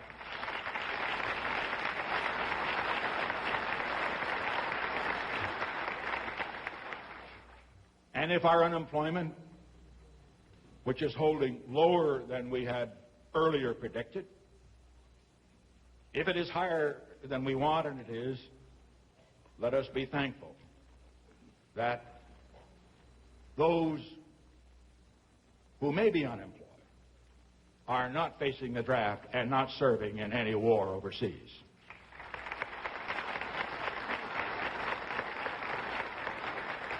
In fact, we can be thankful that our problems today are the problems of peace rather than the problems of war. We will win the fight against inflation, but we're going to win it not by a single set of dramatic actions, but by the cumulative effect of actions that in themselves are often undramatic.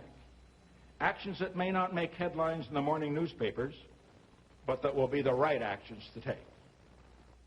In economic policy, impatience is the great enemy of sound policy. If you look at the history of inflation in America, more than anything else, it can be laid at the doorstep of impatience. Impatience to spend money we have not yet earned, or to spend taxes we have not yet collected. Impatience to satisfy all of our social wants at once, without regard for the fact that we cannot afford everything at once. Impatience with the short-term dislocations that often are part of long-term adjustments needed to keep the economy growing in a healthy rather than an unhealthy way. The key to fighting inflation, therefore, is steadiness. The steadiness that accepts the need for hard decisions, for occasional unpleasant statistics, and even a measure of sacrifice in the short run in order to ensure stable growth without inflation for the long run. The steadiness that stands firm against the clamor to take dramatic action just to create an appearance of action.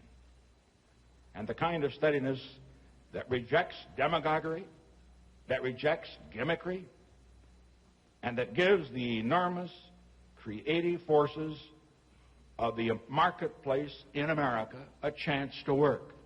That is our strength, the free marketplace in America, and we must keep it free.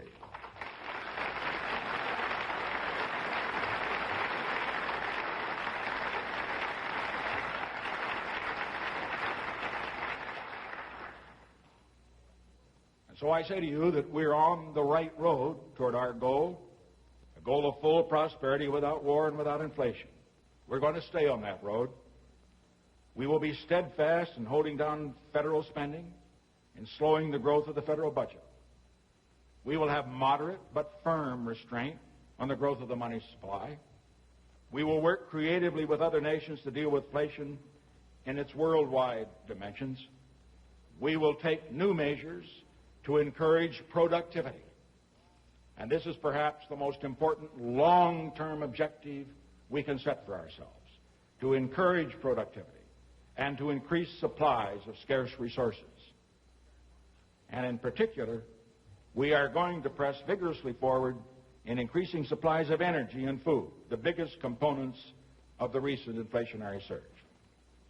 We shall stand firm against efforts to turn us aside from the steadiness of course that is necessary. We intend to devote the full energies of the federal government to the fight against inflation. And I ask for your support, for the full support of the American people in this great cause. In 1976, America will celebrate its 200th anniversary as a nation. Let our goal for that anniversary be an America at peace with every nation in the world, a peace that we help to bring about. And here at home, let our goal be an economy of prosperity without war and without inflation. That is a great goal.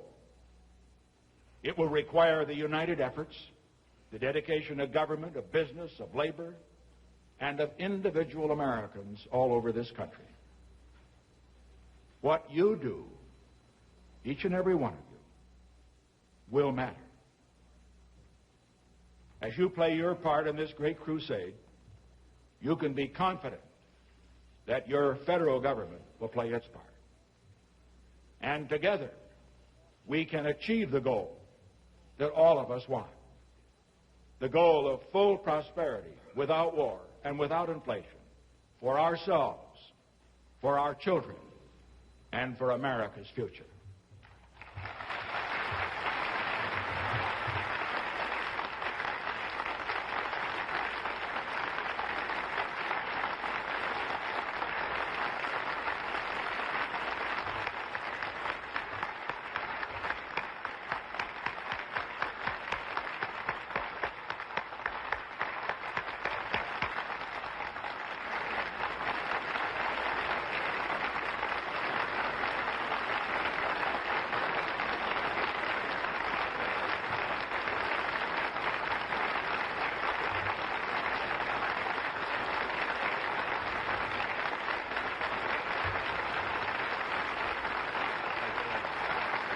Mr. President. Thank you very much. When I saw the list of 4 organizations that were sponsoring this afternoon meeting, I looked back over my schedule over 27 years and realized that I had spoken before each of these organizations on one or more or perhaps many occasions. I only wish that time would permit to shake hands with each of you, to thank you for your support, and to thank you particularly for joining in this great battle, the battle against inflation. Thank you very much.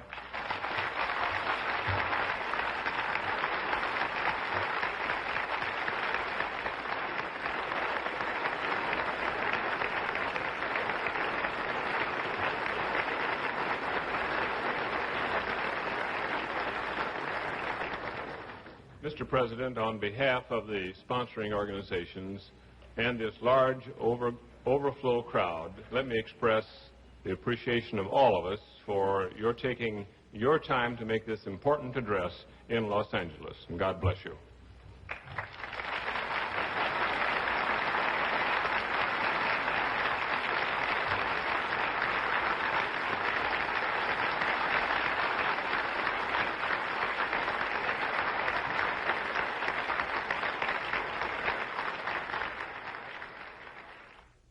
That was President Nixon's speech on the economy delivered to a business group at the Century Plaza Hotel in Los Angeles. We'll be back in just a moment for a brief summary of the speech, and then we'll go into our live coverage of the House Judiciary Committee proceedings. So, Impact's live special events programming will continue shortly. This is PBS, the Public Broadcasting Service.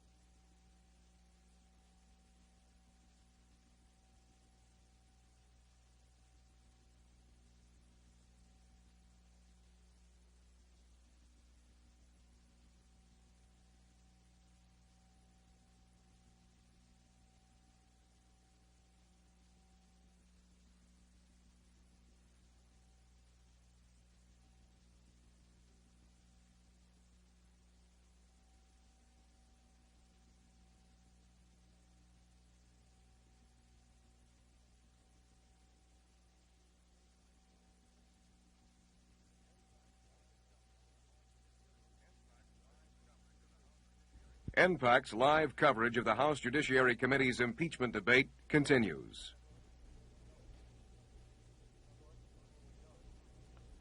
Of course, before we go to our impeachment debate coverage, first a few words in summary form of the President's speech we just heard on the economy delivered at the Century Plaza Hotel to a group of Los Angeles businessmen. My colleague Paul Duke is with me now, and after the summary, he and I may talk about it a few minutes before we then go to the preliminaries for the opening of the Judiciary Committee's night session tonight. All right, the President acknowledged the problems of an inflated economy, but he said he would not react to the current problems of inflation with gimmickry or emotionalism. He pledged to follow a two-pronged strategy, restraining demand in the short run and expanding supply in the long run. He said he plans to trim $5 billion from the federal budget for the next fiscal year and threatened to veto any legislation that called for spending more than he wants. He said he is aiming to reduce the budget from a projected $305 billion toward a goal of $300 billion. He said he has ordered a reduction of 40,000 in the number of federal employees in this next budget. He said that alone would save $300 million. He also called for reductions in state and local government spending and said the federal government would take steps to cut down the money supply and the amount of credit. He also called for an anti-inflation lobby. This lobby, he said, should have an office in every home in America, and every citizen should be an officer of it. The President also said that most families in America could reduce or defer some expenditures without suffering hardship. Continuing, quoting the President, he said, when every government official, whether in the executive branch, in the Congress, or in the state and local governments, knows this lobby will reward anti-inflationary action and punish inflationary action, the fight against inflation will be won. He said he planned to follow this strategy of expanding the supply of goods but curtailing demand and planned for a policy of moderate growth. He said there will not be a credit crunch in which the money for essential economic activity becomes unavailable. He said that he had no intention of resorting to the discredited patent medicine of wage and price controls. Mr. Nixon also said he would not administer a shock treatment, a sudden drastic wringing out of the inflation, the cost of which in terms of increased unemployment would be unacceptable. As I say, my Impact colleague Paul Duke is with me now. Paul, any comments at this point? Well, Jim, I could only think that the President's speech, which I think contained rather standard Republican fare, was tailor-made for a businessman's group. The President said that he would not offer the country any spectacular action to deal with inflation, and it's clear from his message tonight that he is not offering the country any spectacular action. He said he would not react to the current problems with gimmickry, and so what it really boils down to, it seems to me, is an economic program which certainly does not offer anything that is novel. The President says that he intends to restrain the federal budget. He intends to hold down federal spending in the new budget that begins next year. He also emphasized that the Federal Reserve Board, in his belief, will continue to hold down the money supply. Now, it seems to me that what the President is doing is acknowledging that inflation obviously is a more severe problem and must be dealt with more than unemployment. There are many economists who feel that really the only way to bring such severe inflation under control, which we have now, is to take such stern measures as to raise unemployment. The President is obviously suggesting that he feels inflation is that important. But what we have now is really runaway inflation, Jim. We have inflation of 12%. And in fairness to the President, I think that we should say that almost all economists now disagree about what kind of solutions would bring down Liberals say would one bring thing, down conservatives inflation. others. That's Yes, exactly right. And there is no easy solution. I think that many economists now feel that a combination of measures is needed, somewhat along the line of what the President suggested tonight, but ultimately they believe that this inflation must gradually burn itself out, and it's not going to be done quickly. And obviously, the country is going to continue to have economic problems, probably for quite a while. It's interesting that Mr. Nixon's retiring chairman of the Council of Economic Advisors was saying today that the President would not really offer any new solutions, that he would preach more of the same old-time religion. Well, that's exactly what the President did tonight, with his emphasis on budget restraint and with his emphasis on controlling the money supply. In other words, to prevent people from having too much money to spend. Yes, and of course, as you said, it was his speech was to a friendly audience. He stressed the free market, was to a group of businessmen in Los Angeles. As you could see, it was well received. Interestingly enough, of course, he did not mention in any way the impeachment proceedings that are now in progress here in Washington, D.C. before the House Judiciary Committee. We now want to Jim, switch. let me make one Yes. comment, if I could, and that is the President did at one point make the remark that he would be submitting a budget next year. Well, this obviously was predicated on his belief that he will continue to be in office, that he will not be impeached, and should there be a trial in the Senate, that he will not be convicted. There But was I also a reference to 1976 and the bicentennial. He spoke. And you must say also that the President looked well, spoke well, projected himself very well. If he's worried about impeachment, he certainly didn't project it tonight. Let's get moved now into, because the House Judiciary Committee night session is to begin in a few moments, and Carolyn Lewis, who is our reporter down at the Rayburn Office Building where the House Judiciary Committee proceedings are underway, is standing by now with Jack Brooks, a Democrat from Texas, a member of the committee. Carolyn?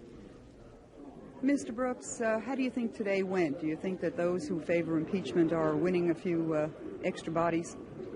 I think that we're gathering some considerable strength, I say, of those that have a feeling that these activities of Richard Nixon have not been in the public interest or in accord with the laws of this country or this Constitution. I think we've been doing a little better. Yes, I do. And I think it went well in that I really think the Democrats and the Republicans both expressed themselves clearly and concisely, and I think in good form.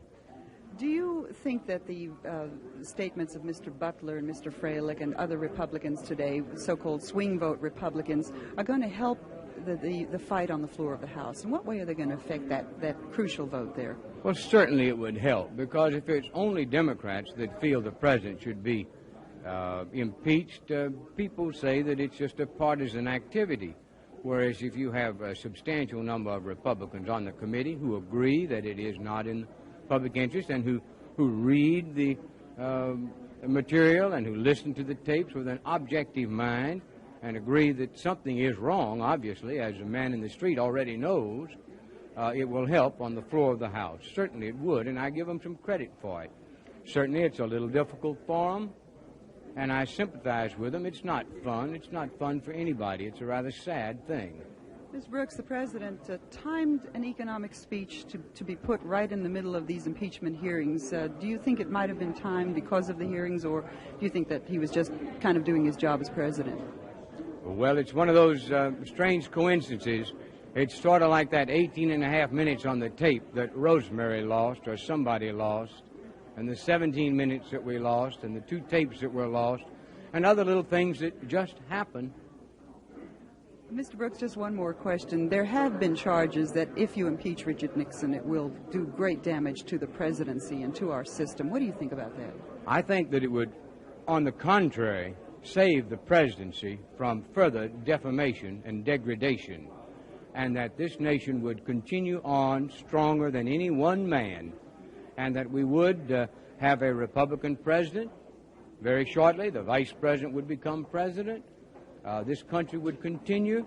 I think it would do immeasurably better. Thank you very much, Mr. Brooks. Thank you, sir. Thank you, Donna.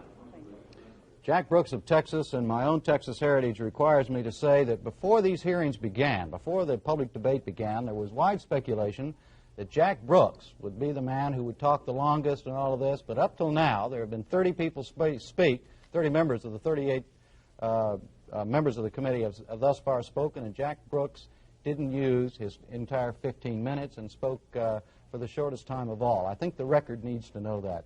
Paul, bring us up to date as to where we are when we go into the night session. I think, Jim, that Mr. Brooks may be saving his time for later. Maybe so. But Chairman Rodino said you couldn't do that. But, well, we'll see. Well, thus far, we have had 30 members of the committee who have spoken last night and again today. So this means that there are 8 congressmen who remain to speak, and hopefully they will do so tonight, and this will wind up the general debate on the articles of impeachment, which is now taking place. There you can see the committee room. A few members have arrived, not many, and there are the reporters and the cameramen who are assembled in the room, along with many guests.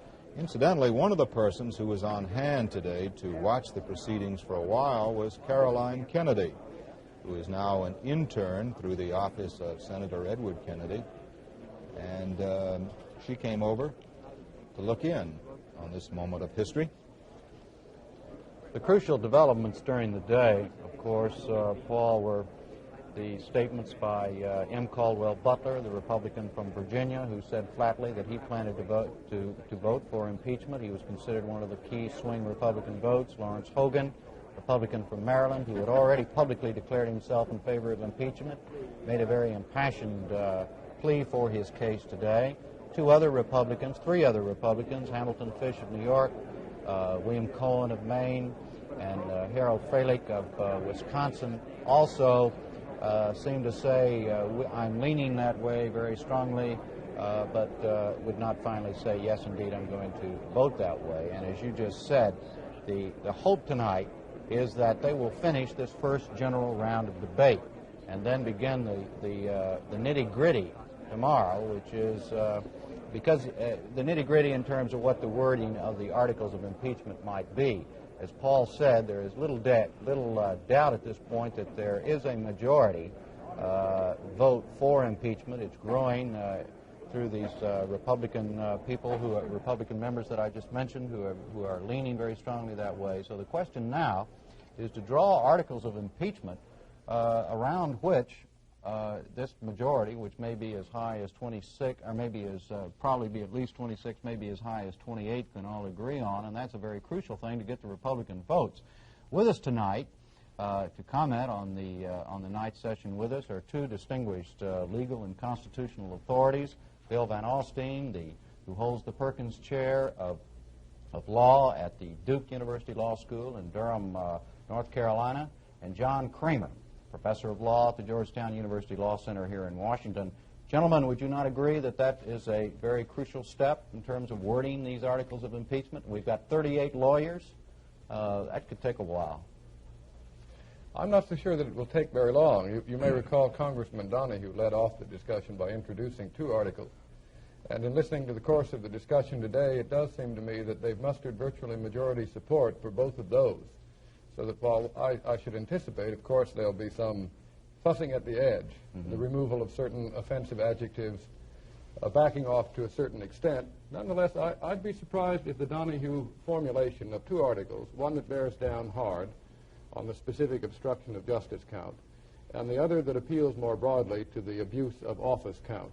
I'd be surprised if those were not ultimately the fundamentals of the articles as they shall appear. In other words, the articles are almost certain to be broad articles of impeachment. Yes, but still with a specification. As you look over the Donahue draft, while they start out broadly, the specification of the counts on concealment or falsification and obstruction become quite particular and tend to rehearse much of the evidence that we've heard in the addresses today. Would they have to be specific, John Kramer, or could they just come up with two broad allegations, abuse of power and obstruction of justice? I think they'll help a lot if they are specific. I think, of course, that means it's going to take more time to prove on the House floor and more time if the House impeaches to prove it on the Senate floor. But I do think they have to add the specifics. I think, particularly this afternoon, there's been an increasing crescendo around this violation of the oath concept. Particularly the Republicans who have indicated they're leaning toward or in favor of impeachment have been very concerned about whether he has measured up to the standard of conduct that his oath of office entitles us to expect from him.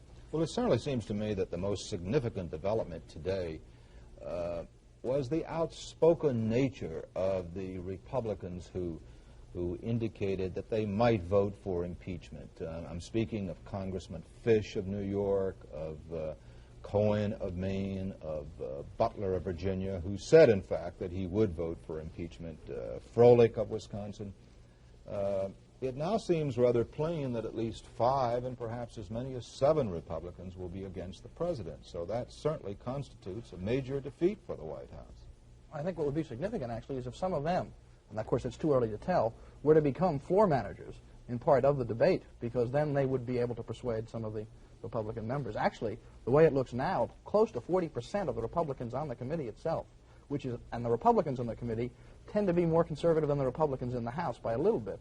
40% are leaning toward or in favor of impeachment. The additional development, too, of course, in addition to the Republicans, has been the 2 Southern Democrats who have thus far spoken today. Walter Flowers, Democrat of Alabama; James Mann, Democrat of South Carolina, both of whom did not say they would definitely vote for impeachment, but they certainly made rather strong cases, and their particular leaning, their particular votes could influence the Southern Democratic vote in the House if it goes that far. As you see, Chairman Rodino has taken his seat. I think it needs to be cited for the record that this committee has not been noted thus far for its punctuality. It was supposed to convene at 8:15. We'll give them the benefit of the doubt. Paul assumed that every member of this committee was glued to a television set watching the president's speech on the economy. But this is Jim, we have our colleague Carolyn Lewis on the Hill, who has a late-breaking development. Carolyn? I have here Congressman Delbert Latta, and Mr. Latta, we understand that you, who have been supporting the president very strongly, maybe have some plans to do something to maybe diffuse this great impeachment move. Well, what have you got in mind? Well, let me just first of all correct that statement. I have supported the president on his programs, and we never support anybody in wrongdoing. But in this inquiry, we have been insisting that they produce the evidence, the solid evidence implicating the president as a man, not the individuals around him. But I don't think that the American people will permit the impeachment and removal of their president based on the wrongdoings of others. And as far as my plan is concerned, we don't have any plan, but yesterday I did offer a resolution or an amendment to the resolution before the committee, which would make in order a censure resolution in lieu of an impeachment resolution. And I could see something like this developing that along the lines the president didn't know what was going on and should have known. Do you think that it would be adequate merely to censure the president for all these things that have been alleged against him? Well, you have to be able to prove them. You know, you can say many things about an individual, but when the nitty-gritty is taken out and you get right down to the hard, cold facts, they can't support the charges.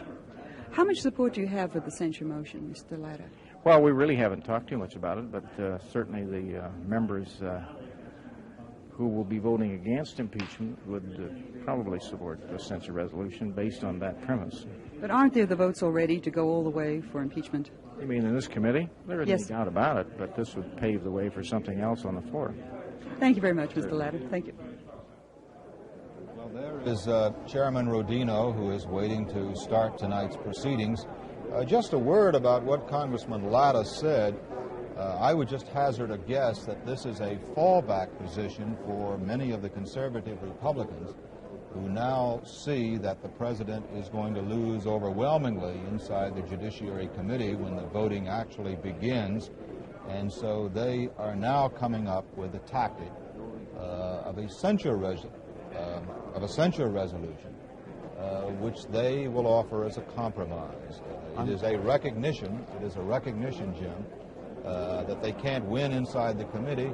And I would even go further and say it is a recognition that the tide may now be starting to run very strongly against the president. We have heard rumors that some of the Republicans would offer such a motion for censuring the president, which has never been done before, incidentally. But this is the first confirmation we have had that serious consideration is being given to such a device.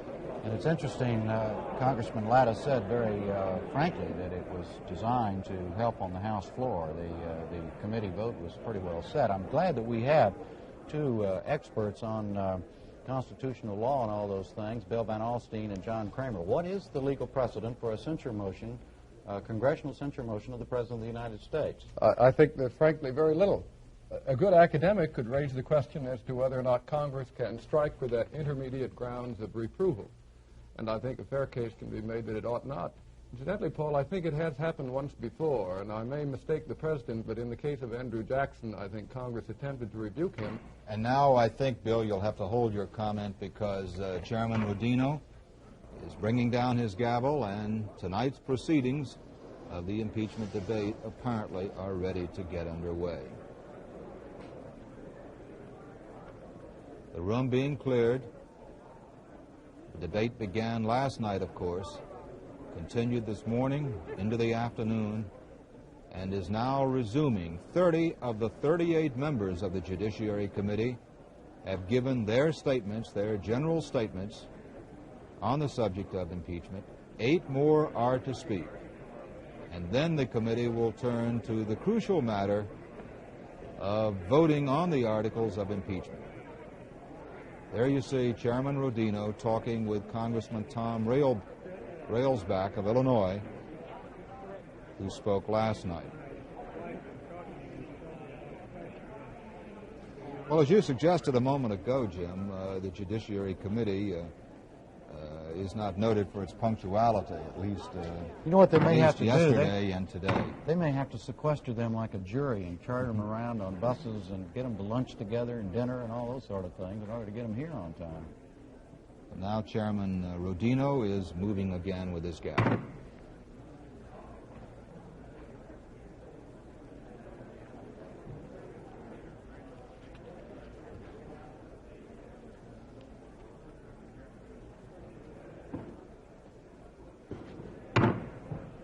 The committee will be in order, and I recognize the gentleman from New York, Mr. Rangel, for purposes of general debate for a period not to exceed 15 minutes. Mr. Rangel.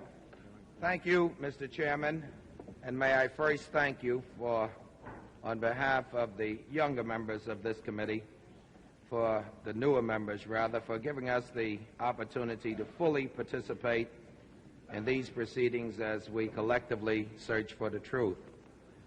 I'd like to thank our professional staff, if for no other reason than being able to survive being the employees of 38 lawyers. Mr. Dorr, Mr. Jenner, Mr. Nussbaum, Mr. Evans, and more especially Mr. Bill Cates, who met with us so often in the early mornings before the hearings, during our lunch break, and in late evenings after the hearings were over. Of course, our own Jerry Ziefman, who has worked so closely with the judiciary staff. I'd like to thank Mr. Garrison, who, pardon the expression, played the devil's advocate as he attempted to punch holes in the evidence that was before this committee. But I suppose I reserve as a very special word of thanks to my colleagues on this committee, because they, more than the subject matter of this inquiry, has made it clear in my own mind the deep thought and the deliberations that are really necessary in order for us to make a decision in this case. And while perhaps we may differ on the standards to be used to impeach a President of the United States, I think we have never really disagreed that in the final analysis it would be an individual decision as to what that standard is, and one that we must live with in being morally right and legally constitutional. In going to the other side, the President's case, I assume one of the first places to look to see what was the most dramatic thing that we heard on the President's side was when Mr. St. Clair came before this committee in a summation and brought to us a piece of evidence that we had never heard, but he had indicated that it was a transcript of a March 22nd conversation that the President was having with Mr. Haldeman. He said that this conversation would make it clear that the President of the United States was not involved in paying off hush money, but rather was involved in a mission of compassion. I take time to point out what happened on March the 21st of 1973, a tape which we were fortunate enough to get, where Mr. Dean is talking to the President of the United States in the presence of Mr. Haldeman, and they're talking about the Watergate defendants, the burglars that were stonewalling it. And Mr. Dean says they're going to stonewall it, as it now stands, except for Hunt. That's why the leverage is his threat. Haldeman said, this is Hunt's opportunity. Dean says, this is Hunt's opportunity. And the President responds, that's why for your immediate thing, you've got no choice with Hunt, but the 120 or whatever it is, right? Dean responds, that's right. The President says, well, you agree, that's a buy time thing. You better damn well get it done, but fast. Dean responds, I think he ought to be given some signal. Anyway, too, President says yes, Dean says you know, and the President says, well, for Christ's sake, get it, in a way that, well, who is going to talk to him? Colson, he's the one that's supposed to know. Mr. St. Clair would have us to believe that Mr. Dean saying he should be given some signal and the President saying, yes, for Christ's sake, get it, that the President was talking about the signal. But Mr. Dean's next remark, well, Colson doesn't have any money, though. But if we are talking about a signal, Mr. St. Clair said on national television that he never thought it important enough to ask his client, the President of the United States, what signal he was talking about. But if, in fact, this dramatic piece of evidence that we have on March 22nd, a conversation which took place from 9:11 in the morning to 10:35 that same morning with the President, Mr. Haldeman, if, in fact, in this conversation it's going to really make it clear in our mind what the President was thinking about, then I asked the President and his defenders to walk with me through this piece of evidence and try to find out where the truth of the statement lies. First of all, the President is talking about Liddy and the judge giving him 35 years. It is clear that the defendants were not sentenced until the next day, March the 23rd. But assuming that this is an accurate transcript, and assuming that the President in his wisdom would not answer our subpoena, the President's response to our subpoena that this had nothing at all to do with Watergate. His counsel comes and says it has everything to do with Watergate, and it exonerates our President. The President says there's got to be funds. I don't mean to be blackmailed by Hunt. That goes too far. But taking care of these people that are in jail, my God, they did this for. We are sorry for them. We do it out of compassion. I ask the defenders of the President and the President of the United States, why is my President talking about paying $120,000 to any common burglar? I ask, why is it that my President was authorized to discuss the payment of over $500,000 to common burglars? And I submit that if the President is talking about compassion, and that if the president had nothing to hide and the burglar could not threaten him, and the threat was easily forgotten, that indeed if the president has any compassion, there are thousands of poor people in our jails throughout these United States that have a better case than Howard Hunt. What is really more amazing about the activity of my president is his concern as to when the last payment was made to the lawyer of the burglar. Mr. Colson came before this committee and said the president telephoned him 3 times. His concern was not national security, the welfare of our country. It was, Chuck, when was the last payment made to the lawyer of the burglar, Howard Hunt? And he was impatient with the call being checked out, and he called back again and said, have you checked with the lawyer? Do you know what date it was? And finally, he got an answer he didn't want to hear, and he says he's changed his story. Obviously, that's why he's not indicted. Why must my president, with all of the matters and problems that he's faced with domestic problems and foreign problems, why should he be concerned when the last payment has been made for humanitarian, compassion, or any other reason be made to a man that's been convicted of burglary? Some say this is a sad day in Americans' history. I think it could perhaps be one of our brightest days.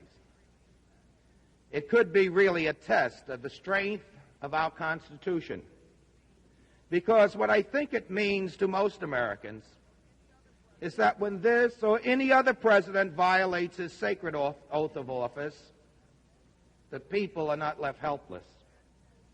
That they can, through the House of Representatives, charge him, and his guilt will finally be decided in the halls of the United States Senate. What is really sad about this day is that morality is no longer expected in government.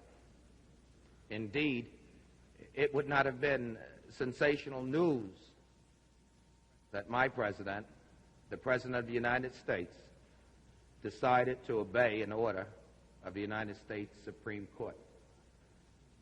That should not have been news, because I can't consider that any other citizen of the United States would even thought about defying such an order from the highest court in the land.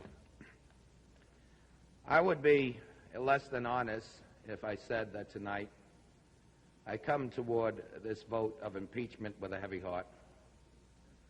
Indeed, I would be very sad if this process was not available to me and the American people. I no more thought about how I would vote against Kennedy or Truman or Johnson than I thought about how I would vote against Washington, Jefferson, or Lincoln. The facts in this case didn't allow me to allow my consideration to rise that high. But somehow it suffices to say that none of these men, to my knowledge, was charged. On November 7, 1972, Richard Milhouse Nixon won re-election in a campaign that was dedicated to the restoration of law and order in our streets. And shortly thereafter, he was sworn in, as 36 presidents before him, and said he would faithfully execute the laws of our land.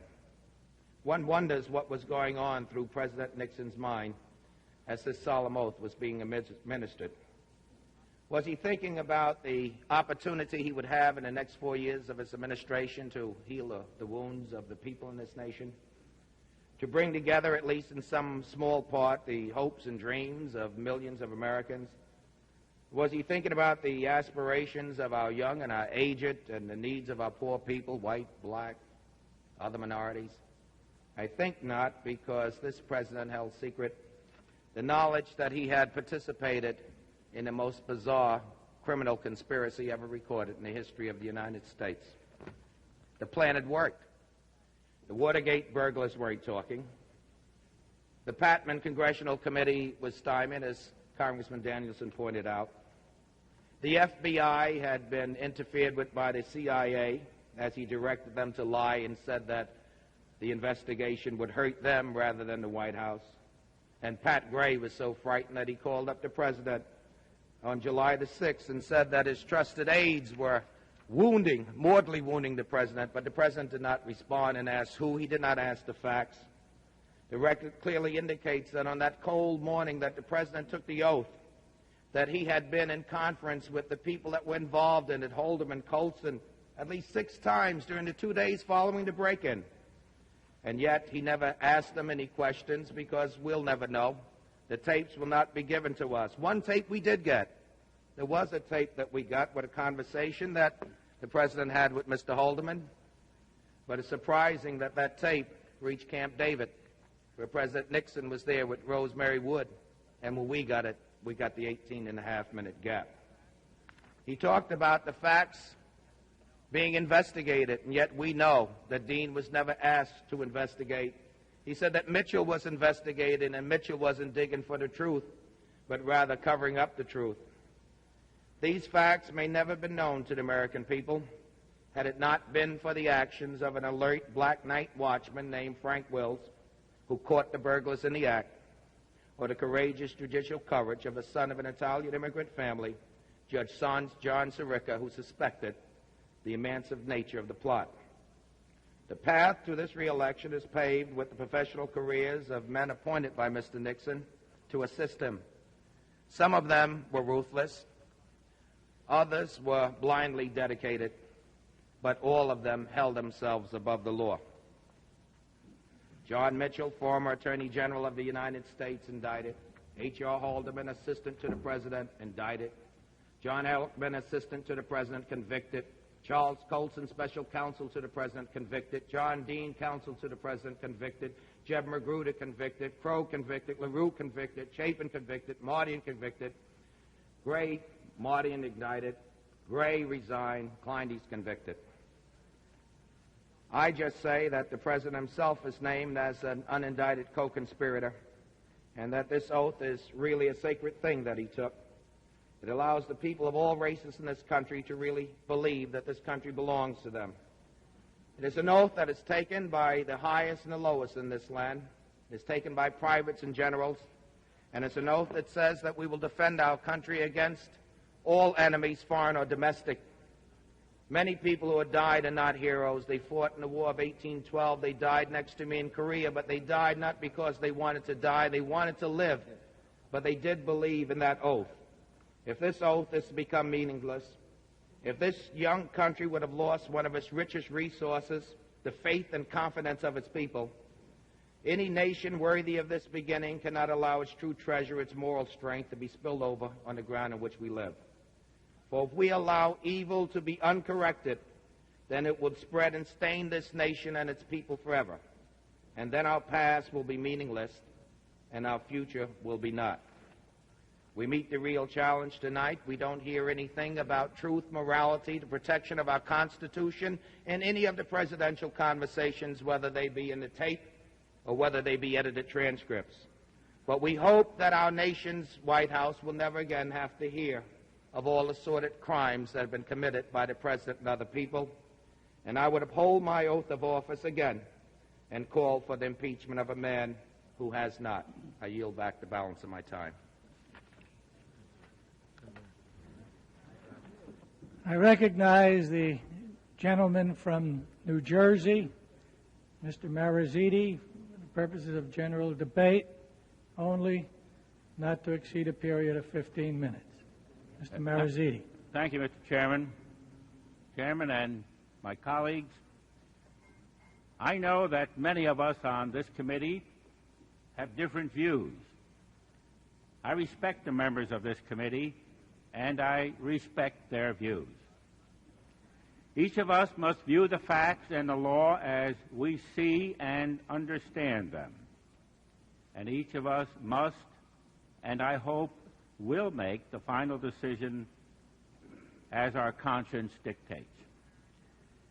It is apparent from what we have heard that members of the committee to re-elect the President and members of the White House staff, and yes, even prominent members of that White House staff, have been involved in illegal, criminal, activities, as the gentleman from New York has just mentioned. But let me say that I condemn their illegal actions, and those who are guilty should, and I am sure will be, properly punished according to law. But what is the issue here? We are dealing with a constitutional provision relating to the possible impeachment of the President of the United States and his removal from office. We must examine the facts in regard to his possible commission of the offenses of treason, bribery, high crimes, and misdemeanors. I am pleased that Mr. Dorr, Chief Counsel for the majority, and Mr. St. Clair, Counsel for the President, both agree that the proof before this committee must be clear and convincing. I realize that our vote on this committee is to consider the recommendation of impeachment to the House of Representatives. And I realize also that this committee and the House are not charged with the responsibility of finally deciding the case. This function belongs to the United States Senate. But, Mr. Chairman, I feel that we should settle for no less than hard evidence that the President has committed an impeachable offense.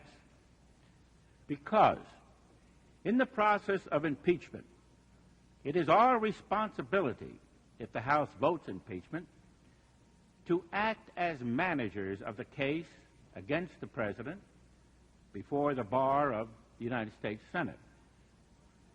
To act, as it were, as prosecutors of the case. And in that instance, we must present to the United States Senate not suspicion, not theory, not probable cause, but hard evidence to establish the guilt of the President. Now, if this committee has labored, and it has, and the staff has labored hard for 7 months, there's been a thorough investigation, as Mr. Moorhead has pointed out. And if it does not have this hard evidence at this time and moves this case to the Senate, how can we produce and find the hard evidence in the next 3 or 4 weeks when we are required to present the facts to the Senate for consideration? I'd like to say that we have accumulated a tremendous amount of information, a vast mass of information. Some of it is relevant. Much of it is not relevant. And I must say that in many areas there is a lack of conclusiveness, a lack of certainty, and a lack of the kind of evidence we ought to have if we seek to remove the chief of state of this government. The kind of evidence we ought to have if we, the House and the Senate, a total of 535 people, if we are to remove the President of the United States elected by over 47 million people. This uncertainty has, I believe, been engendered by the failure of this committee to provide from the very beginning for the calling of live witnesses. We did call witnesses, a total of 9, but at the end of the proceedings. Why haven't we called other witnesses? Why haven't we called E. Howard Hunt? He must have plenty of information to give us. He's the man who wanted the money, and he's the man who received the money. And yet, Mr. Chairman and members of the committee, the motion of Mr. Dennis to call Mr. Hunt was ruled out of order. Why have we not availed ourselves of the device of written interrogatories to the President, requiring and requesting him to answer a number of questions under oath? And we know that this attempt by Mr. Wiggins to provide for this method of evidence was not accepted by the committee. It's inconceivable to me that this committee, concerned with the most important proceeding affecting this nation in over 100 years, did not follow the rules of law and the rules of evidence, recognized as fundamental to the American system of justice and jurisprudence, and beyond that, the basic jurisprudence of civilizations for thousands of years. We have mountains of hearsay and innuendos and ex parte evidence, and we even have newspaper clippings. Newspaper clippings, part of our evidence, on which we are asked to make a judgment. We have resorted to ex parte affidavits, and this was a very interesting development, a very interesting device.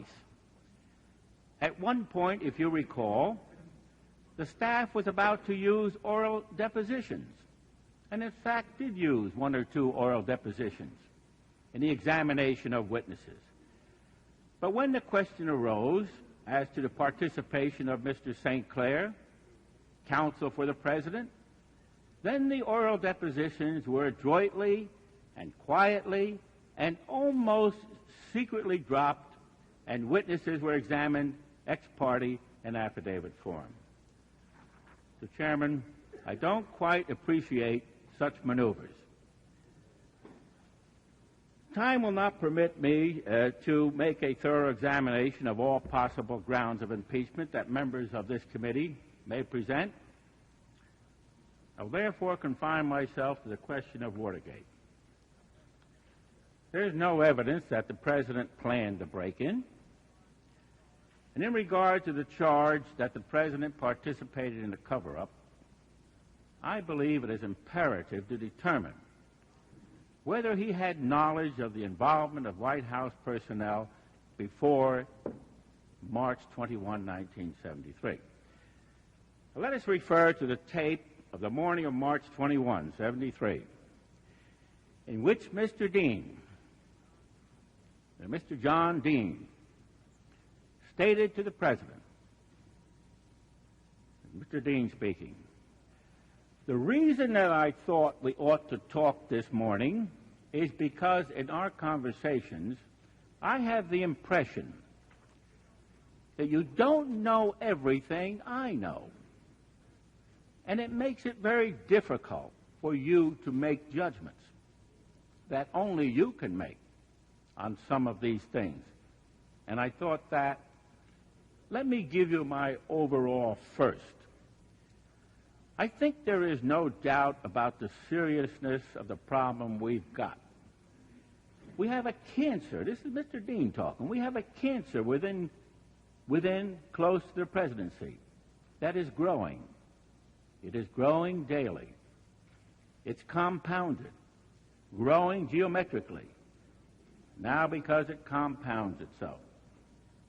That will be clear if I, explain some of the details of why it is.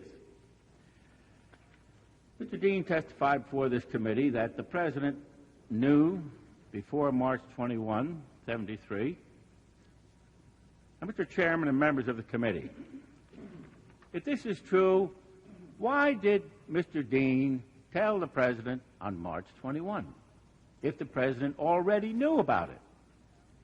Why did he tell of the cancer if the President knew about this cancer? Mr. Dean, as has been mentioned by members of this committee previously, is the only witness that in any way attempted to implicate the President. Now, Mr. Peterson, who is the Assistant Attorney General, head of the Criminal Justice Division of the Department of Justice, in answer to a number of questions, and in answer again specifically to a question asked by Mr. Sandman, stated that there is no evidence to implicate the President of the United States in any criminal action. Now, this comes from the head of the Criminal Justice Division and from the man who has made the investigation, from a career man and from a man whose reputation and integrity are beyond reproach. And yet Mr. Dean says otherwise. I can only say that I do not believe Mr. Dean, and I don't believe the American people will believe Mr. Dean. If I have to choose between Mr. Dean and the President as to who is telling the truth, I have no difficulty in that regard. Now let us turn to the tape of the morning of April 16, 1973. And what does the President say to Mr. Dean in regard to his testimony before the grand jury? The President says, "Don't lie. Don't do it, John. Tell the truth." That is the thing I have told everyone here. Tell the truth. Don't lie. Understand what I say. Don't lie about me either. In effect, he says later on, go to the grand jury. Go down and testify. Go down and tell the truth. Do not claim executive privilege, and do not claim attorney-client privilege. I waive that. Mr. Chairman and members of the committee, does this sound like a man who wants to cover up? What more can the President do but to tell his staff, as he did, to tell the truth and not to claim executive privilege on the Watergate break-in? Chairman, let me say that I listened with interest to your opening statement, and I concur with that portion of your statement in which you say that we must deal fairly with every man. It is my hope that we adopt that principle expounded by you in our final and most crucial deliberations. I look forward with interest to the discussion of the particular articles of impeachment that may be set forth. And I invite those who propose impeachment to marshal the hard facts in support of their position. They have a duty and a responsibility to do so.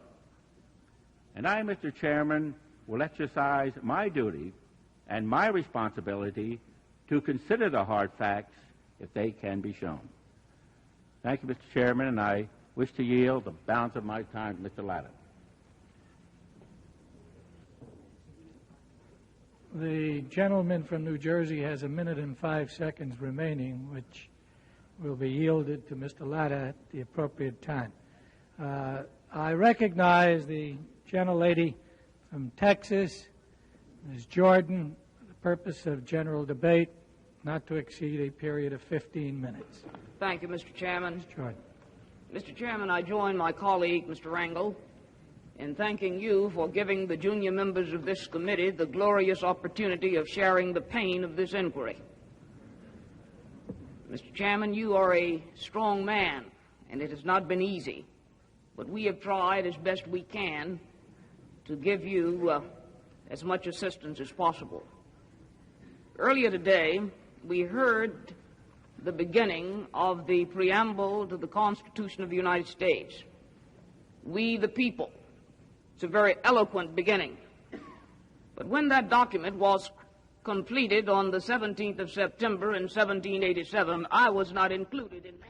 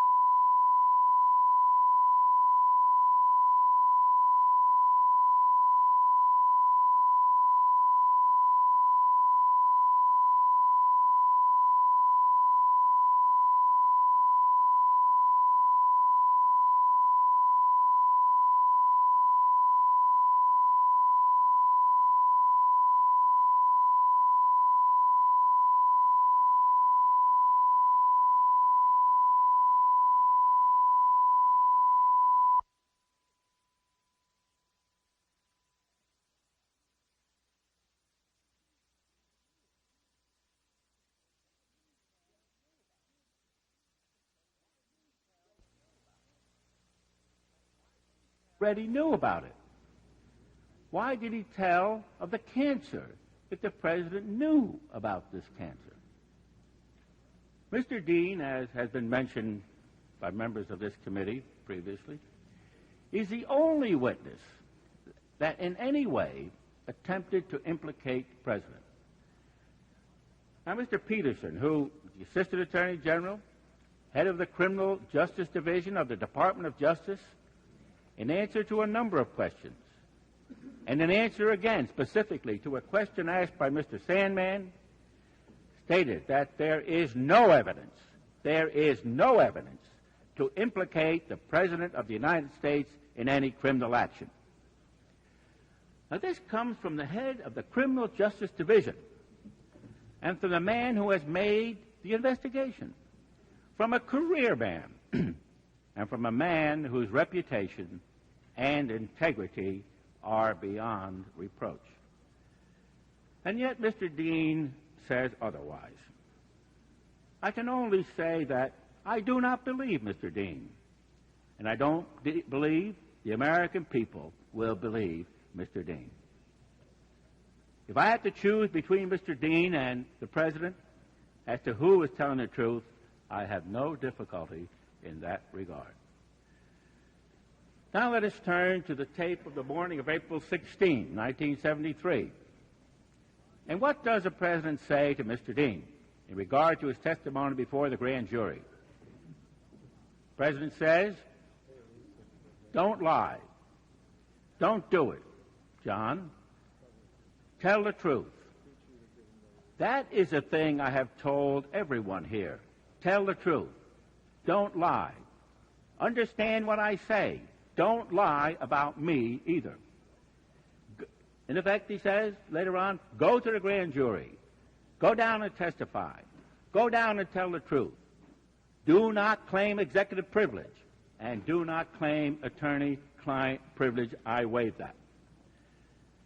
Mr. Chairman and members of the committee, does this sound like a man who wants to cover up? What more can a president do but to tell his staff, as he did, to tell the truth and not to claim executive privilege on a Watergate break-in?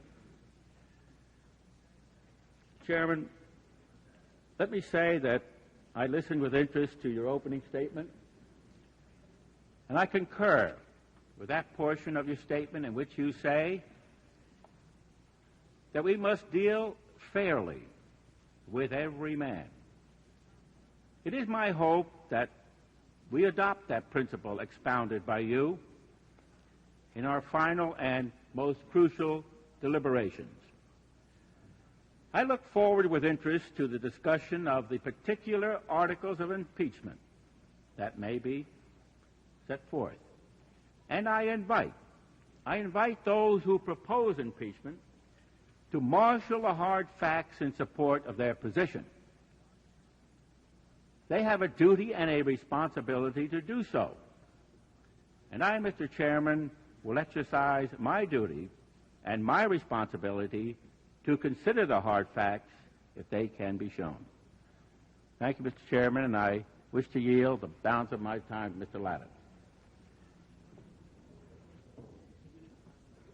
The gentleman from New Jersey has 1 minute and 5 seconds remaining, which will be yielded to Mr. Latta at the appropriate time.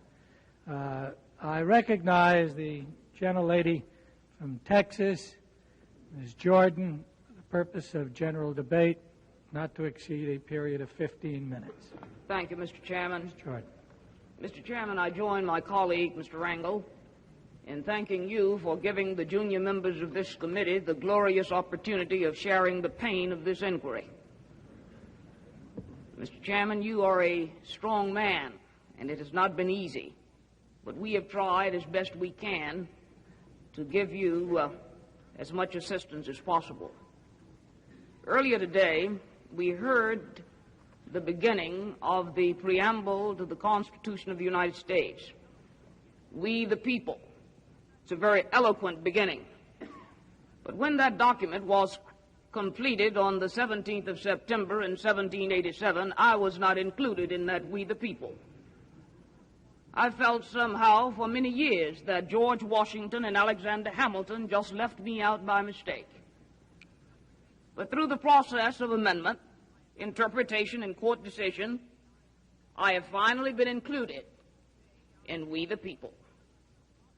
Today I am an inquisitor, and hyperbole would not be fictional and would not overstate the solemnness that I feel right now. My faith in the Constitution is whole, it is complete, it is total. And I am not going to sit here and be an idle spectator to the diminution, the subversion, the destruction of the Constitution.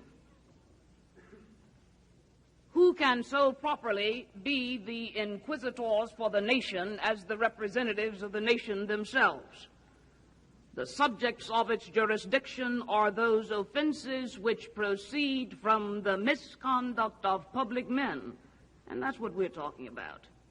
In other words, from the abuse or violation of some public trust. It is wrong, I suggest, it is a misreading of the Constitution for any member here to assert that for a member to vote for an article of impeachment means that that member must be convinced that the president should be removed from office. The Constitution doesn't say that. The powers relating to impeachment are an essential check in the hands of the body, the legislature, against and upon the encroachments of the executive. The division between the two branches of the legislature, the House and the Senate, assigning to the one the right to accuse and to the other the right to judge. The framers of this Constitution were very astute. They did not make the accusers and the judges the same person. We know the nature of impeachment. We've been talking about it a while now. It is chiefly designed for the president and his high ministers to somehow be called into account. It is designed to bridle the executive if he engages in excesses. It is designed as a method of national inquest into the conduct of public men. The framers confided in the Congress the power, if need be, to remove the president in order to strike a delicate balance between a president swollen with power and grown tyrannical and preservation of the independence of the executive. The nature of impeachment, a narrowly channeled exception to the separation of powers maxim. The Federal Convention of 1787 said that.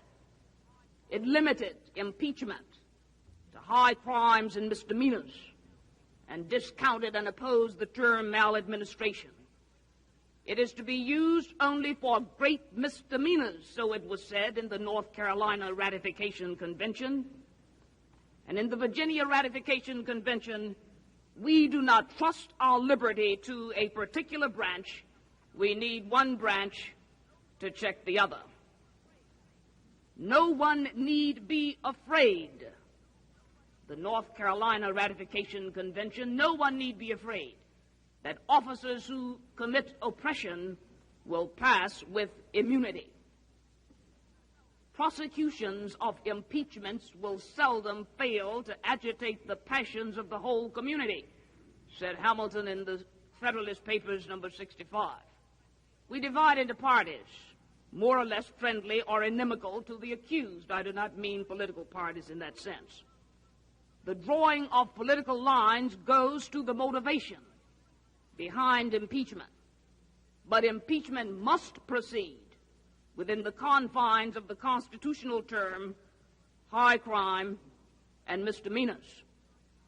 Of the impeachment process, it was Woodrow Wilson who said that nothing short of the grossest offenses against the plain law of the land will suffice to give them speed and effectiveness. Indignation so great as to overgrow party interest may secure a conviction, but nothing else can. Common sense would be revolted if we engaged upon this process for petty reasons Congress has a lot to do. Appropriations, tax reform, health insurance, campaign finance reform, housing, environmental protection, energy sufficiency, mass transportation. Pettiness cannot be allowed to stand in the face of such overwhelming problems. So today we're not being petty. We're trying to be big because the task we have before us is a big one. This morning, in a discussion of the evidence, we are told that the evidence which purports to support the allegations of misuse of the CIA by the President is thin. We're told that that evidence is insufficient. What that recital of the evidence this morning did not include is what the President did know on June the 23rd, 1972. The President did know that it was Republican money, that it was money from the Committee for the Re-election of the President, which was found in the possession of one of the burglars arrested on June the 17th. What the President did know on the 23rd of June was the prior activities of E. Howard Hunt, which included his participation in the break-in of Daniel Ellsberg's psychiatrist, which included Howard Hunt's participation in the Dita Beard ITT affair, which included Howard Hunt's fabrication of cables designed to discredit the Kennedy administration. We were further cautioned today that perhaps these proceedings ought to be delayed because certainly there would be new evidence forthcoming from the President of the United States. There has not even been an obfuscated indication that this committee would receive any additional materials from the President. The committee subpoena is outstanding, and if the President wants to supply that material, the committee sits here. The fact is that on yesterday, the American people waited with great anxiety for 8 hours, not knowing whether their President would obey an order of the Supreme Court of the United States. At this point, I would like to juxtapose a few of the impeachment criteria with some of the actions the President has engaged in. Impeachment criteria. James Madison, from the Virginia Ratification Convention. If the President be connected in any suspicious manner with any person and there be grounds to believe that he will shelter him, he may be impeached. We have heard time and time again that the evidence reflects the payment to defendants, money. The President had knowledge that these funds were being paid, and these were funds collected for the 1972 presidential campaign. We know that the President met with Mr. Henry Peterson 27 times to discuss matters related to Watergate, and immediately thereafter met with the very persons who were implicated in the information Mr. Peterson was receiving. The words are, if the President is connected in any suspicious manner with any person, and there be grounds to believe that he will shelter that person, he may be impeached. Just a story. Impeachment is intended for occasional and extraordinary cases where a superior power acting for the whole people is put into operation to protect their rights and rescue their liberties from violations. We know about the Houston plan. We know about the break-in of the psychiatrist's office. We know that there was absolute, complete direction on September 3rd when the President indicated that a surreptitious entry had been made in Dr. Fielding's office after having met with Mr. Ehrlichman and Mr. Young. Protect their rights, rescue their liberties from violation. The Carolina Ratification Convention impeachment criteria. Those are impeachable who behave amiss or betray their public trust. beginning shortly after the Watergate break-in and continuing to the present time, the President has engaged in a series of public statements and actions designed to thwart the lawful investigation by government prosecutors. Moreover, the President has made public announcements and assertions bearing on the Watergate case, which the evidence will show he knew to be false. These assertions, false assertions, impeachable, those who misbehave, those who behave amiss or betray the public trust. James Madison again at the Constitutional Convention. A president is impeachable if he attempts to subvert the Constitution. The Constitution charges the president with the task of taking care that the laws be faithfully executed.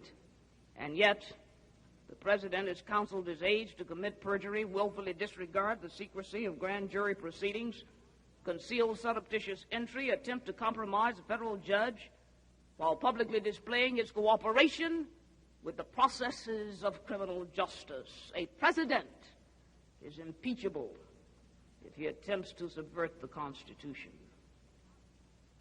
If the impeachment provision in the Constitution of the United States will not reach the offenses charged here, then perhaps that 18th century Constitution should be abandoned to a 20th century paper shredder. Has the president committed offenses and planned and directed and acquiesced in a course of conduct which the Constitution will not tolerate? That's the question. We know that. We know the question. We should now forthwith proceed to answer the question. It is reason and not passion which must guide our deliberations, guide our debate, and guide our decision. I yield back the balance of my time, Mr. Chairman. I recognize the gentleman of Ohio, Mr. Latta, for 16 minutes and 5 seconds. Thank you very much, Mr. Chairman. First of all, I wish to join the other members of this committee in commending you for the tremendous job that you've done in presiding over these hearings. After months of deliberation, this committee is now rushing towards a possible date with history. I hate to say this, but what has been said in this room during the past couple of days will probably have little or no effect upon the future of this great and beloved land. What we do here could, however, commence the most significant single action to be undertaken by this government since our founding fathers delivered us a nation which has given us the most freedom, the greatest opportunities, the highest standard of living of any nation on the face of the globe. We can be setting in motion the establishment of a precedent which could have a far greater impact on this country's future than any mortal man can foresee. Our founding fathers, in their wisdom, gave us a nation, or national government, of 3 separate and co-equal branches, each branch unbeholden to the other, but each with a different and a particular function to perform. This system has worked well throughout the years. It must work in the future. America has had weak and strong presidents, weak and strong Congresses, weak and strong Supreme Courts, all judged according to the likes and dislikes of those doing the judging. Notwithstanding the obvious strength of a particular branch and the comparative weakness of another at any given time, the doctrine of co-equal branches has survived to serve its function and serve it well. During all this time, the House has seen fit to impeach but one president, the Senate, refused to remove that one. The unanswered question being, if the Senate had removed Andrew Johnson, would we still be enjoying the benefits derived only through the proper functioning of co-equal branches of government? Or would the legislative branch now be supreme and the President occupying not a co-equal but a lesser role in our government? No one can answer this question, and no one can foresee the consequences of a President's impeachment and removal by a Congress controlled by an opposition party. Would this mean that future Congresses with heavy political majorities would be more apt to initiate or threaten to initiate impeachment proceedings against a president of a different political faith just to make certain that he adhered to their wishes? Wouldn't the mere thought of impeachment by an opposition Congress cause future presidents to tailor their acts to the wishes of the Congress, thereby weakening the office of the presidency? All must agree that today's world demands strength, not weakness, in the office of the President of the United States. As we deliberate in the closing days of these hearings, each of us on this committee must consider the effect a president's removal would have on the strength of this office and the respect it enjoys throughout the world.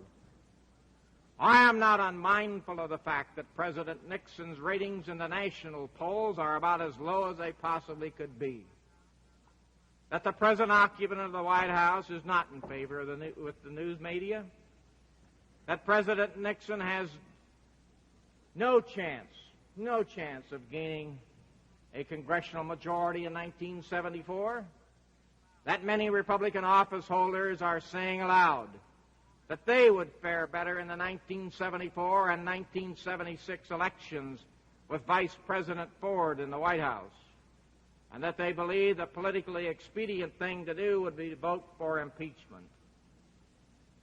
Yes, the cries of impeach, impeach, impeach are getting louder.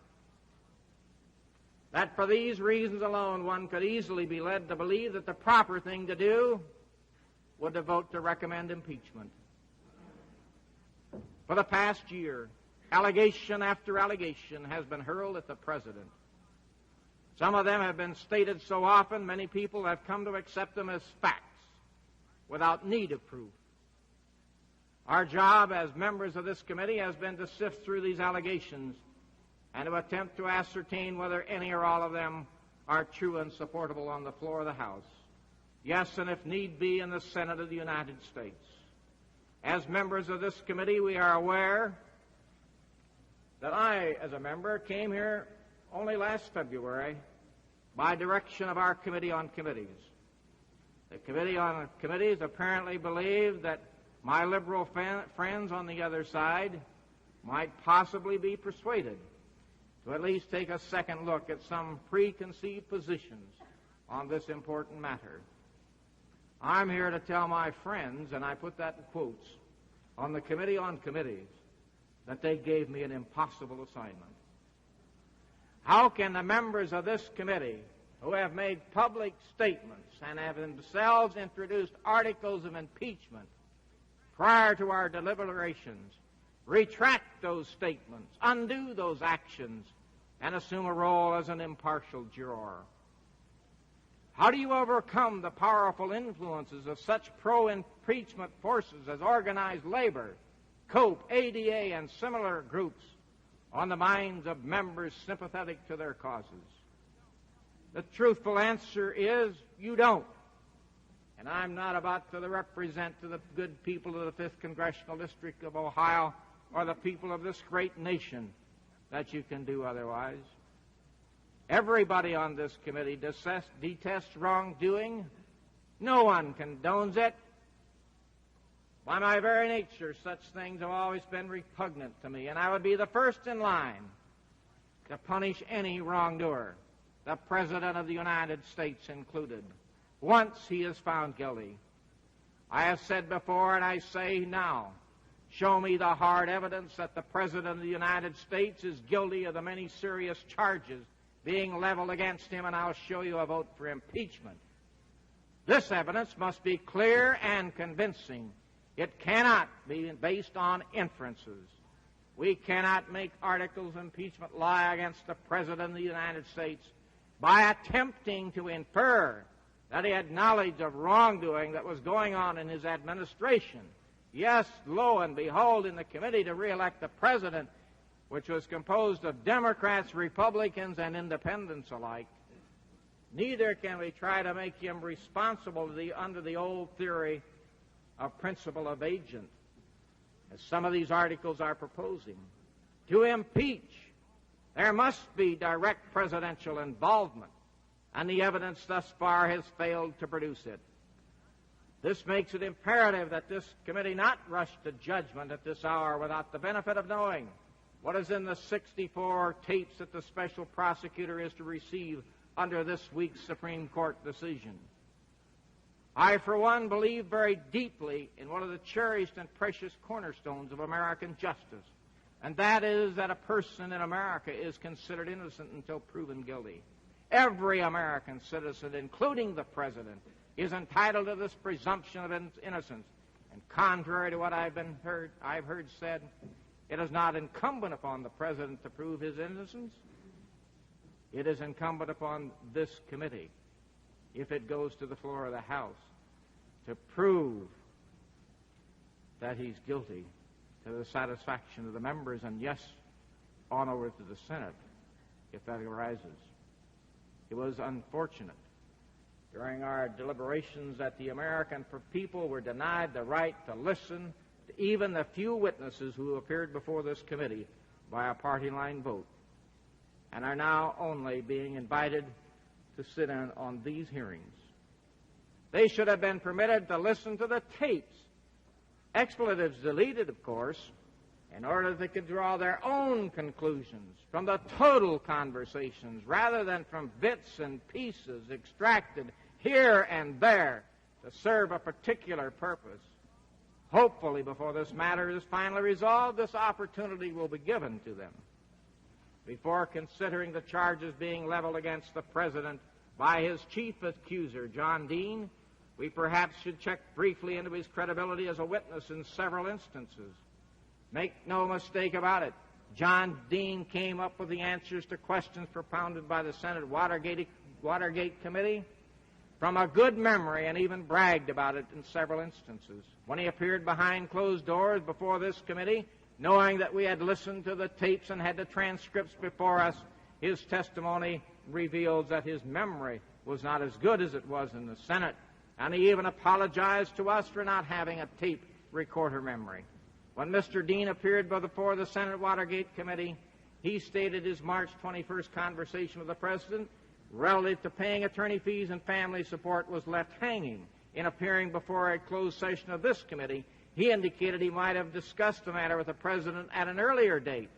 But by so doing, his testimony immediately came into conflict with a testimony in the Senate that his friend Mr. Moore, an attorney at the White House, had chastised him on the 20th for not going in and telling the President all the things he had been telling him. When Hunt's lawyer, Mr. O'Brien, appeared before our committee, he disagreed with Dean's testimony in several respects. As a matter of fact, under questioning by this member, he disagreed with Dean's testimony on 3 different places on 1.5 pages of the transcript. John Dean admitted before our committee that he became involved in the Watergate cover-up almost from the beginning. He also testified before our committee that he did not see the President after the June 17th break-in until September 15, and the President never gave him any instructions to cover up anything. He also testified before this committee that he authorized Caulfield to offer clemency to Watergate defendants, assisted Magruder in making a false statement, and initiated an unsuccessful IRS investigation of certain individuals prior to his September 15 meeting with the President. Quite frankly, these hearings gave me more information on President's chief accuser than I had previously had.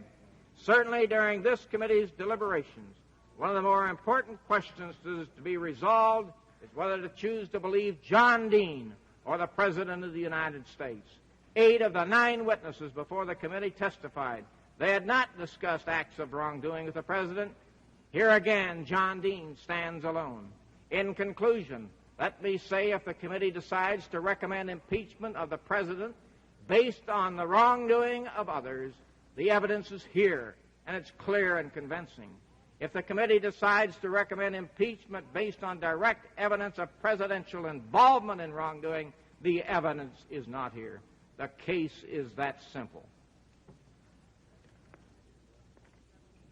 I recognize the gentleman from Arkansas, Mr. Thornton, for the purpose of general debate, period not to exceed 15 minutes.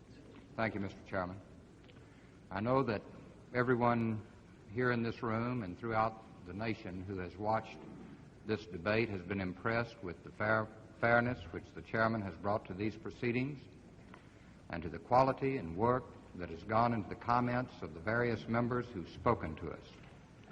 As the gentleman from California, Mr. Waldy, said earlier today, we are all conscious of the need to bring our best to bear on this question, conscious of how fragile our liberties are and how easy it is to abuse them or lose them.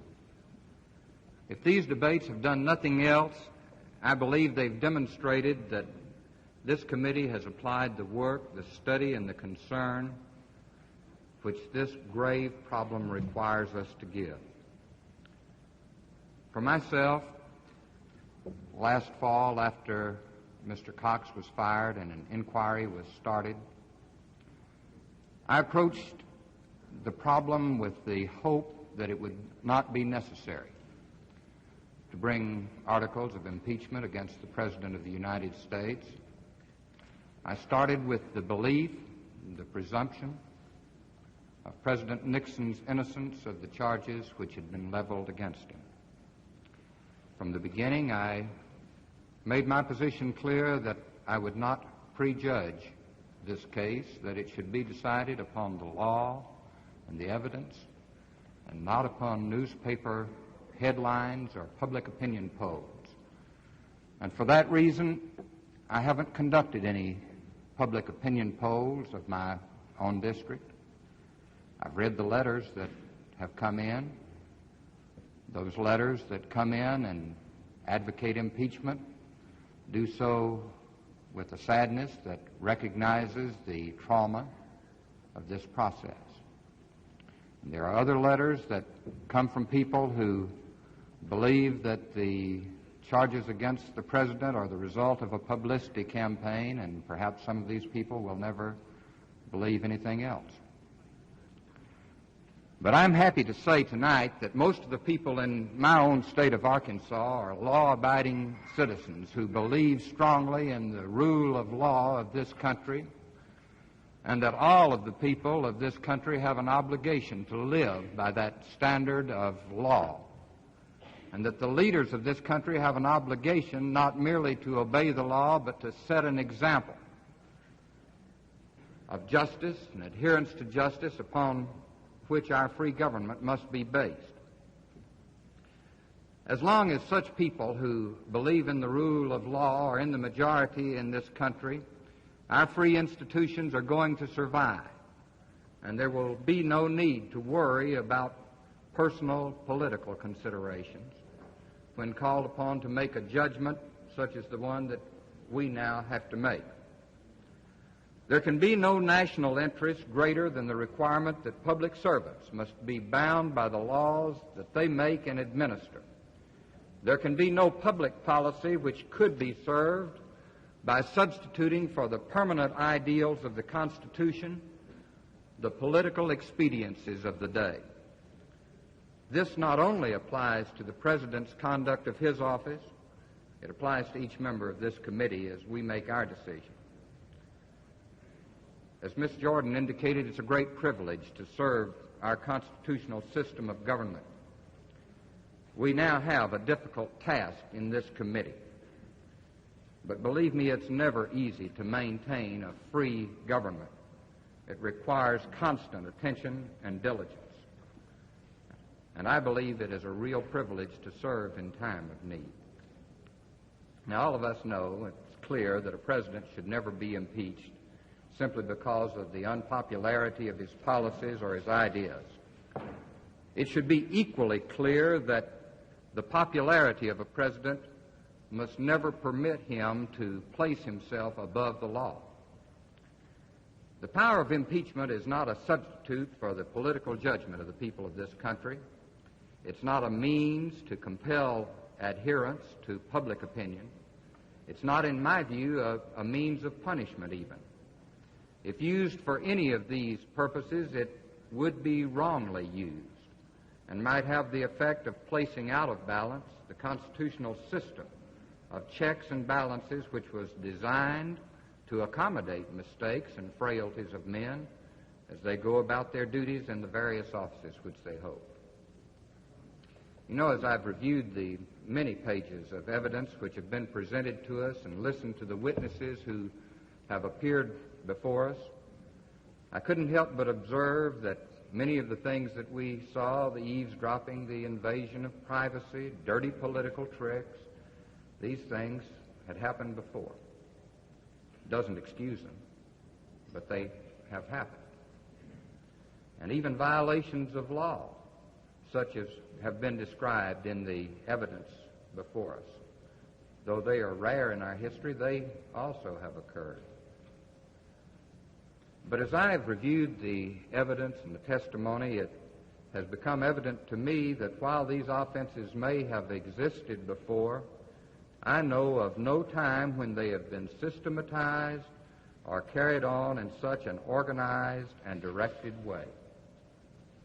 Early in this proceeding, the question was frequently asked whether an impeachable offense was the same as an indictable crime. I think more is required.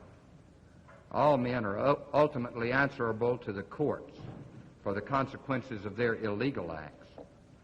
To justify the bringing of articles of impeachment against the president, it's not enough to demonstrate that there's probable cause that crimes and abuses have occurred. It is also necessary that these actions constitute high crimes and misdemeanors against the system of government itself. Throughout these proceedings, I've attempted to analyze the facts and the evidence which has been presented according to these standards. I would like to say, though, that judgment that each of us is called upon to make must be made on the basis of the whole body of the evidence which has been presented to us, and we perhaps err in trying to isolate a few instances of that evidence in this debate tonight. It's so easy to overlook details which might have some meaning because they don't seem to be too important. For instance, when Mr. Colson was testifying that when the president heard of the Watergate break-in at Key Biscayne, that he was told that the president threw an ashtray across the room in anger.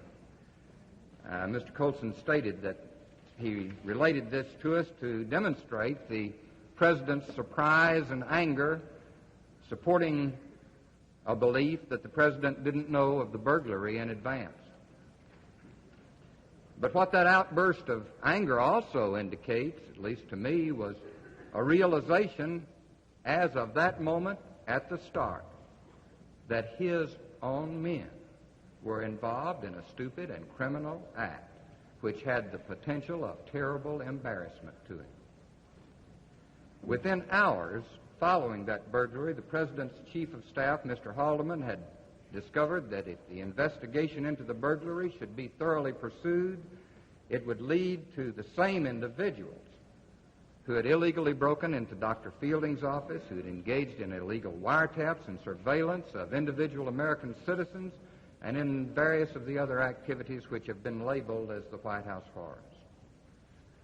3 days after the break-in, Mr. Haldeman reported to the President on subjects which his notes reflect as dealing with the Watergate break-in.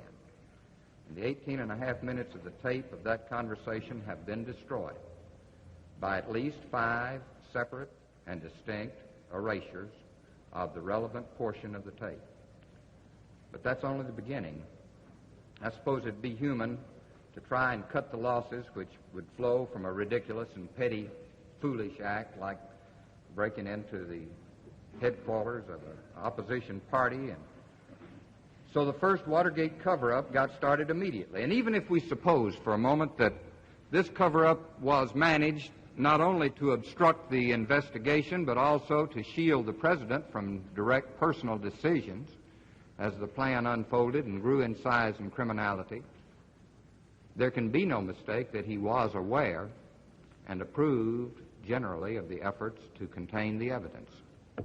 You've heard July 72, the Pat Gray telephone call, that his aides were trying to mortally wound him, the three conversations which have been mentioned by Mr. Froelich, Mr. Seiberling, and others, the first with John Dean on September 15th, where the president, and talk about direct evidence.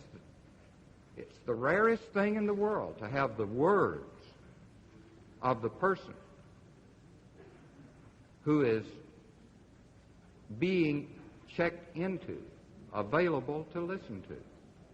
And on this tape, which was furnished to the special prosecutor and later to our committee, the president says to John Dean, complimenting him on putting your fingers in the dikes every time that leaks have sprung here and sprung there. A second conversation on March 21st, 73, when the president told Dean, you had the right plan before the election, you handled it just right, you contained it. And the third with John Mitchell, March 22nd, 73, when the president said, as you know, up to this point, the theory has been containment. But even if you accept that the first full knowledge of the terrible details of the first White House cover-up was in the conversation of March 21st, there was still time and adequate opportunity to choose a course of obedience to law, of full and fair disclosure to the prosecutors, of cutting away from those who had engaged in the conspiracy which had pervaded the White House. And so for nearly 3 weeks before Henry Peterson came to him, concerned with what his investigation had developed, and offering what he, Henry Peterson, thought was the last clear chance for the president to rise above the criminality which surrounded him. The president had specific knowledge and ample opportunity during this time to investigate and act. And therefore the actions of the president with Henry Peterson must be considered in light of this knowledge and not based, as assumed by Mr. Peterson, upon a desire to investigate new revelations before taking action. Rather than choosing a course of simple obedience to law, commencing in March of 73, the second cover-up began, this time certainly under the direction and control of the president himself. In April of 73, Peterson gave the president information adduced by the Department of Justice and the grand jury relating to evidence of wrongdoing on the part of his aides, based on the president's assurances that he would not pass it on, that he knew what grand jury information was. Nevertheless, the president relayed the information to his aides, not only possible witnesses, but possible defendants, so they could plan strategy to protect themselves. He withheld from the Department of Justice vital information which had been brought to his attention. He refused the requests of the special prosecutor for recordings of conversations, material to his investigation, and then fired him after accepting the resignation of the Attorney General and the Assistant Attorney General, who refused to fire him in an effort to avoid the production of this evidence. And of course, all of the committee members are aware of the noncompliance with this committee's own subpoenas. You know, with regard to obstruction of justice, the President's counsel has told us that many criminal defendants have been sentenced or are awaiting trial, and that this proves that the process of law has not been illegally interfered with. But it's no answer that somehow the system has continued to work despite the action of the President in trying to impede it. We have before us a momentous and a difficult decision. I've approached it as a matter of law. And because I have faith that the people of this country believe that a system of laws to which all men are subject, is that system that we want and must preserve. I didn't ask for, and I don't particularly enjoy the duty of sitting here in judgment on any other man's fulfillment of his oath of office. But, Mr. Chairman, like the other members of this committee, I've got an oath of office of my own, a responsibility to decide this grave matter, not on the basis of political interest, but as a matter of my own best conscience, my judgment of the law, and the constitutional principles that are involved. And I must say, as the gentleman from Virginia did, that while I will reserve my final judgment until the vote which will follow later, I can now say that on the basis of all of the evidence which has now been produced, I've reached the firm conviction that President Richard Nixon has violated his oath of office by abuse of power, by obstruction of justice, that these offenses constitute high crimes and misdemeanors, requiring trial on these charges before the Senate of the United States of America. In my view, to find otherwise would effectively repeal the right of this body to act as a check on the abuses which we see have existed.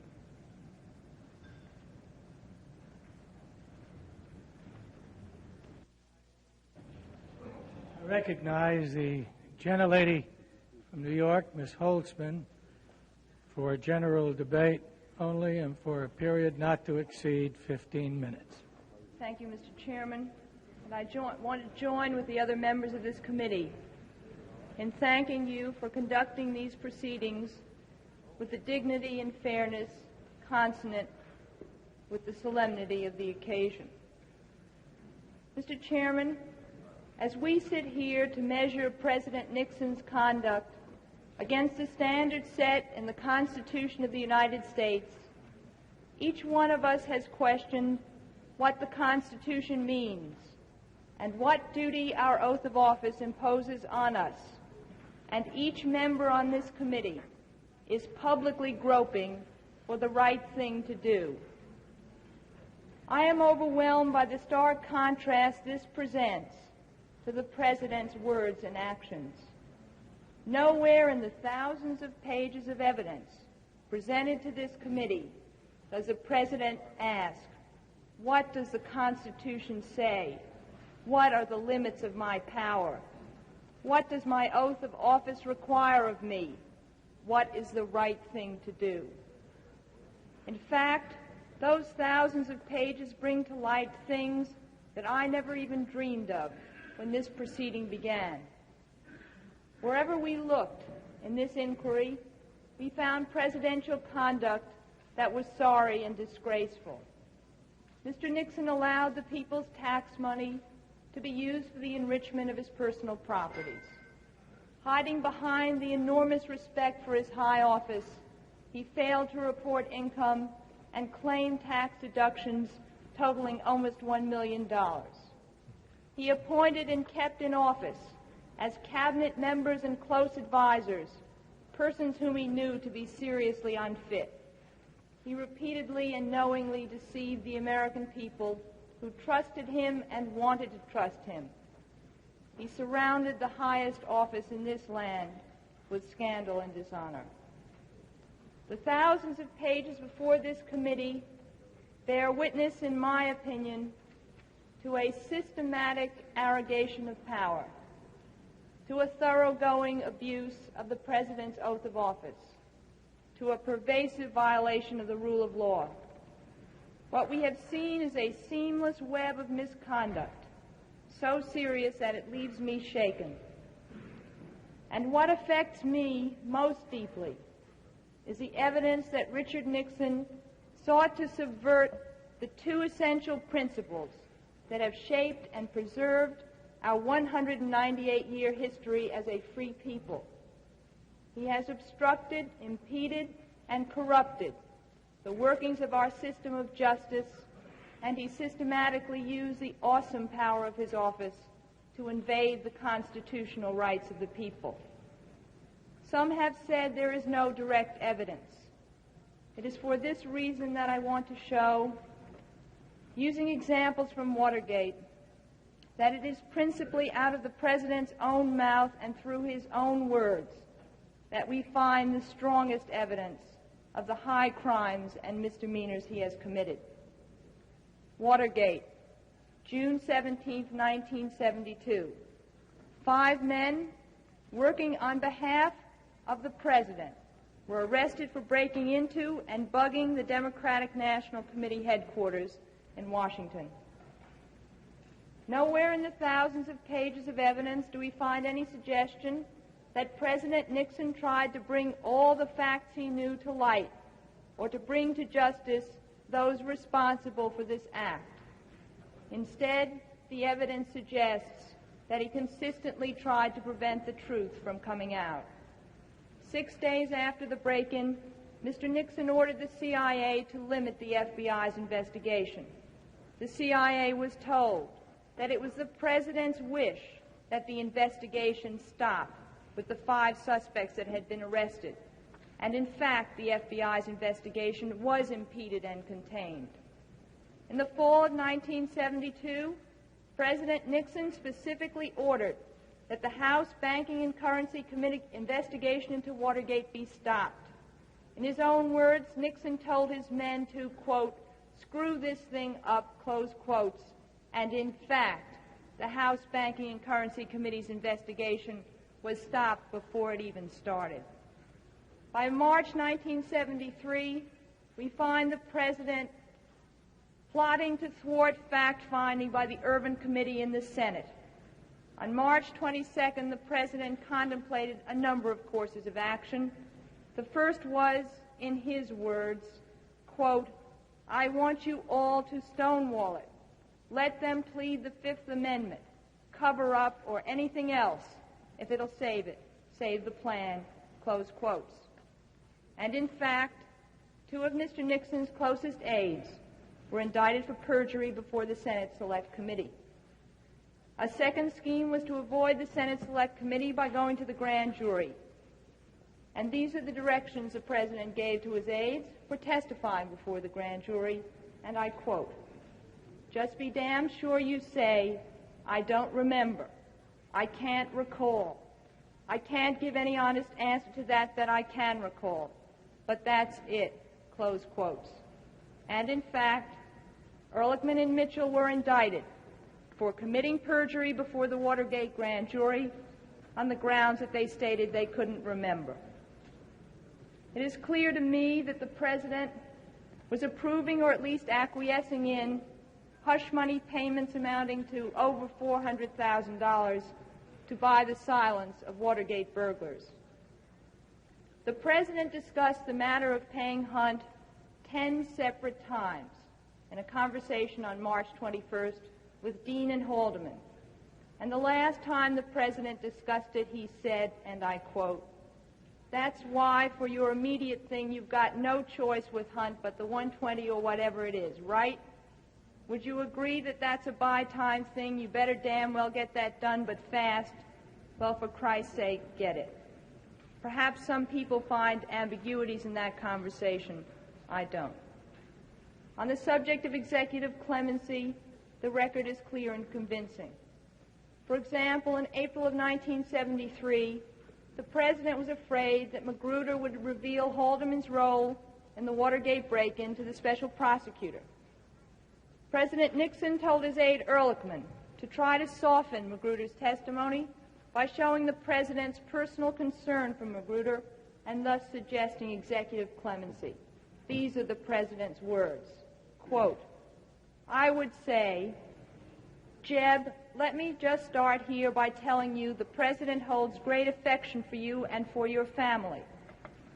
Also, I would first put that in so that he knows I have personal affection. That's the way the so-called clemency's got to be handled, close quotes.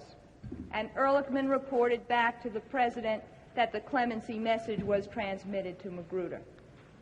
In late March and April 1973, the President tried to obstruct the renewed investigation by the Watergate grand jury in the Department of Justice.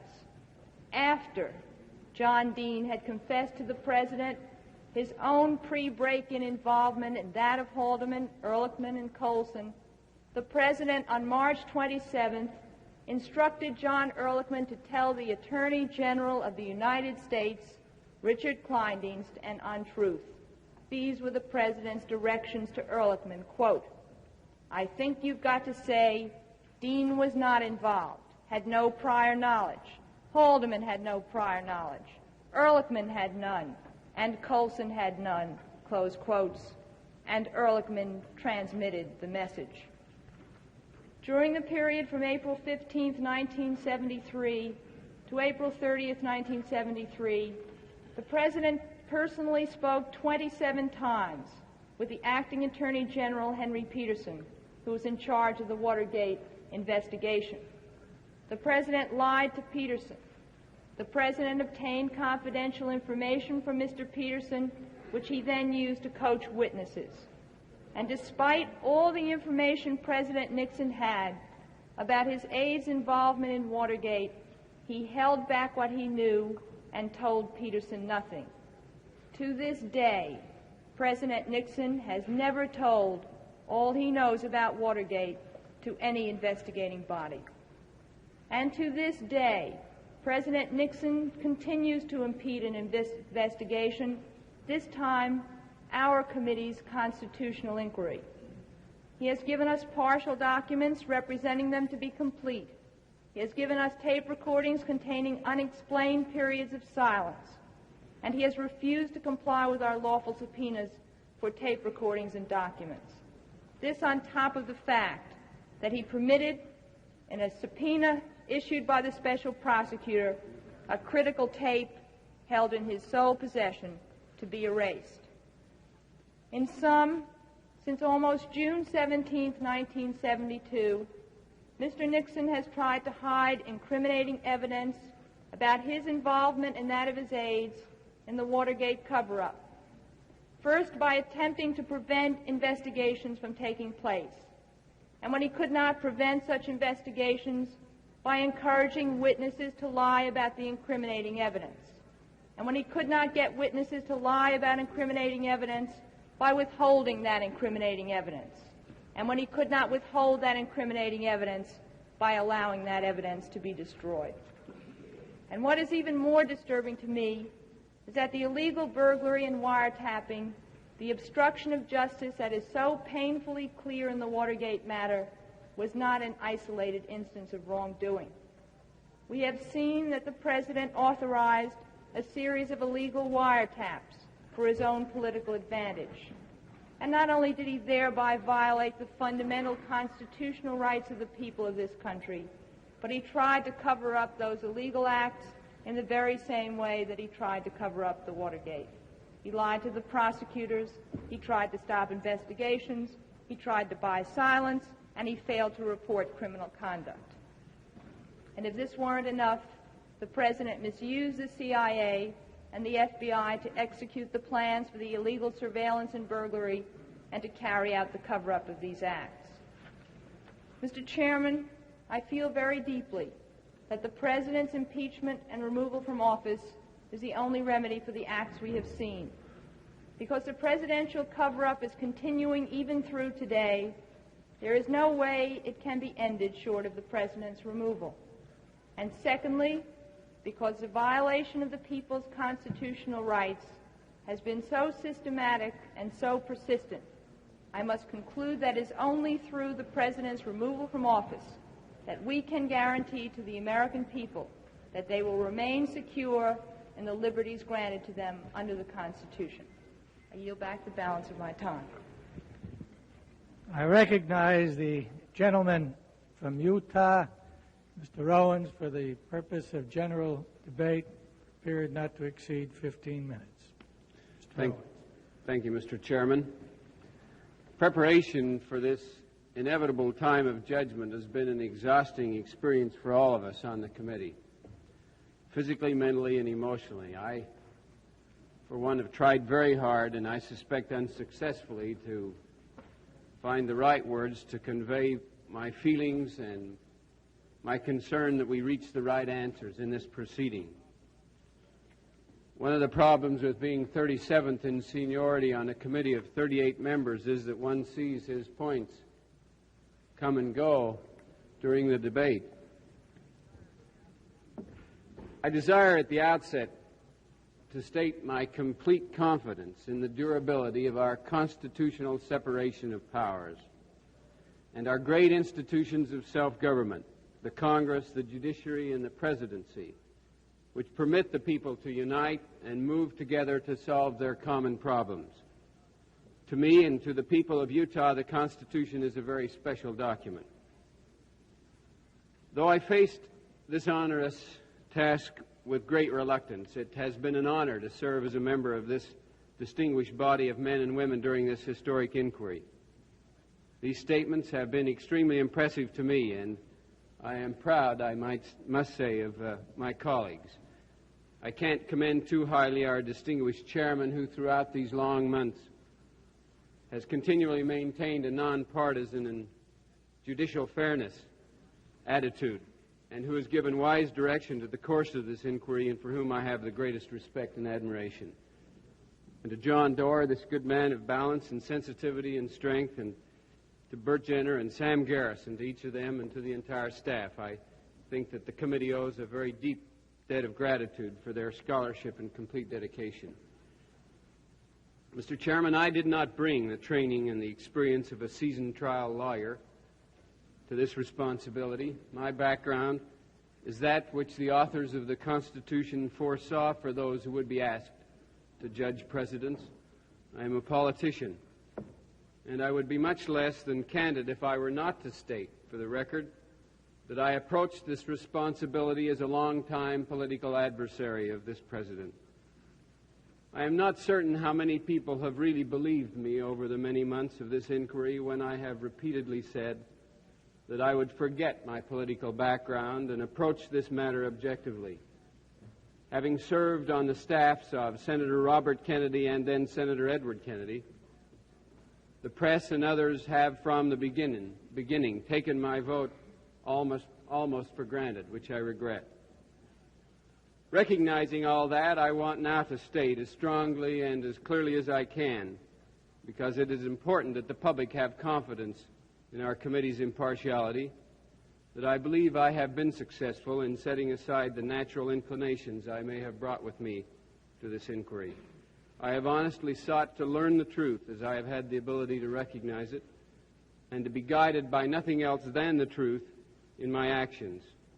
I, too, recognize that this is the most important vote that I will probably ever cast, and I want to face that mirror in later years with the peace that will come from knowledge that I gave my best efforts to this inquiry and voted solely upon the dictates of my conscience. I've studied the evidence before this committee very carefully over many months. I have participated in every single presentation of evidence. I have listened to every single witness. I have read extensively about impeachment, agonized about impeachment, and I have discussed impeachment and its implications for good and bad with many intelligent men and women both in Washington and in Utah. I have now measured the actions of President Richard Nixon by my understanding of his unique constitutional responsibilities. I believe that impeachment of a president is a grave act, to be undertaken only in the most extreme of circumstances and only for conduct which we are willing to say should be applied to all future presidents and established as a constitutional precedent. Each member must determine for himself whether the evidence is sufficient to vote to place the president on trial before the United States Senate, whose constitutional role it is to be the final judge. I believe that we must vote to impeach if we believe the evidence is so clear and convincing that it would support conviction of the president during a Senate trial. Our task during these hearings has been made easier because we have had the benefit of the views of the President's attorney on the sufficiency and meaning of the evidence. And we have had a partial proffer of the President's defense in evidence by Mr. St. Clair, and arguments both by Mr. St. Clair and Mr. Garrison, the acting minority counsel to the committee, and this assistance has been very helpful. However, much of the relevant evidence has been wrongfully and unconstitutionally withheld from this committee by the President, preventing us from making a judgment on all the facts. To a very great extent, the President has chosen the evidence that we have seen. We thus can assume, for purposes of this decision, that all of the evidence which is favorable to the President is now before us.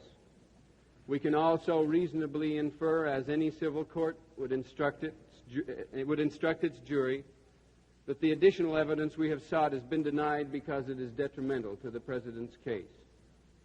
Fellow members of this committee, on the basis of all the evidence before us, I am now persuaded that the President has knowingly engaged in three types of conduct which constitute impeachable offenses under the requirements of the Constitution, and that he should now be called to account before the United States Senate. First, I find the evidence convincing that the President knowingly and willfully directed and participated in a cover-up of the Watergate break-in. There is clear proof that the President personally agreed to the distribution of funds, that the President offered clemency to and coached those persons involved in the Watergate break-in in an attempt to secure their silence or influence their sworn testimony, that the President knew that perjury had been committed in furtherance of the cover-up, and that the President personally withheld from law enforcement officials evidence needed to solve crimes all across the spectrum of offenses known broadly as the Watergate matter. When I hear members of this committee say there is no direct evidence connecting the President with those crimes, I wonder whether he has attended the same evidentiary presentations as I have. Second, the President has undermined the presidency by seriously abusing the powers of his office for political profit. This includes the President's misuse of the FBI for illegal wiretaps and other acts, the misuse of the Justice Department, the IRS, the CIA, and other federal agencies, as well as permitting the substantive violation by his subordinates of the rights and civil liberties of many individuals. Third, the President's refusal to respond to our legal subpoenas constitutes an obstruction of the constitutional impeachment process, which in my view is an extremely grave offense. The President's refusal to comply with our subpoenas would make a nullity of the impeachment power if we failed to judge this offense impeachable. One night a month ago, after midnight, after studying the transcripts of some recorded presidential conversations for a long time and being puzzled, I located one of the committee's tape technicians at his home, Jeff Banchero, and asked him to return to the committee office to replay for me the taped conversations of the morning of March 21st, 1973, and that of the following day. I wanted to study the President's intention. I wanted to know what the President intended when he apparently agreed repeatedly to the payment of hush money to Howard Hunt. Was he playing the devil's advocate? Or did he intend that the payment be made? I replayed a dozen times that night the section of the March 21st conversation, which my two prior speakers mentioned, when the President told John Dean to get it, in apparent reference to the $120,000 which Hunt was demanding as the price for his continued silence. And I had been intrigued by the new plan to handle Watergate, about which the President had spoken and wanted developed. I had a clear feeling that late night that I knew what the President intended. And as I replayed the tape time and again, I heard him instruct John Dean to develop a new plan for containment of Watergate. This is the President speaking. Quote, and then once you decide on the plan, John, and you had the right plan, let me say, I have no doubts about the right plan before the election, and you handled it just right. You contained it. Now, after the election, we've got to get another plan, because we can't have, for 4 years, we can't have this thing. You're going to be eaten away. We can't do it, end quote. And Bob Haldeman's follow-up response to the President, quote, John's point is exactly right. that the erosion here now is going to you, meaning the President. And that is the thing we have got to turn off at whatever the cost. We've got to figure out where to turn it off at the lowest cost we can, but at whatever cost it takes, unquote. And the following morning, further discussing the new plan with John Mitchell, the President instructs, I want you all to stonewall it. Let them plead the Fifth Amendment, cover up, or anything else, if it will save it, save the plan. That is the whole point, unquote. And again, his final explanation to John Mitchell, quote, up to this point, the whole theory has been containment, as you know, John. The late hour and my fatigue combined with the realization that this was the President of the United States speaking. And it created in me a sense of unreality. I could hardly believe that it was the President of the United States speaking. But I heard his words unmistakably from his mouth. The President's intention was clear and inescapable. Awesome as the impeachment and removal of a president can be, the framers of our Constitution provided for this power. They didn't expect us to be frightened by it. We were not to be intimidated by it. The power was to be used when necessary and proper. They created, after all, a government of laws, not a government of men. And whether we like it or not, impeachment is the only tool the Constitution provides to control a president who refuses to obey the law. Now, I do not fear that the impeachment of a president on solid evidence would do harm to the office of the presidency. Our nation recently survived the trauma of a presidential assassination and united behind a new president. Vice President Ford is an honest man of integrity and intelligence. The country would rally to his support if, by action of Congress, he were to become president. Mr. Chairman, I believe the significance of what we do here will endure for many years to come. If our standard of impeachment is too low or insubstantial, we will seriously weaken the presidency and create a precedent for future use of the impeachment power when charges may be trivial or partisan. But if we set standards of impeachment which are too low or too narrow, if we fail to impeach now with this evidence before us, we are saying to future presidents, you are not required to obey the law. The implications for wholesale loss of individual freedoms would be staggering. And we would, in that circumstance, render completely impotent the impeachment power which the Constitution vested in Congress as the last resort to prevent serious abuses of power by all presidents. I believe that the impeachment of this president, if it resulted in his removal and his replacement by Gerald Ford, would not be to the political advantage of my party. But the totality of the evidence has convinced me that it would be to the public benefit of my country. It is possible that in a Senate trial, additional evidence which we have not seen would be presented in the President's defense. And no one knows, nor should they prejudge whether the Senate would convict. That would depend upon the evidence presented to them. But the weight of the evidence presented to this committee now stands clearly and convincingly for impeachment. I take no joy and no satisfaction in this decision. I do not take pleasure in pointing an accusing finger. It is a disgusting and distasteful task. It is a joyless resolution to a heartbreaking problem which we suggest, and which will cause great pain and suffering. I do it strictly because of the obligation imposed by my membership on this committee and by my judgment that the Constitution requires it of me. This republic, created by this Constitution, represents the finest attempt in the history of mankind to establish a government of laws which can assure equal justice for all and guarantee to each individual a dignity to which he is entitled. Today, the nation looks to this committee to resolve an unprecedented crisis of confidence in that system and its leaders, which, left unresolved, could have disastrous implications. Ours is the responsibility of restoring confidence in our government by assuring that the President is charged before the Senate, where he will either be convicted or acquitted. With the evidence before us, if we fail to vote for impeachment and a Senate trial, we will have failed the nation for today and for the future. We will increase public despair and especially disillusion among the young. And we will leave no way to resolve these questions about the President's conduct, which a Senate trial will put to rest one way or another. If we fail to impeach because of our own political allegiances or fortunes, we will have engaged in conduct as harmful to the Republic as that conduct of the President, the record of which I believe we must now refer to the Senate for their appropriate consideration. Time of the gentleman has expired.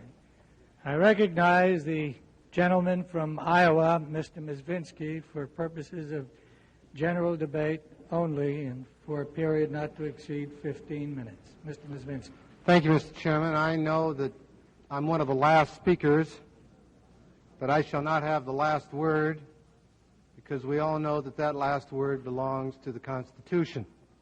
As my colleagues and I who have anguished of this task know all too well. And you can tell it in the words that they've said, whatever side of the aisle that we're on. I just hope that I'm able to make a contribution to a further understanding of our grave responsibility.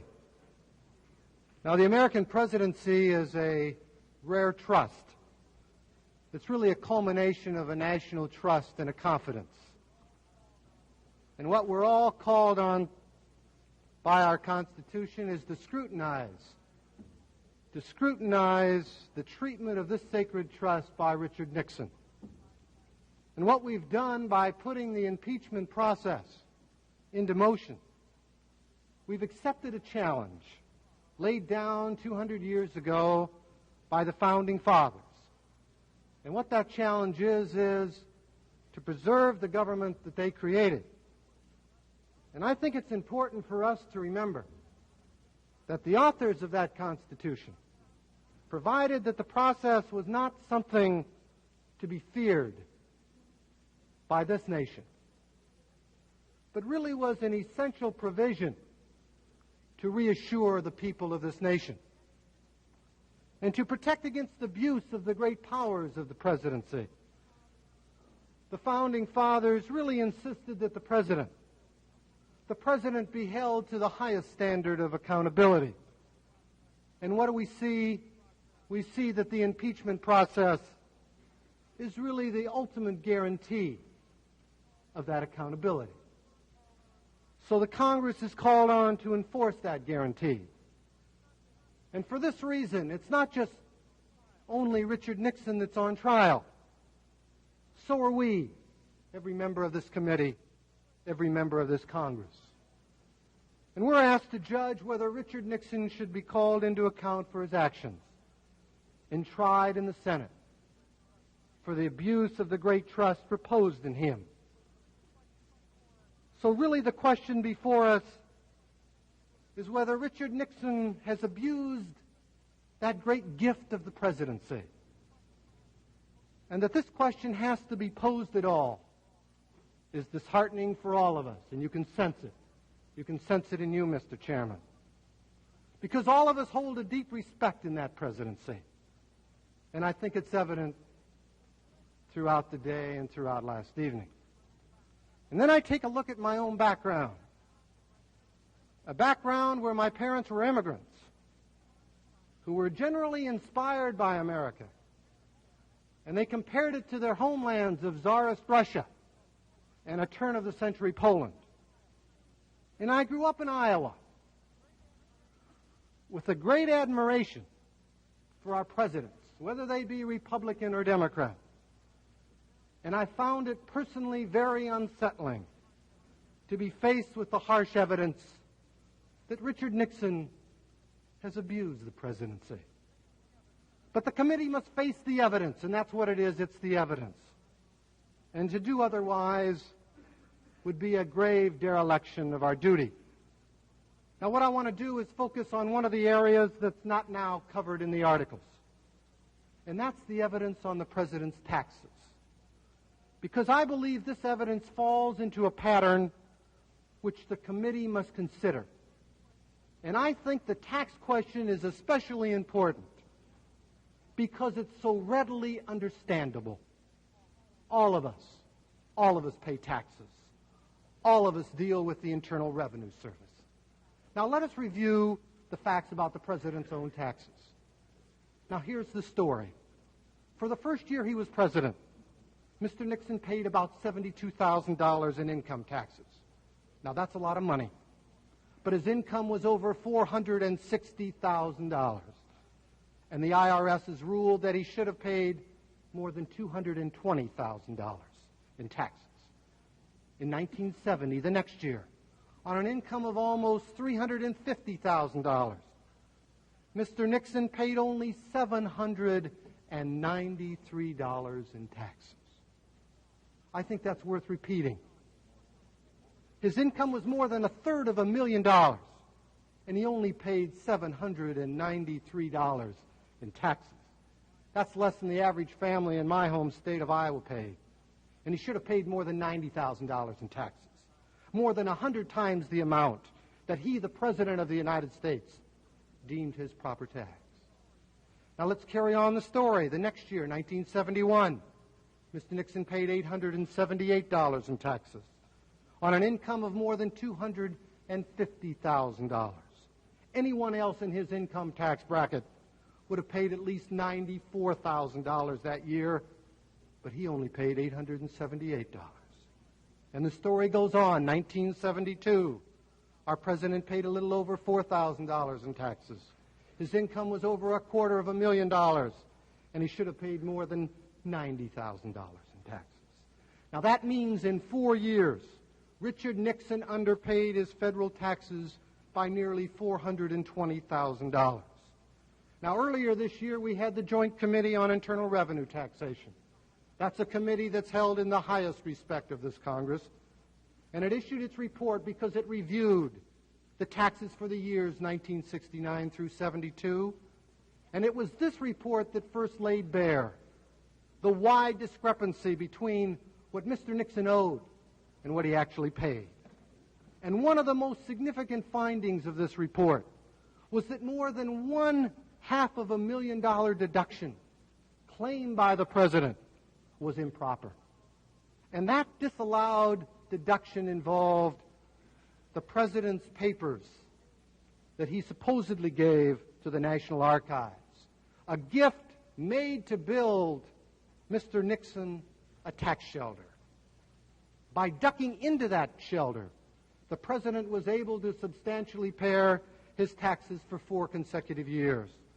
But finally it came home to roost in 1974. The story goes on. When Mr. Nixon's tax returns for those years received the first thorough review, the tax shelter collapsed because it was found improper. Now, why was it improper? Well, in 1969, the Congress closed the loophole on those gift taxes, and Mr. Nixon knew about it, and he knew about the law because he signed it. But the president says that his gift was made before the loophole was closed, and he got a deed that purports to show that the gift was made in time to beat the change in the law, considering the date on that deed. And the IRS first said that it was legitimate. But now we really know that that deed was falsely backdated to indicate that the gift was made in time for the deduction. That deed was not executed in the spring of 1969, like it says, but in a White House meeting more than a year later. And based on the backdating of the deed and other evidence, what has the IRS done to continue the story? The IRS ruled that the president had no right to take the deduction he claimed. So the evidence presents a glaring pattern of deception, and just as distressing has been the president's response. He disclaims responsibility for his tax returns. He says that if there's any problem, it's his tax lawyers and his accountants that are at fault. He would like us to believe that he has had no part in these seamy circumstances surrounding the suspicious deed of gift. But we know that Mr. Nixon generally paid close attention to his financial affairs because he was well aware of the beneficial tax consequences of the gift. Now let's ask ourselves, can we really believe that Mr. Nixon didn't know the true facts surrounding this gift of over $500,000, the largest gift he ever made in his life? And don't you think, every member of this committee and anyone that's here, don't you think that when a man whose income is in the hundreds of thousands of dollars, looks at his tax return and sees that he's only paying $793, don't you think he has an obligation to scrutinize his return and make certain that his deduction is proper, especially if he's the President of these United States? And there's a good deal of evidence on this matter. It's disturbing evidence. But probably what's the most disturbing of all is that when the Joint Committee sent the President questions about these matters, he never even bothered to answer the questions. And we had one of the witnesses that came before this committee. It was the former head of the Criminal Tax Fraud Division of the Department of Justice. And he served in that office for 24 years under many presidents, including President Nixon. And he considered the evidence that we have. And he testified on the President's taxes. And he said that if the Justice Department had that much evidence on any ordinary taxpayer, you or I, that taxpayer refused to answer the questions, that the government would seek to indict the taxpayer and send him to jail. But Mr. Nixon tells us that he's not responsible for what's on his tax returns, even though he's the one who signed under the pain of perjury on the bottom line. It wasn't his tax lawyers that signed that return. It wasn't his accountant that signed the return. Richard Nixon is on the bottom line. And after the re-audit by IRS, the story goes on, which found that the problems of these returns were such that he was required to pay back taxes for 1970, 71, and 72. And then he often reiterated after that he would voluntarily pay his taxes in 1969, even though our laws couldn't reach back that far. But you know, he hasn't paid those taxes yet. There is still a $148,000 bill outstanding from our Treasury. The $148,000 he should have paid by April 1970 is still unpaid today. Now, I think this committee has to face up to the question of whether Richard Nixon has willfully evaded his taxes. And I believe this matter falls into the abuse because it's evident that the President entertained an expectation for and took advantage of favorable treatment. And I view it as a grave misuse of the office, a serious violation of public trust that demeans the office of the presidency. Let's take a look at our tax system. It's based on impartiality, and everyone is supposed to be treated fairly under our tax laws. Now, some of my colleagues in Tom Railsback, whose district's right across from mine on the Mississippi, they've already discussed the disturbing practice about making up friends and enemies lists in the White House and sending them over to the IRS for special attention. You've got to wonder when you look at the friends list whether the President wasn't his own best friend. And as we look at this area, we cannot concern ourselves solely with the question of willful evasion of taxes. We have to consider the President's unique position in our country. He's looked to for leadership. His respect for and adherence to our laws is supposed to set an example for the rest of us. And we must remember that if an average citizen cheats on his taxes, the Treasury only loses the money. If the President deliberately fails to pay his proper taxes, we risk the corrosion of our entire system. And really, when we consider taxes or any of the other serious charges before us, we have to take a hard look at what Richard Nixon's conduct has done, what it has done for our system of government. Mr. Chairman, you so eloquently noted at the opening of this general debate that we are at the crossroads for America. Whatever this committee decides, it will have a major impact on the future of our country. What legacy shall we leave for the future? Will we condone Richard Nixon's presidential conduct and sanction his claim that he is the defender of the grand office? Or will we record our abhorrence at the way he has defiled the office? Will we ignore the actions which have already brought so many of our children to hold such a low regard for the highest office in our land? Or will we make it clear to our fellow citizens that we cherish the office of the presidency and take up the constitutional challenge to protect it? As we proceed with the debate on these articles, on the question of whether we are to bring Richard Nixon to account for the gross abuse of office, I think we must all ask ourselves, if we do not, who will? Time of the gentleman has expired. I now recognize the gentleman from Michigan, the ranking member of this committee, Mr. Hutchinson, for the purpose of general debate and for a period not to exceed 15 minutes. Thank you, Mr.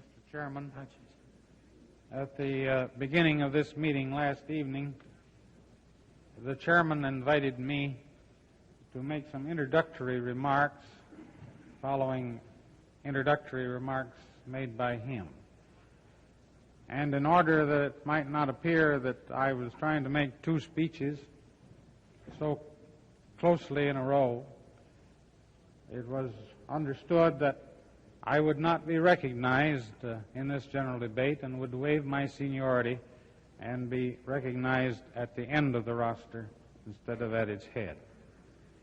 My eloquent and distinguished colleagues have expressed a wide range of views on the impeachment process, and after these many hours of thoughtful speeches, I would be most hesitant to speak at all or to risk trespassing upon the endurance of all those who've listened to this committee's deliberations were it not for the immense gravity of the subject matter at hand. I have great respect for any man who occupies the office of President, but my respect for the Constitution is even greater.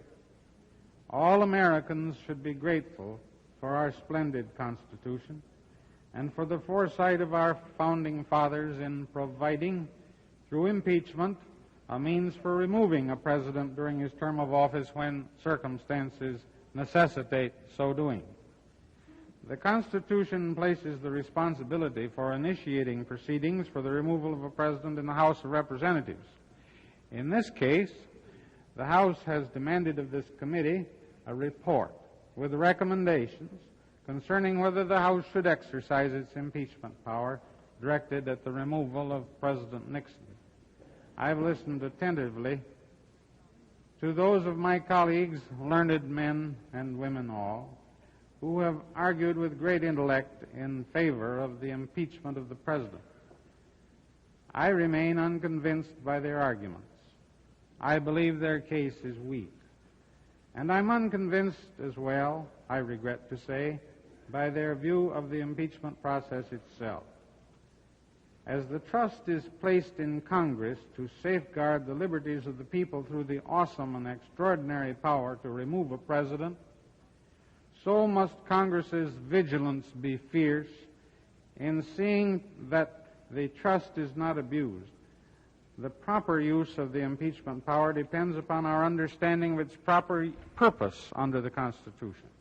The Constitution provides that a president may be impeached, tried, convicted, and removed from office for the commission of treason, bribery, or other high crimes and misdemeanors. The meaning of the words treason and bribery are self-evident. They are crimes, high crimes, directed against the state. To me, the meaning of the words and other high crimes and misdemeanors is equally obvious. It means what it says, that a president can be impeached for the commission of crimes and misdemeanors, which, like other crimes to which they are linked in the Constitution, treason and bribery, are high, in the sense that they are crimes directed against or having great impact upon the system of government itself. Thus, as I see it, the Constitution imposes two separate conditions for removal of a president. One, criminality, and two, serious impact of that criminality upon the government. Though we might differ in judgment as to the impact on government of specific acts, I hope that we would all agree, in theory at least, that a significant impact on government is required. But some of my colleagues feel that the word crime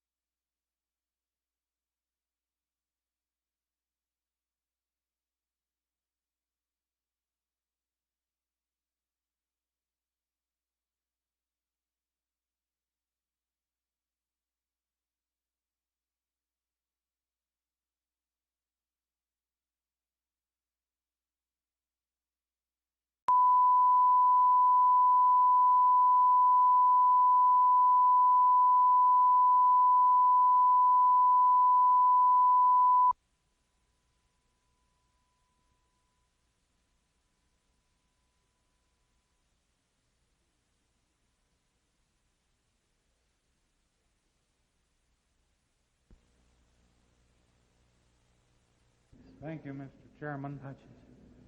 At the beginning of this meeting last evening, the chairman invited me to make some introductory remarks following introductory remarks made by him. And in order that it might not appear that I was trying to make two speeches so closely in a row, it was understood that I would not be recognized in this general debate and would waive my seniority and be recognized at the end of the roster instead of at its head. My eloquent and distinguished colleagues have expressed a wide range of views on the impeachment process, and after these many hours of thoughtful speeches, I would be most hesitant to speak at all or to risk trespassing upon the endurance of all those who've listened to this committee's deliberations were it not for the immense gravity of the subject matter at hand. I have great respect for any man who occupies the office of President, but my respect for the Constitution is even greater. All Americans should be grateful for our splendid Constitution and for the foresight of our founding fathers in providing, through impeachment, a means for removing a president during his term of office when circumstances necessitate so doing. The Constitution places the responsibility for initiating proceedings for the removal of a president in the House of Representatives. In this case, the House has demanded of this committee a report with recommendations concerning whether the House should exercise its impeachment power directed at the removal of President Nixon. I've listened attentively to those of my colleagues, learned men and women all, who have argued with great intellect in favor of the impeachment of the President. I remain unconvinced by their arguments. I believe their case is weak. And I'm unconvinced as well, I regret to say, by their view of the impeachment process itself. As the trust is placed in Congress to safeguard the liberties of the people through the awesome and extraordinary power to remove a president, so must Congress's vigilance be fierce in seeing that the trust is not abused. The proper use of the impeachment power depends upon our understanding of its proper purpose under the Constitution. The Constitution provides that a president may be impeached, tried, convicted, and removed from office for the commission of treason, bribery, or other high crimes and misdemeanors. The meaning of the words treason and bribery are self-evident. They are crimes, high crimes, directed against the state. To me, the meaning of the words and other high crimes and misdemeanors is equally obvious. It means what it says, that a president can be impeached for the commission of crimes and misdemeanors, which, like other crimes to which they are linked in the Constitution, treason and bribery, are high, in the sense that they are crimes directed against or having great impact upon the system of government itself. Thus, as I see it, the Constitution imposes two separate conditions for removal of a president. One, criminality, and two, serious impact of that criminality upon the government. Though we might differ in judgment as to the impact on government of specific acts, I hope that we would all agree, in theory at least, that a significant impact on government is required. But some of my colleagues feel that the word crime in the Constitution doesn't mean crime at all, but merely any conduct which they think or feel has a significant impact on government. I suggest that they are effectively abandoning altogether the only specific standard set forth in the Constitution for presidential impeachment. In doing so, they're left with no definite guideline at all except their own judgment of impact. They run the alarming risk of abusing the very trust which the Founding Fathers so thoughtfully, and I would like to believe prudently, placed in their hands. Let me give an example of where the danger lies. Last night, 2 articles of impeachment were introduced for adoption by this committee. The second of those articles has been referred to in the debate you've heard as an abuse of power article. It is, in fact, a grab bag of allegations, ranging from matters of national security to the subpoenas served on the President by this committee, from the President's administrative oversight of the executive departments of government to his public addresses to the nation. The concept underlying this proposed article seems to be that if you can't make any single charge stick, maybe you can succeed in removing the President if you lump all the charges together. Were this a court of law, any indictment so broadly drawn would be tossed out of court. But we're asked to treat the President by a lower standard than would be accorded in a court of law to the lowliest criminal defendant. That brings me to another point, the standard of proof which is applicable to an impeachment proceeding. In the entire history of our nation, no man has ever been lawfully convicted of a crime on a standard less than beyond reasonable doubt. Yet some of my colleagues and counsel to the committee have urged that the application of a lesser standard here. I need not even say, I suppose, that I look dimly upon those suggestions. I believe that it is again being urged that the most basic notions of American justice should be sacrificed. Much has been said on the evidence of the case, and I doubt whether any expositions of my views would add much to what you've heard. Let me just say that not only do I not believe that any crimes by the President have been proved beyond reasonable doubt, but I do not think the proof even approaches the lesser standards of proof which some of my colleagues have, I believe, injudiciously suggested we should apply.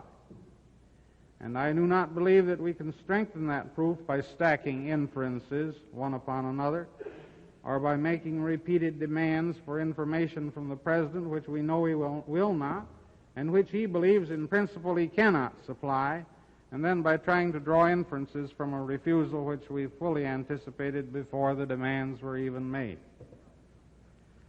Now, I believe it was perfectly proper for this committee to undertake this inquiry once serious charges of presidential misconduct had been made, as it is the purpose of impeachment as much honorably to exonerate as to accuse. And by and large, I believe this inquiry has been conducted with fairness at the direction of its able chairman. But I would urge my colleagues to avoid now, in this moment of judgment, losing sight of the noble principles which are embodied in our great Constitution and which must guide their consciences. Thank you, Mr. Chairman. Thank you, Mr. Hutchinson. The hour has drawn, and we now approach that time when, after there has been full and free debate, that we consider the amending of the articles that are proposed for the impeachment of the President of the United States.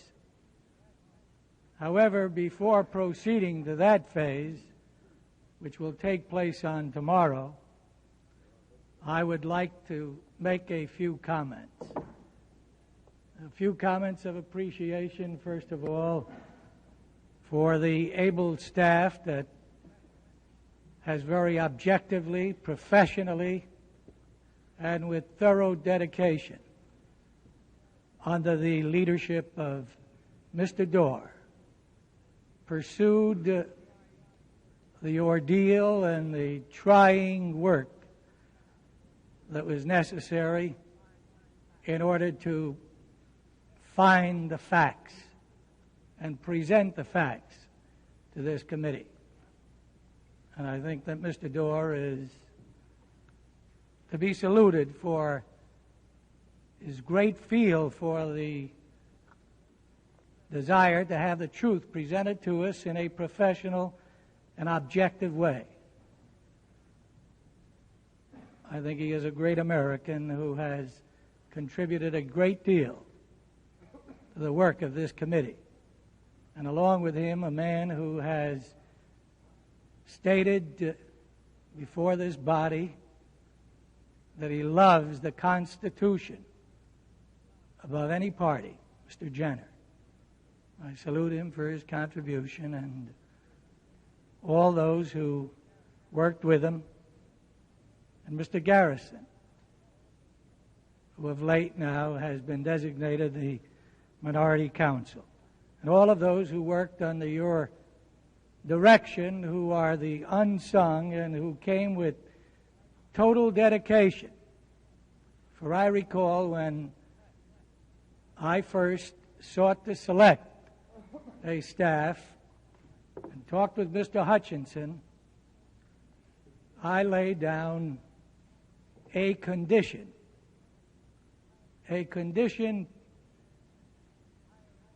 precedent to hiring any member of that staff, and that was that they were to come to this inquiry with no preconceived notion, advocating no position, but advocating only the search for the truth and the presentation of the fact.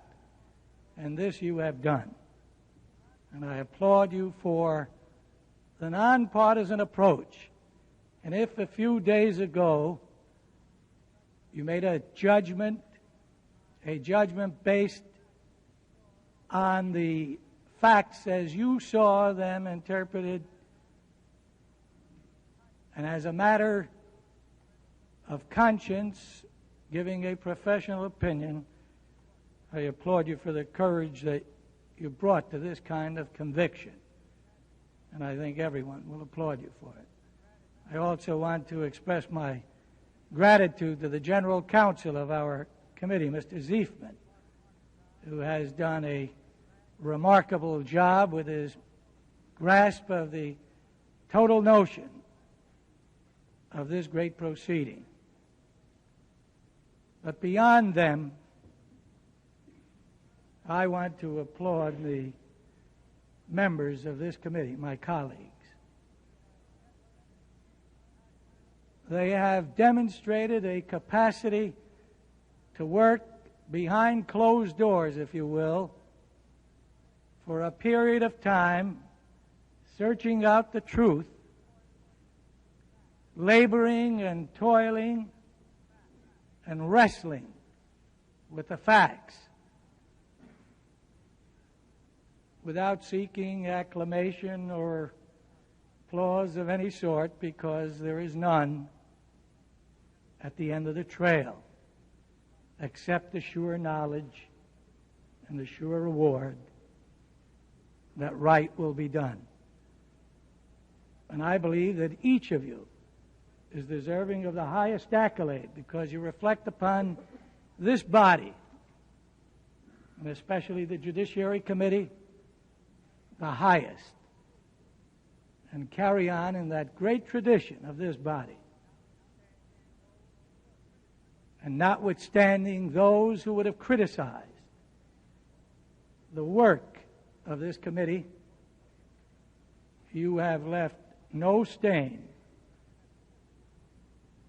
upon your efforts And I am sure that history will record that what you have done, you will have done as a matter of conscience and conviction, worthy of the great responsibility that is yours, that is ours, bringing, as I stated in my opening remarks, the collective wisdom of men and women of total dedication and recognizing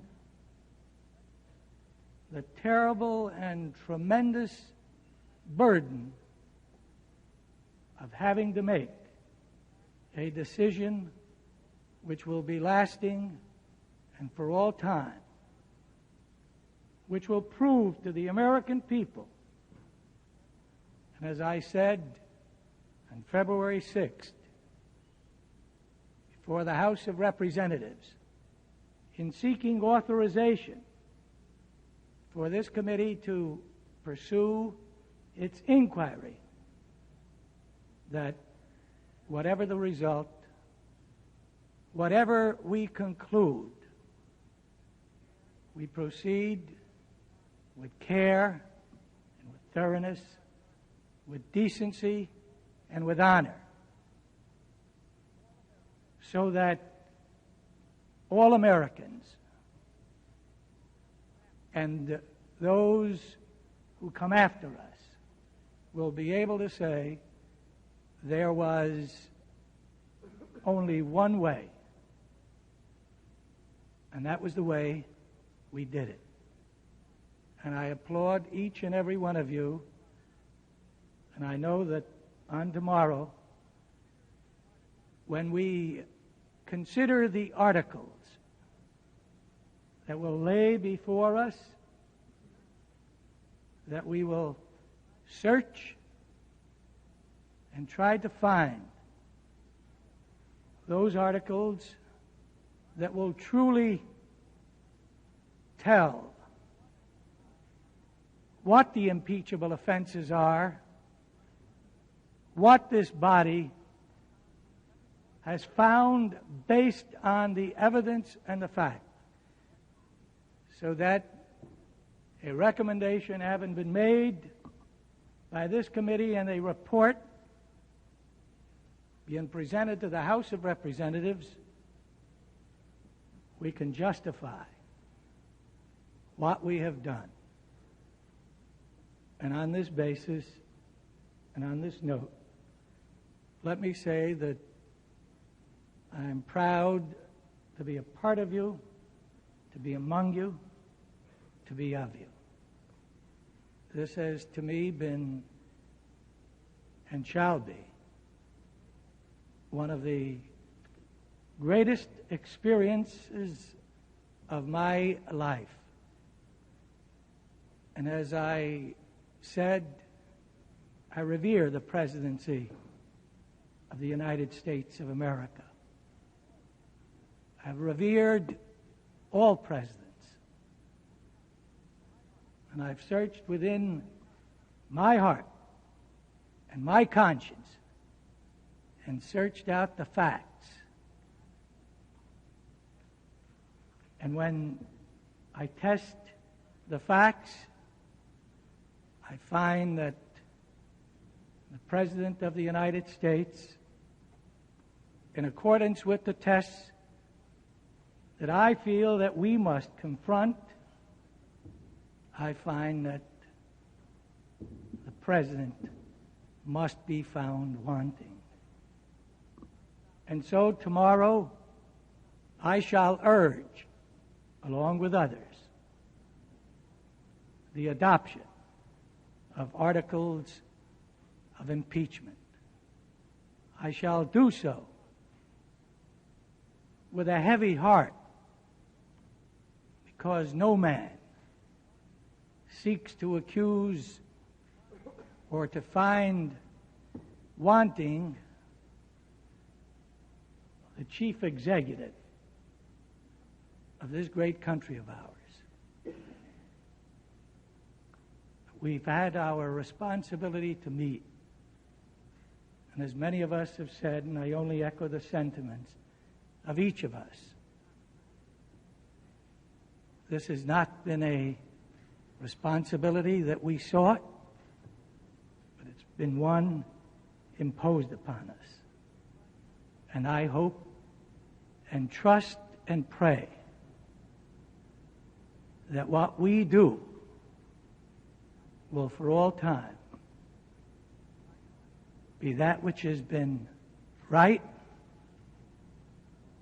so that our country may survive not alone this test, but tests for all time.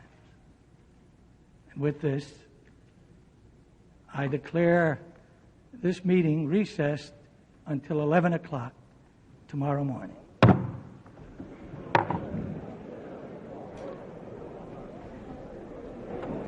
An eloquent conclusion to the House Judiciary Committee's general impeachment debate from Chairman Peter Rodino, who removed any doubt about his position, making it clear that he is now ready to join his fellow Democrats in recommending articles of impeachment against the president.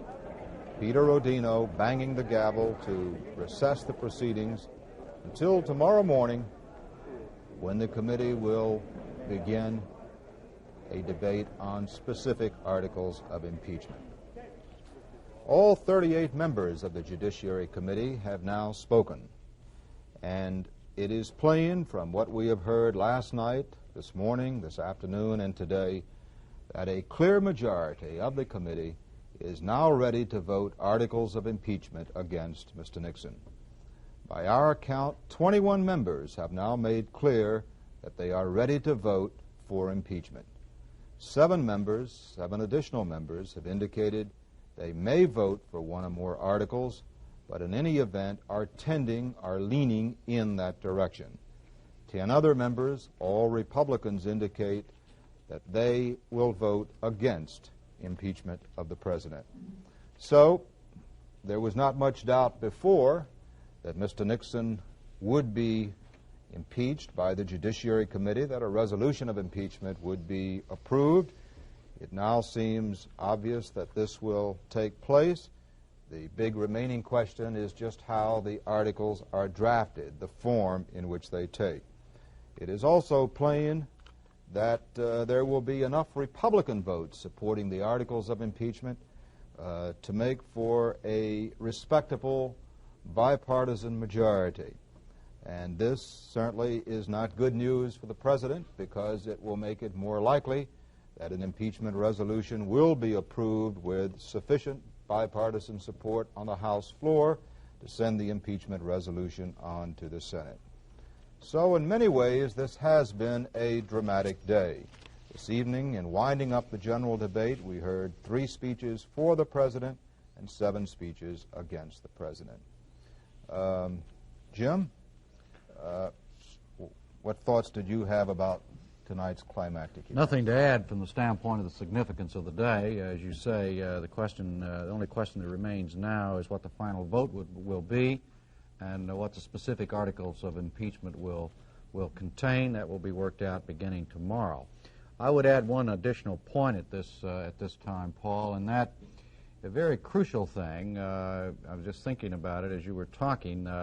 These 2 days, having been on television, prime time at night and all day, we've heard from all 38 members of this committee, and all but a few now have declared themselves. It's going to be interesting to see. It's going to be interesting to see how the American public perceives this committee's action, based on now having seen these people. Keep in mind, with the possible exception of Rodino, who became, as a result of his chairmanship, very much in the public eye. Most of these other 38 members, well, I ask you, examine it yourself. Very few of these people were known. They were known on lists. This fellow is leaning against impeachment. She is leaning for, etc. But now they have now been seen and had to explain themselves. Then we go to the specifics tomorrow. Let's go now to Carolyn Lewis, our colleague down at the Rayburn office building, who has been there all day. Carolyn? Jim, I guess the thing that strikes me here at the end of this second day of the session is the intensity of feeling that we've heard, the passions that have been aroused and have been exhibited here by all these 38 members. There's also been a sort of love or tenderness toward the Constitution and a great respect for the system.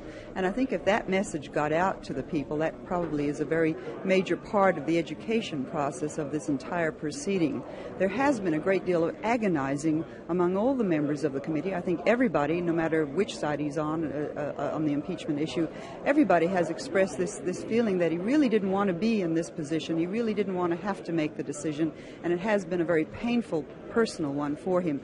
I think maybe a highlight was when Caldwell Butler made his very impassioned speech and came out for impeachment of the president and made it quite clear that he expects that he probably will not get reelected, that he's going to have a tough time down in Roanoke, Virginia, because he has come out against his president, the president of his own party.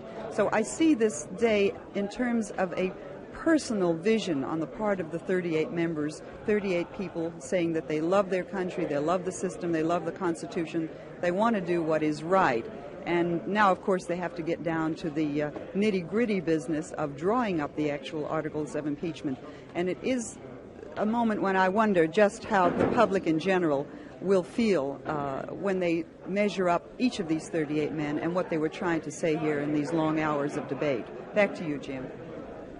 All right, John Kramer of the Georgetown University Law School and Bill Van Alstyne of the Duke University Law School have been sitting with us all day and all night. Gentlemen, a very simple question. From your perspective, where are we now? John? I think we are now throwing away most of the side issues involved in possibilities of impeachment, although we heard tonight speeches on bombing in Cambodia, on presidential tax returns. I think it is clear the majority of the committee is not going to look to those, and really focusing on this concept of the abuse of power, the abuse of office, and as Carolyn said, somebody waived the Constitution tonight, but almost in every speech, it's this thought of destroying, of subverting the Constitution that seems to be the central core theme. They're really off the high crime and misdemeanor theme and back on this abuse concept. Bill Van Alstyne. Very brief, Bill. I can't keep it as brief as you want, Paul, because there are a couple of summarizing points I want to offer. I think I want to take them from Hutchinson's close. I think there's a great deal more agreement on the committee than I had ever anticipated when I first came to sit with you on this. I think there's a majority that agrees that there's a presumption of innocence. I think there's a majority that has applied, or at least attempted to apply, a standard of clear and convincing evidence. And while I don't think they all agree that you have to show the technical elements of crime, I do find a consistent pattern in the majority utterance of the members. At least there must be the flavor or taint of criminality, much as Charles Black suggested. I think also that they've decided that the offenses must be relatively grave. And professionally, I approve all of that concordance within the committee. I think it's an agreement well made. By applying those standards, I think we've learned some other things too, and I just want very fast to recapitulate them. As with John, I think there have been at least 5 issues previously advertised in the press as possibly supporting articles of impeachment that will not make it. That these include tax fraud, these include the ITT and milk dealers' alleged solicitation of bribery, these include the bombing of Cambodia, the alleged solicitation of bribery to Judge Byrne, and the contempt of the congressional process itself. In fact, remarkably, the Donahue articles of impeachment now emerge, in my view, as that which will clearly command a majority of the committee. The first of those really is well, you have no doubt that the impeachment proceedings are going to move along and that articles will be approved. I want to thank both of you for coming and joining our debate, and we'd like to tell our audience that the House Judiciary Committee will resume its deliberations tomorrow, moving into the crucial phase where it will be debating specific articles. We'll be back with live or videotape replay tomorrow evening and with live day coverage on many PBS stations. Stay tuned to most of these PBS stations for NPAC's videotape replay of today's proceedings. I'm Paul Duke. For Jim Lehrer and myself, good night. From Washington, you have been watching live, gavel-to-gavel coverage of the House Judiciary Committee proceedings. Production funding provided by public television stations, the Ford Foundation, and the Corporation for Public Broadcasting. This has been a production of NPACT, a division of GWETA.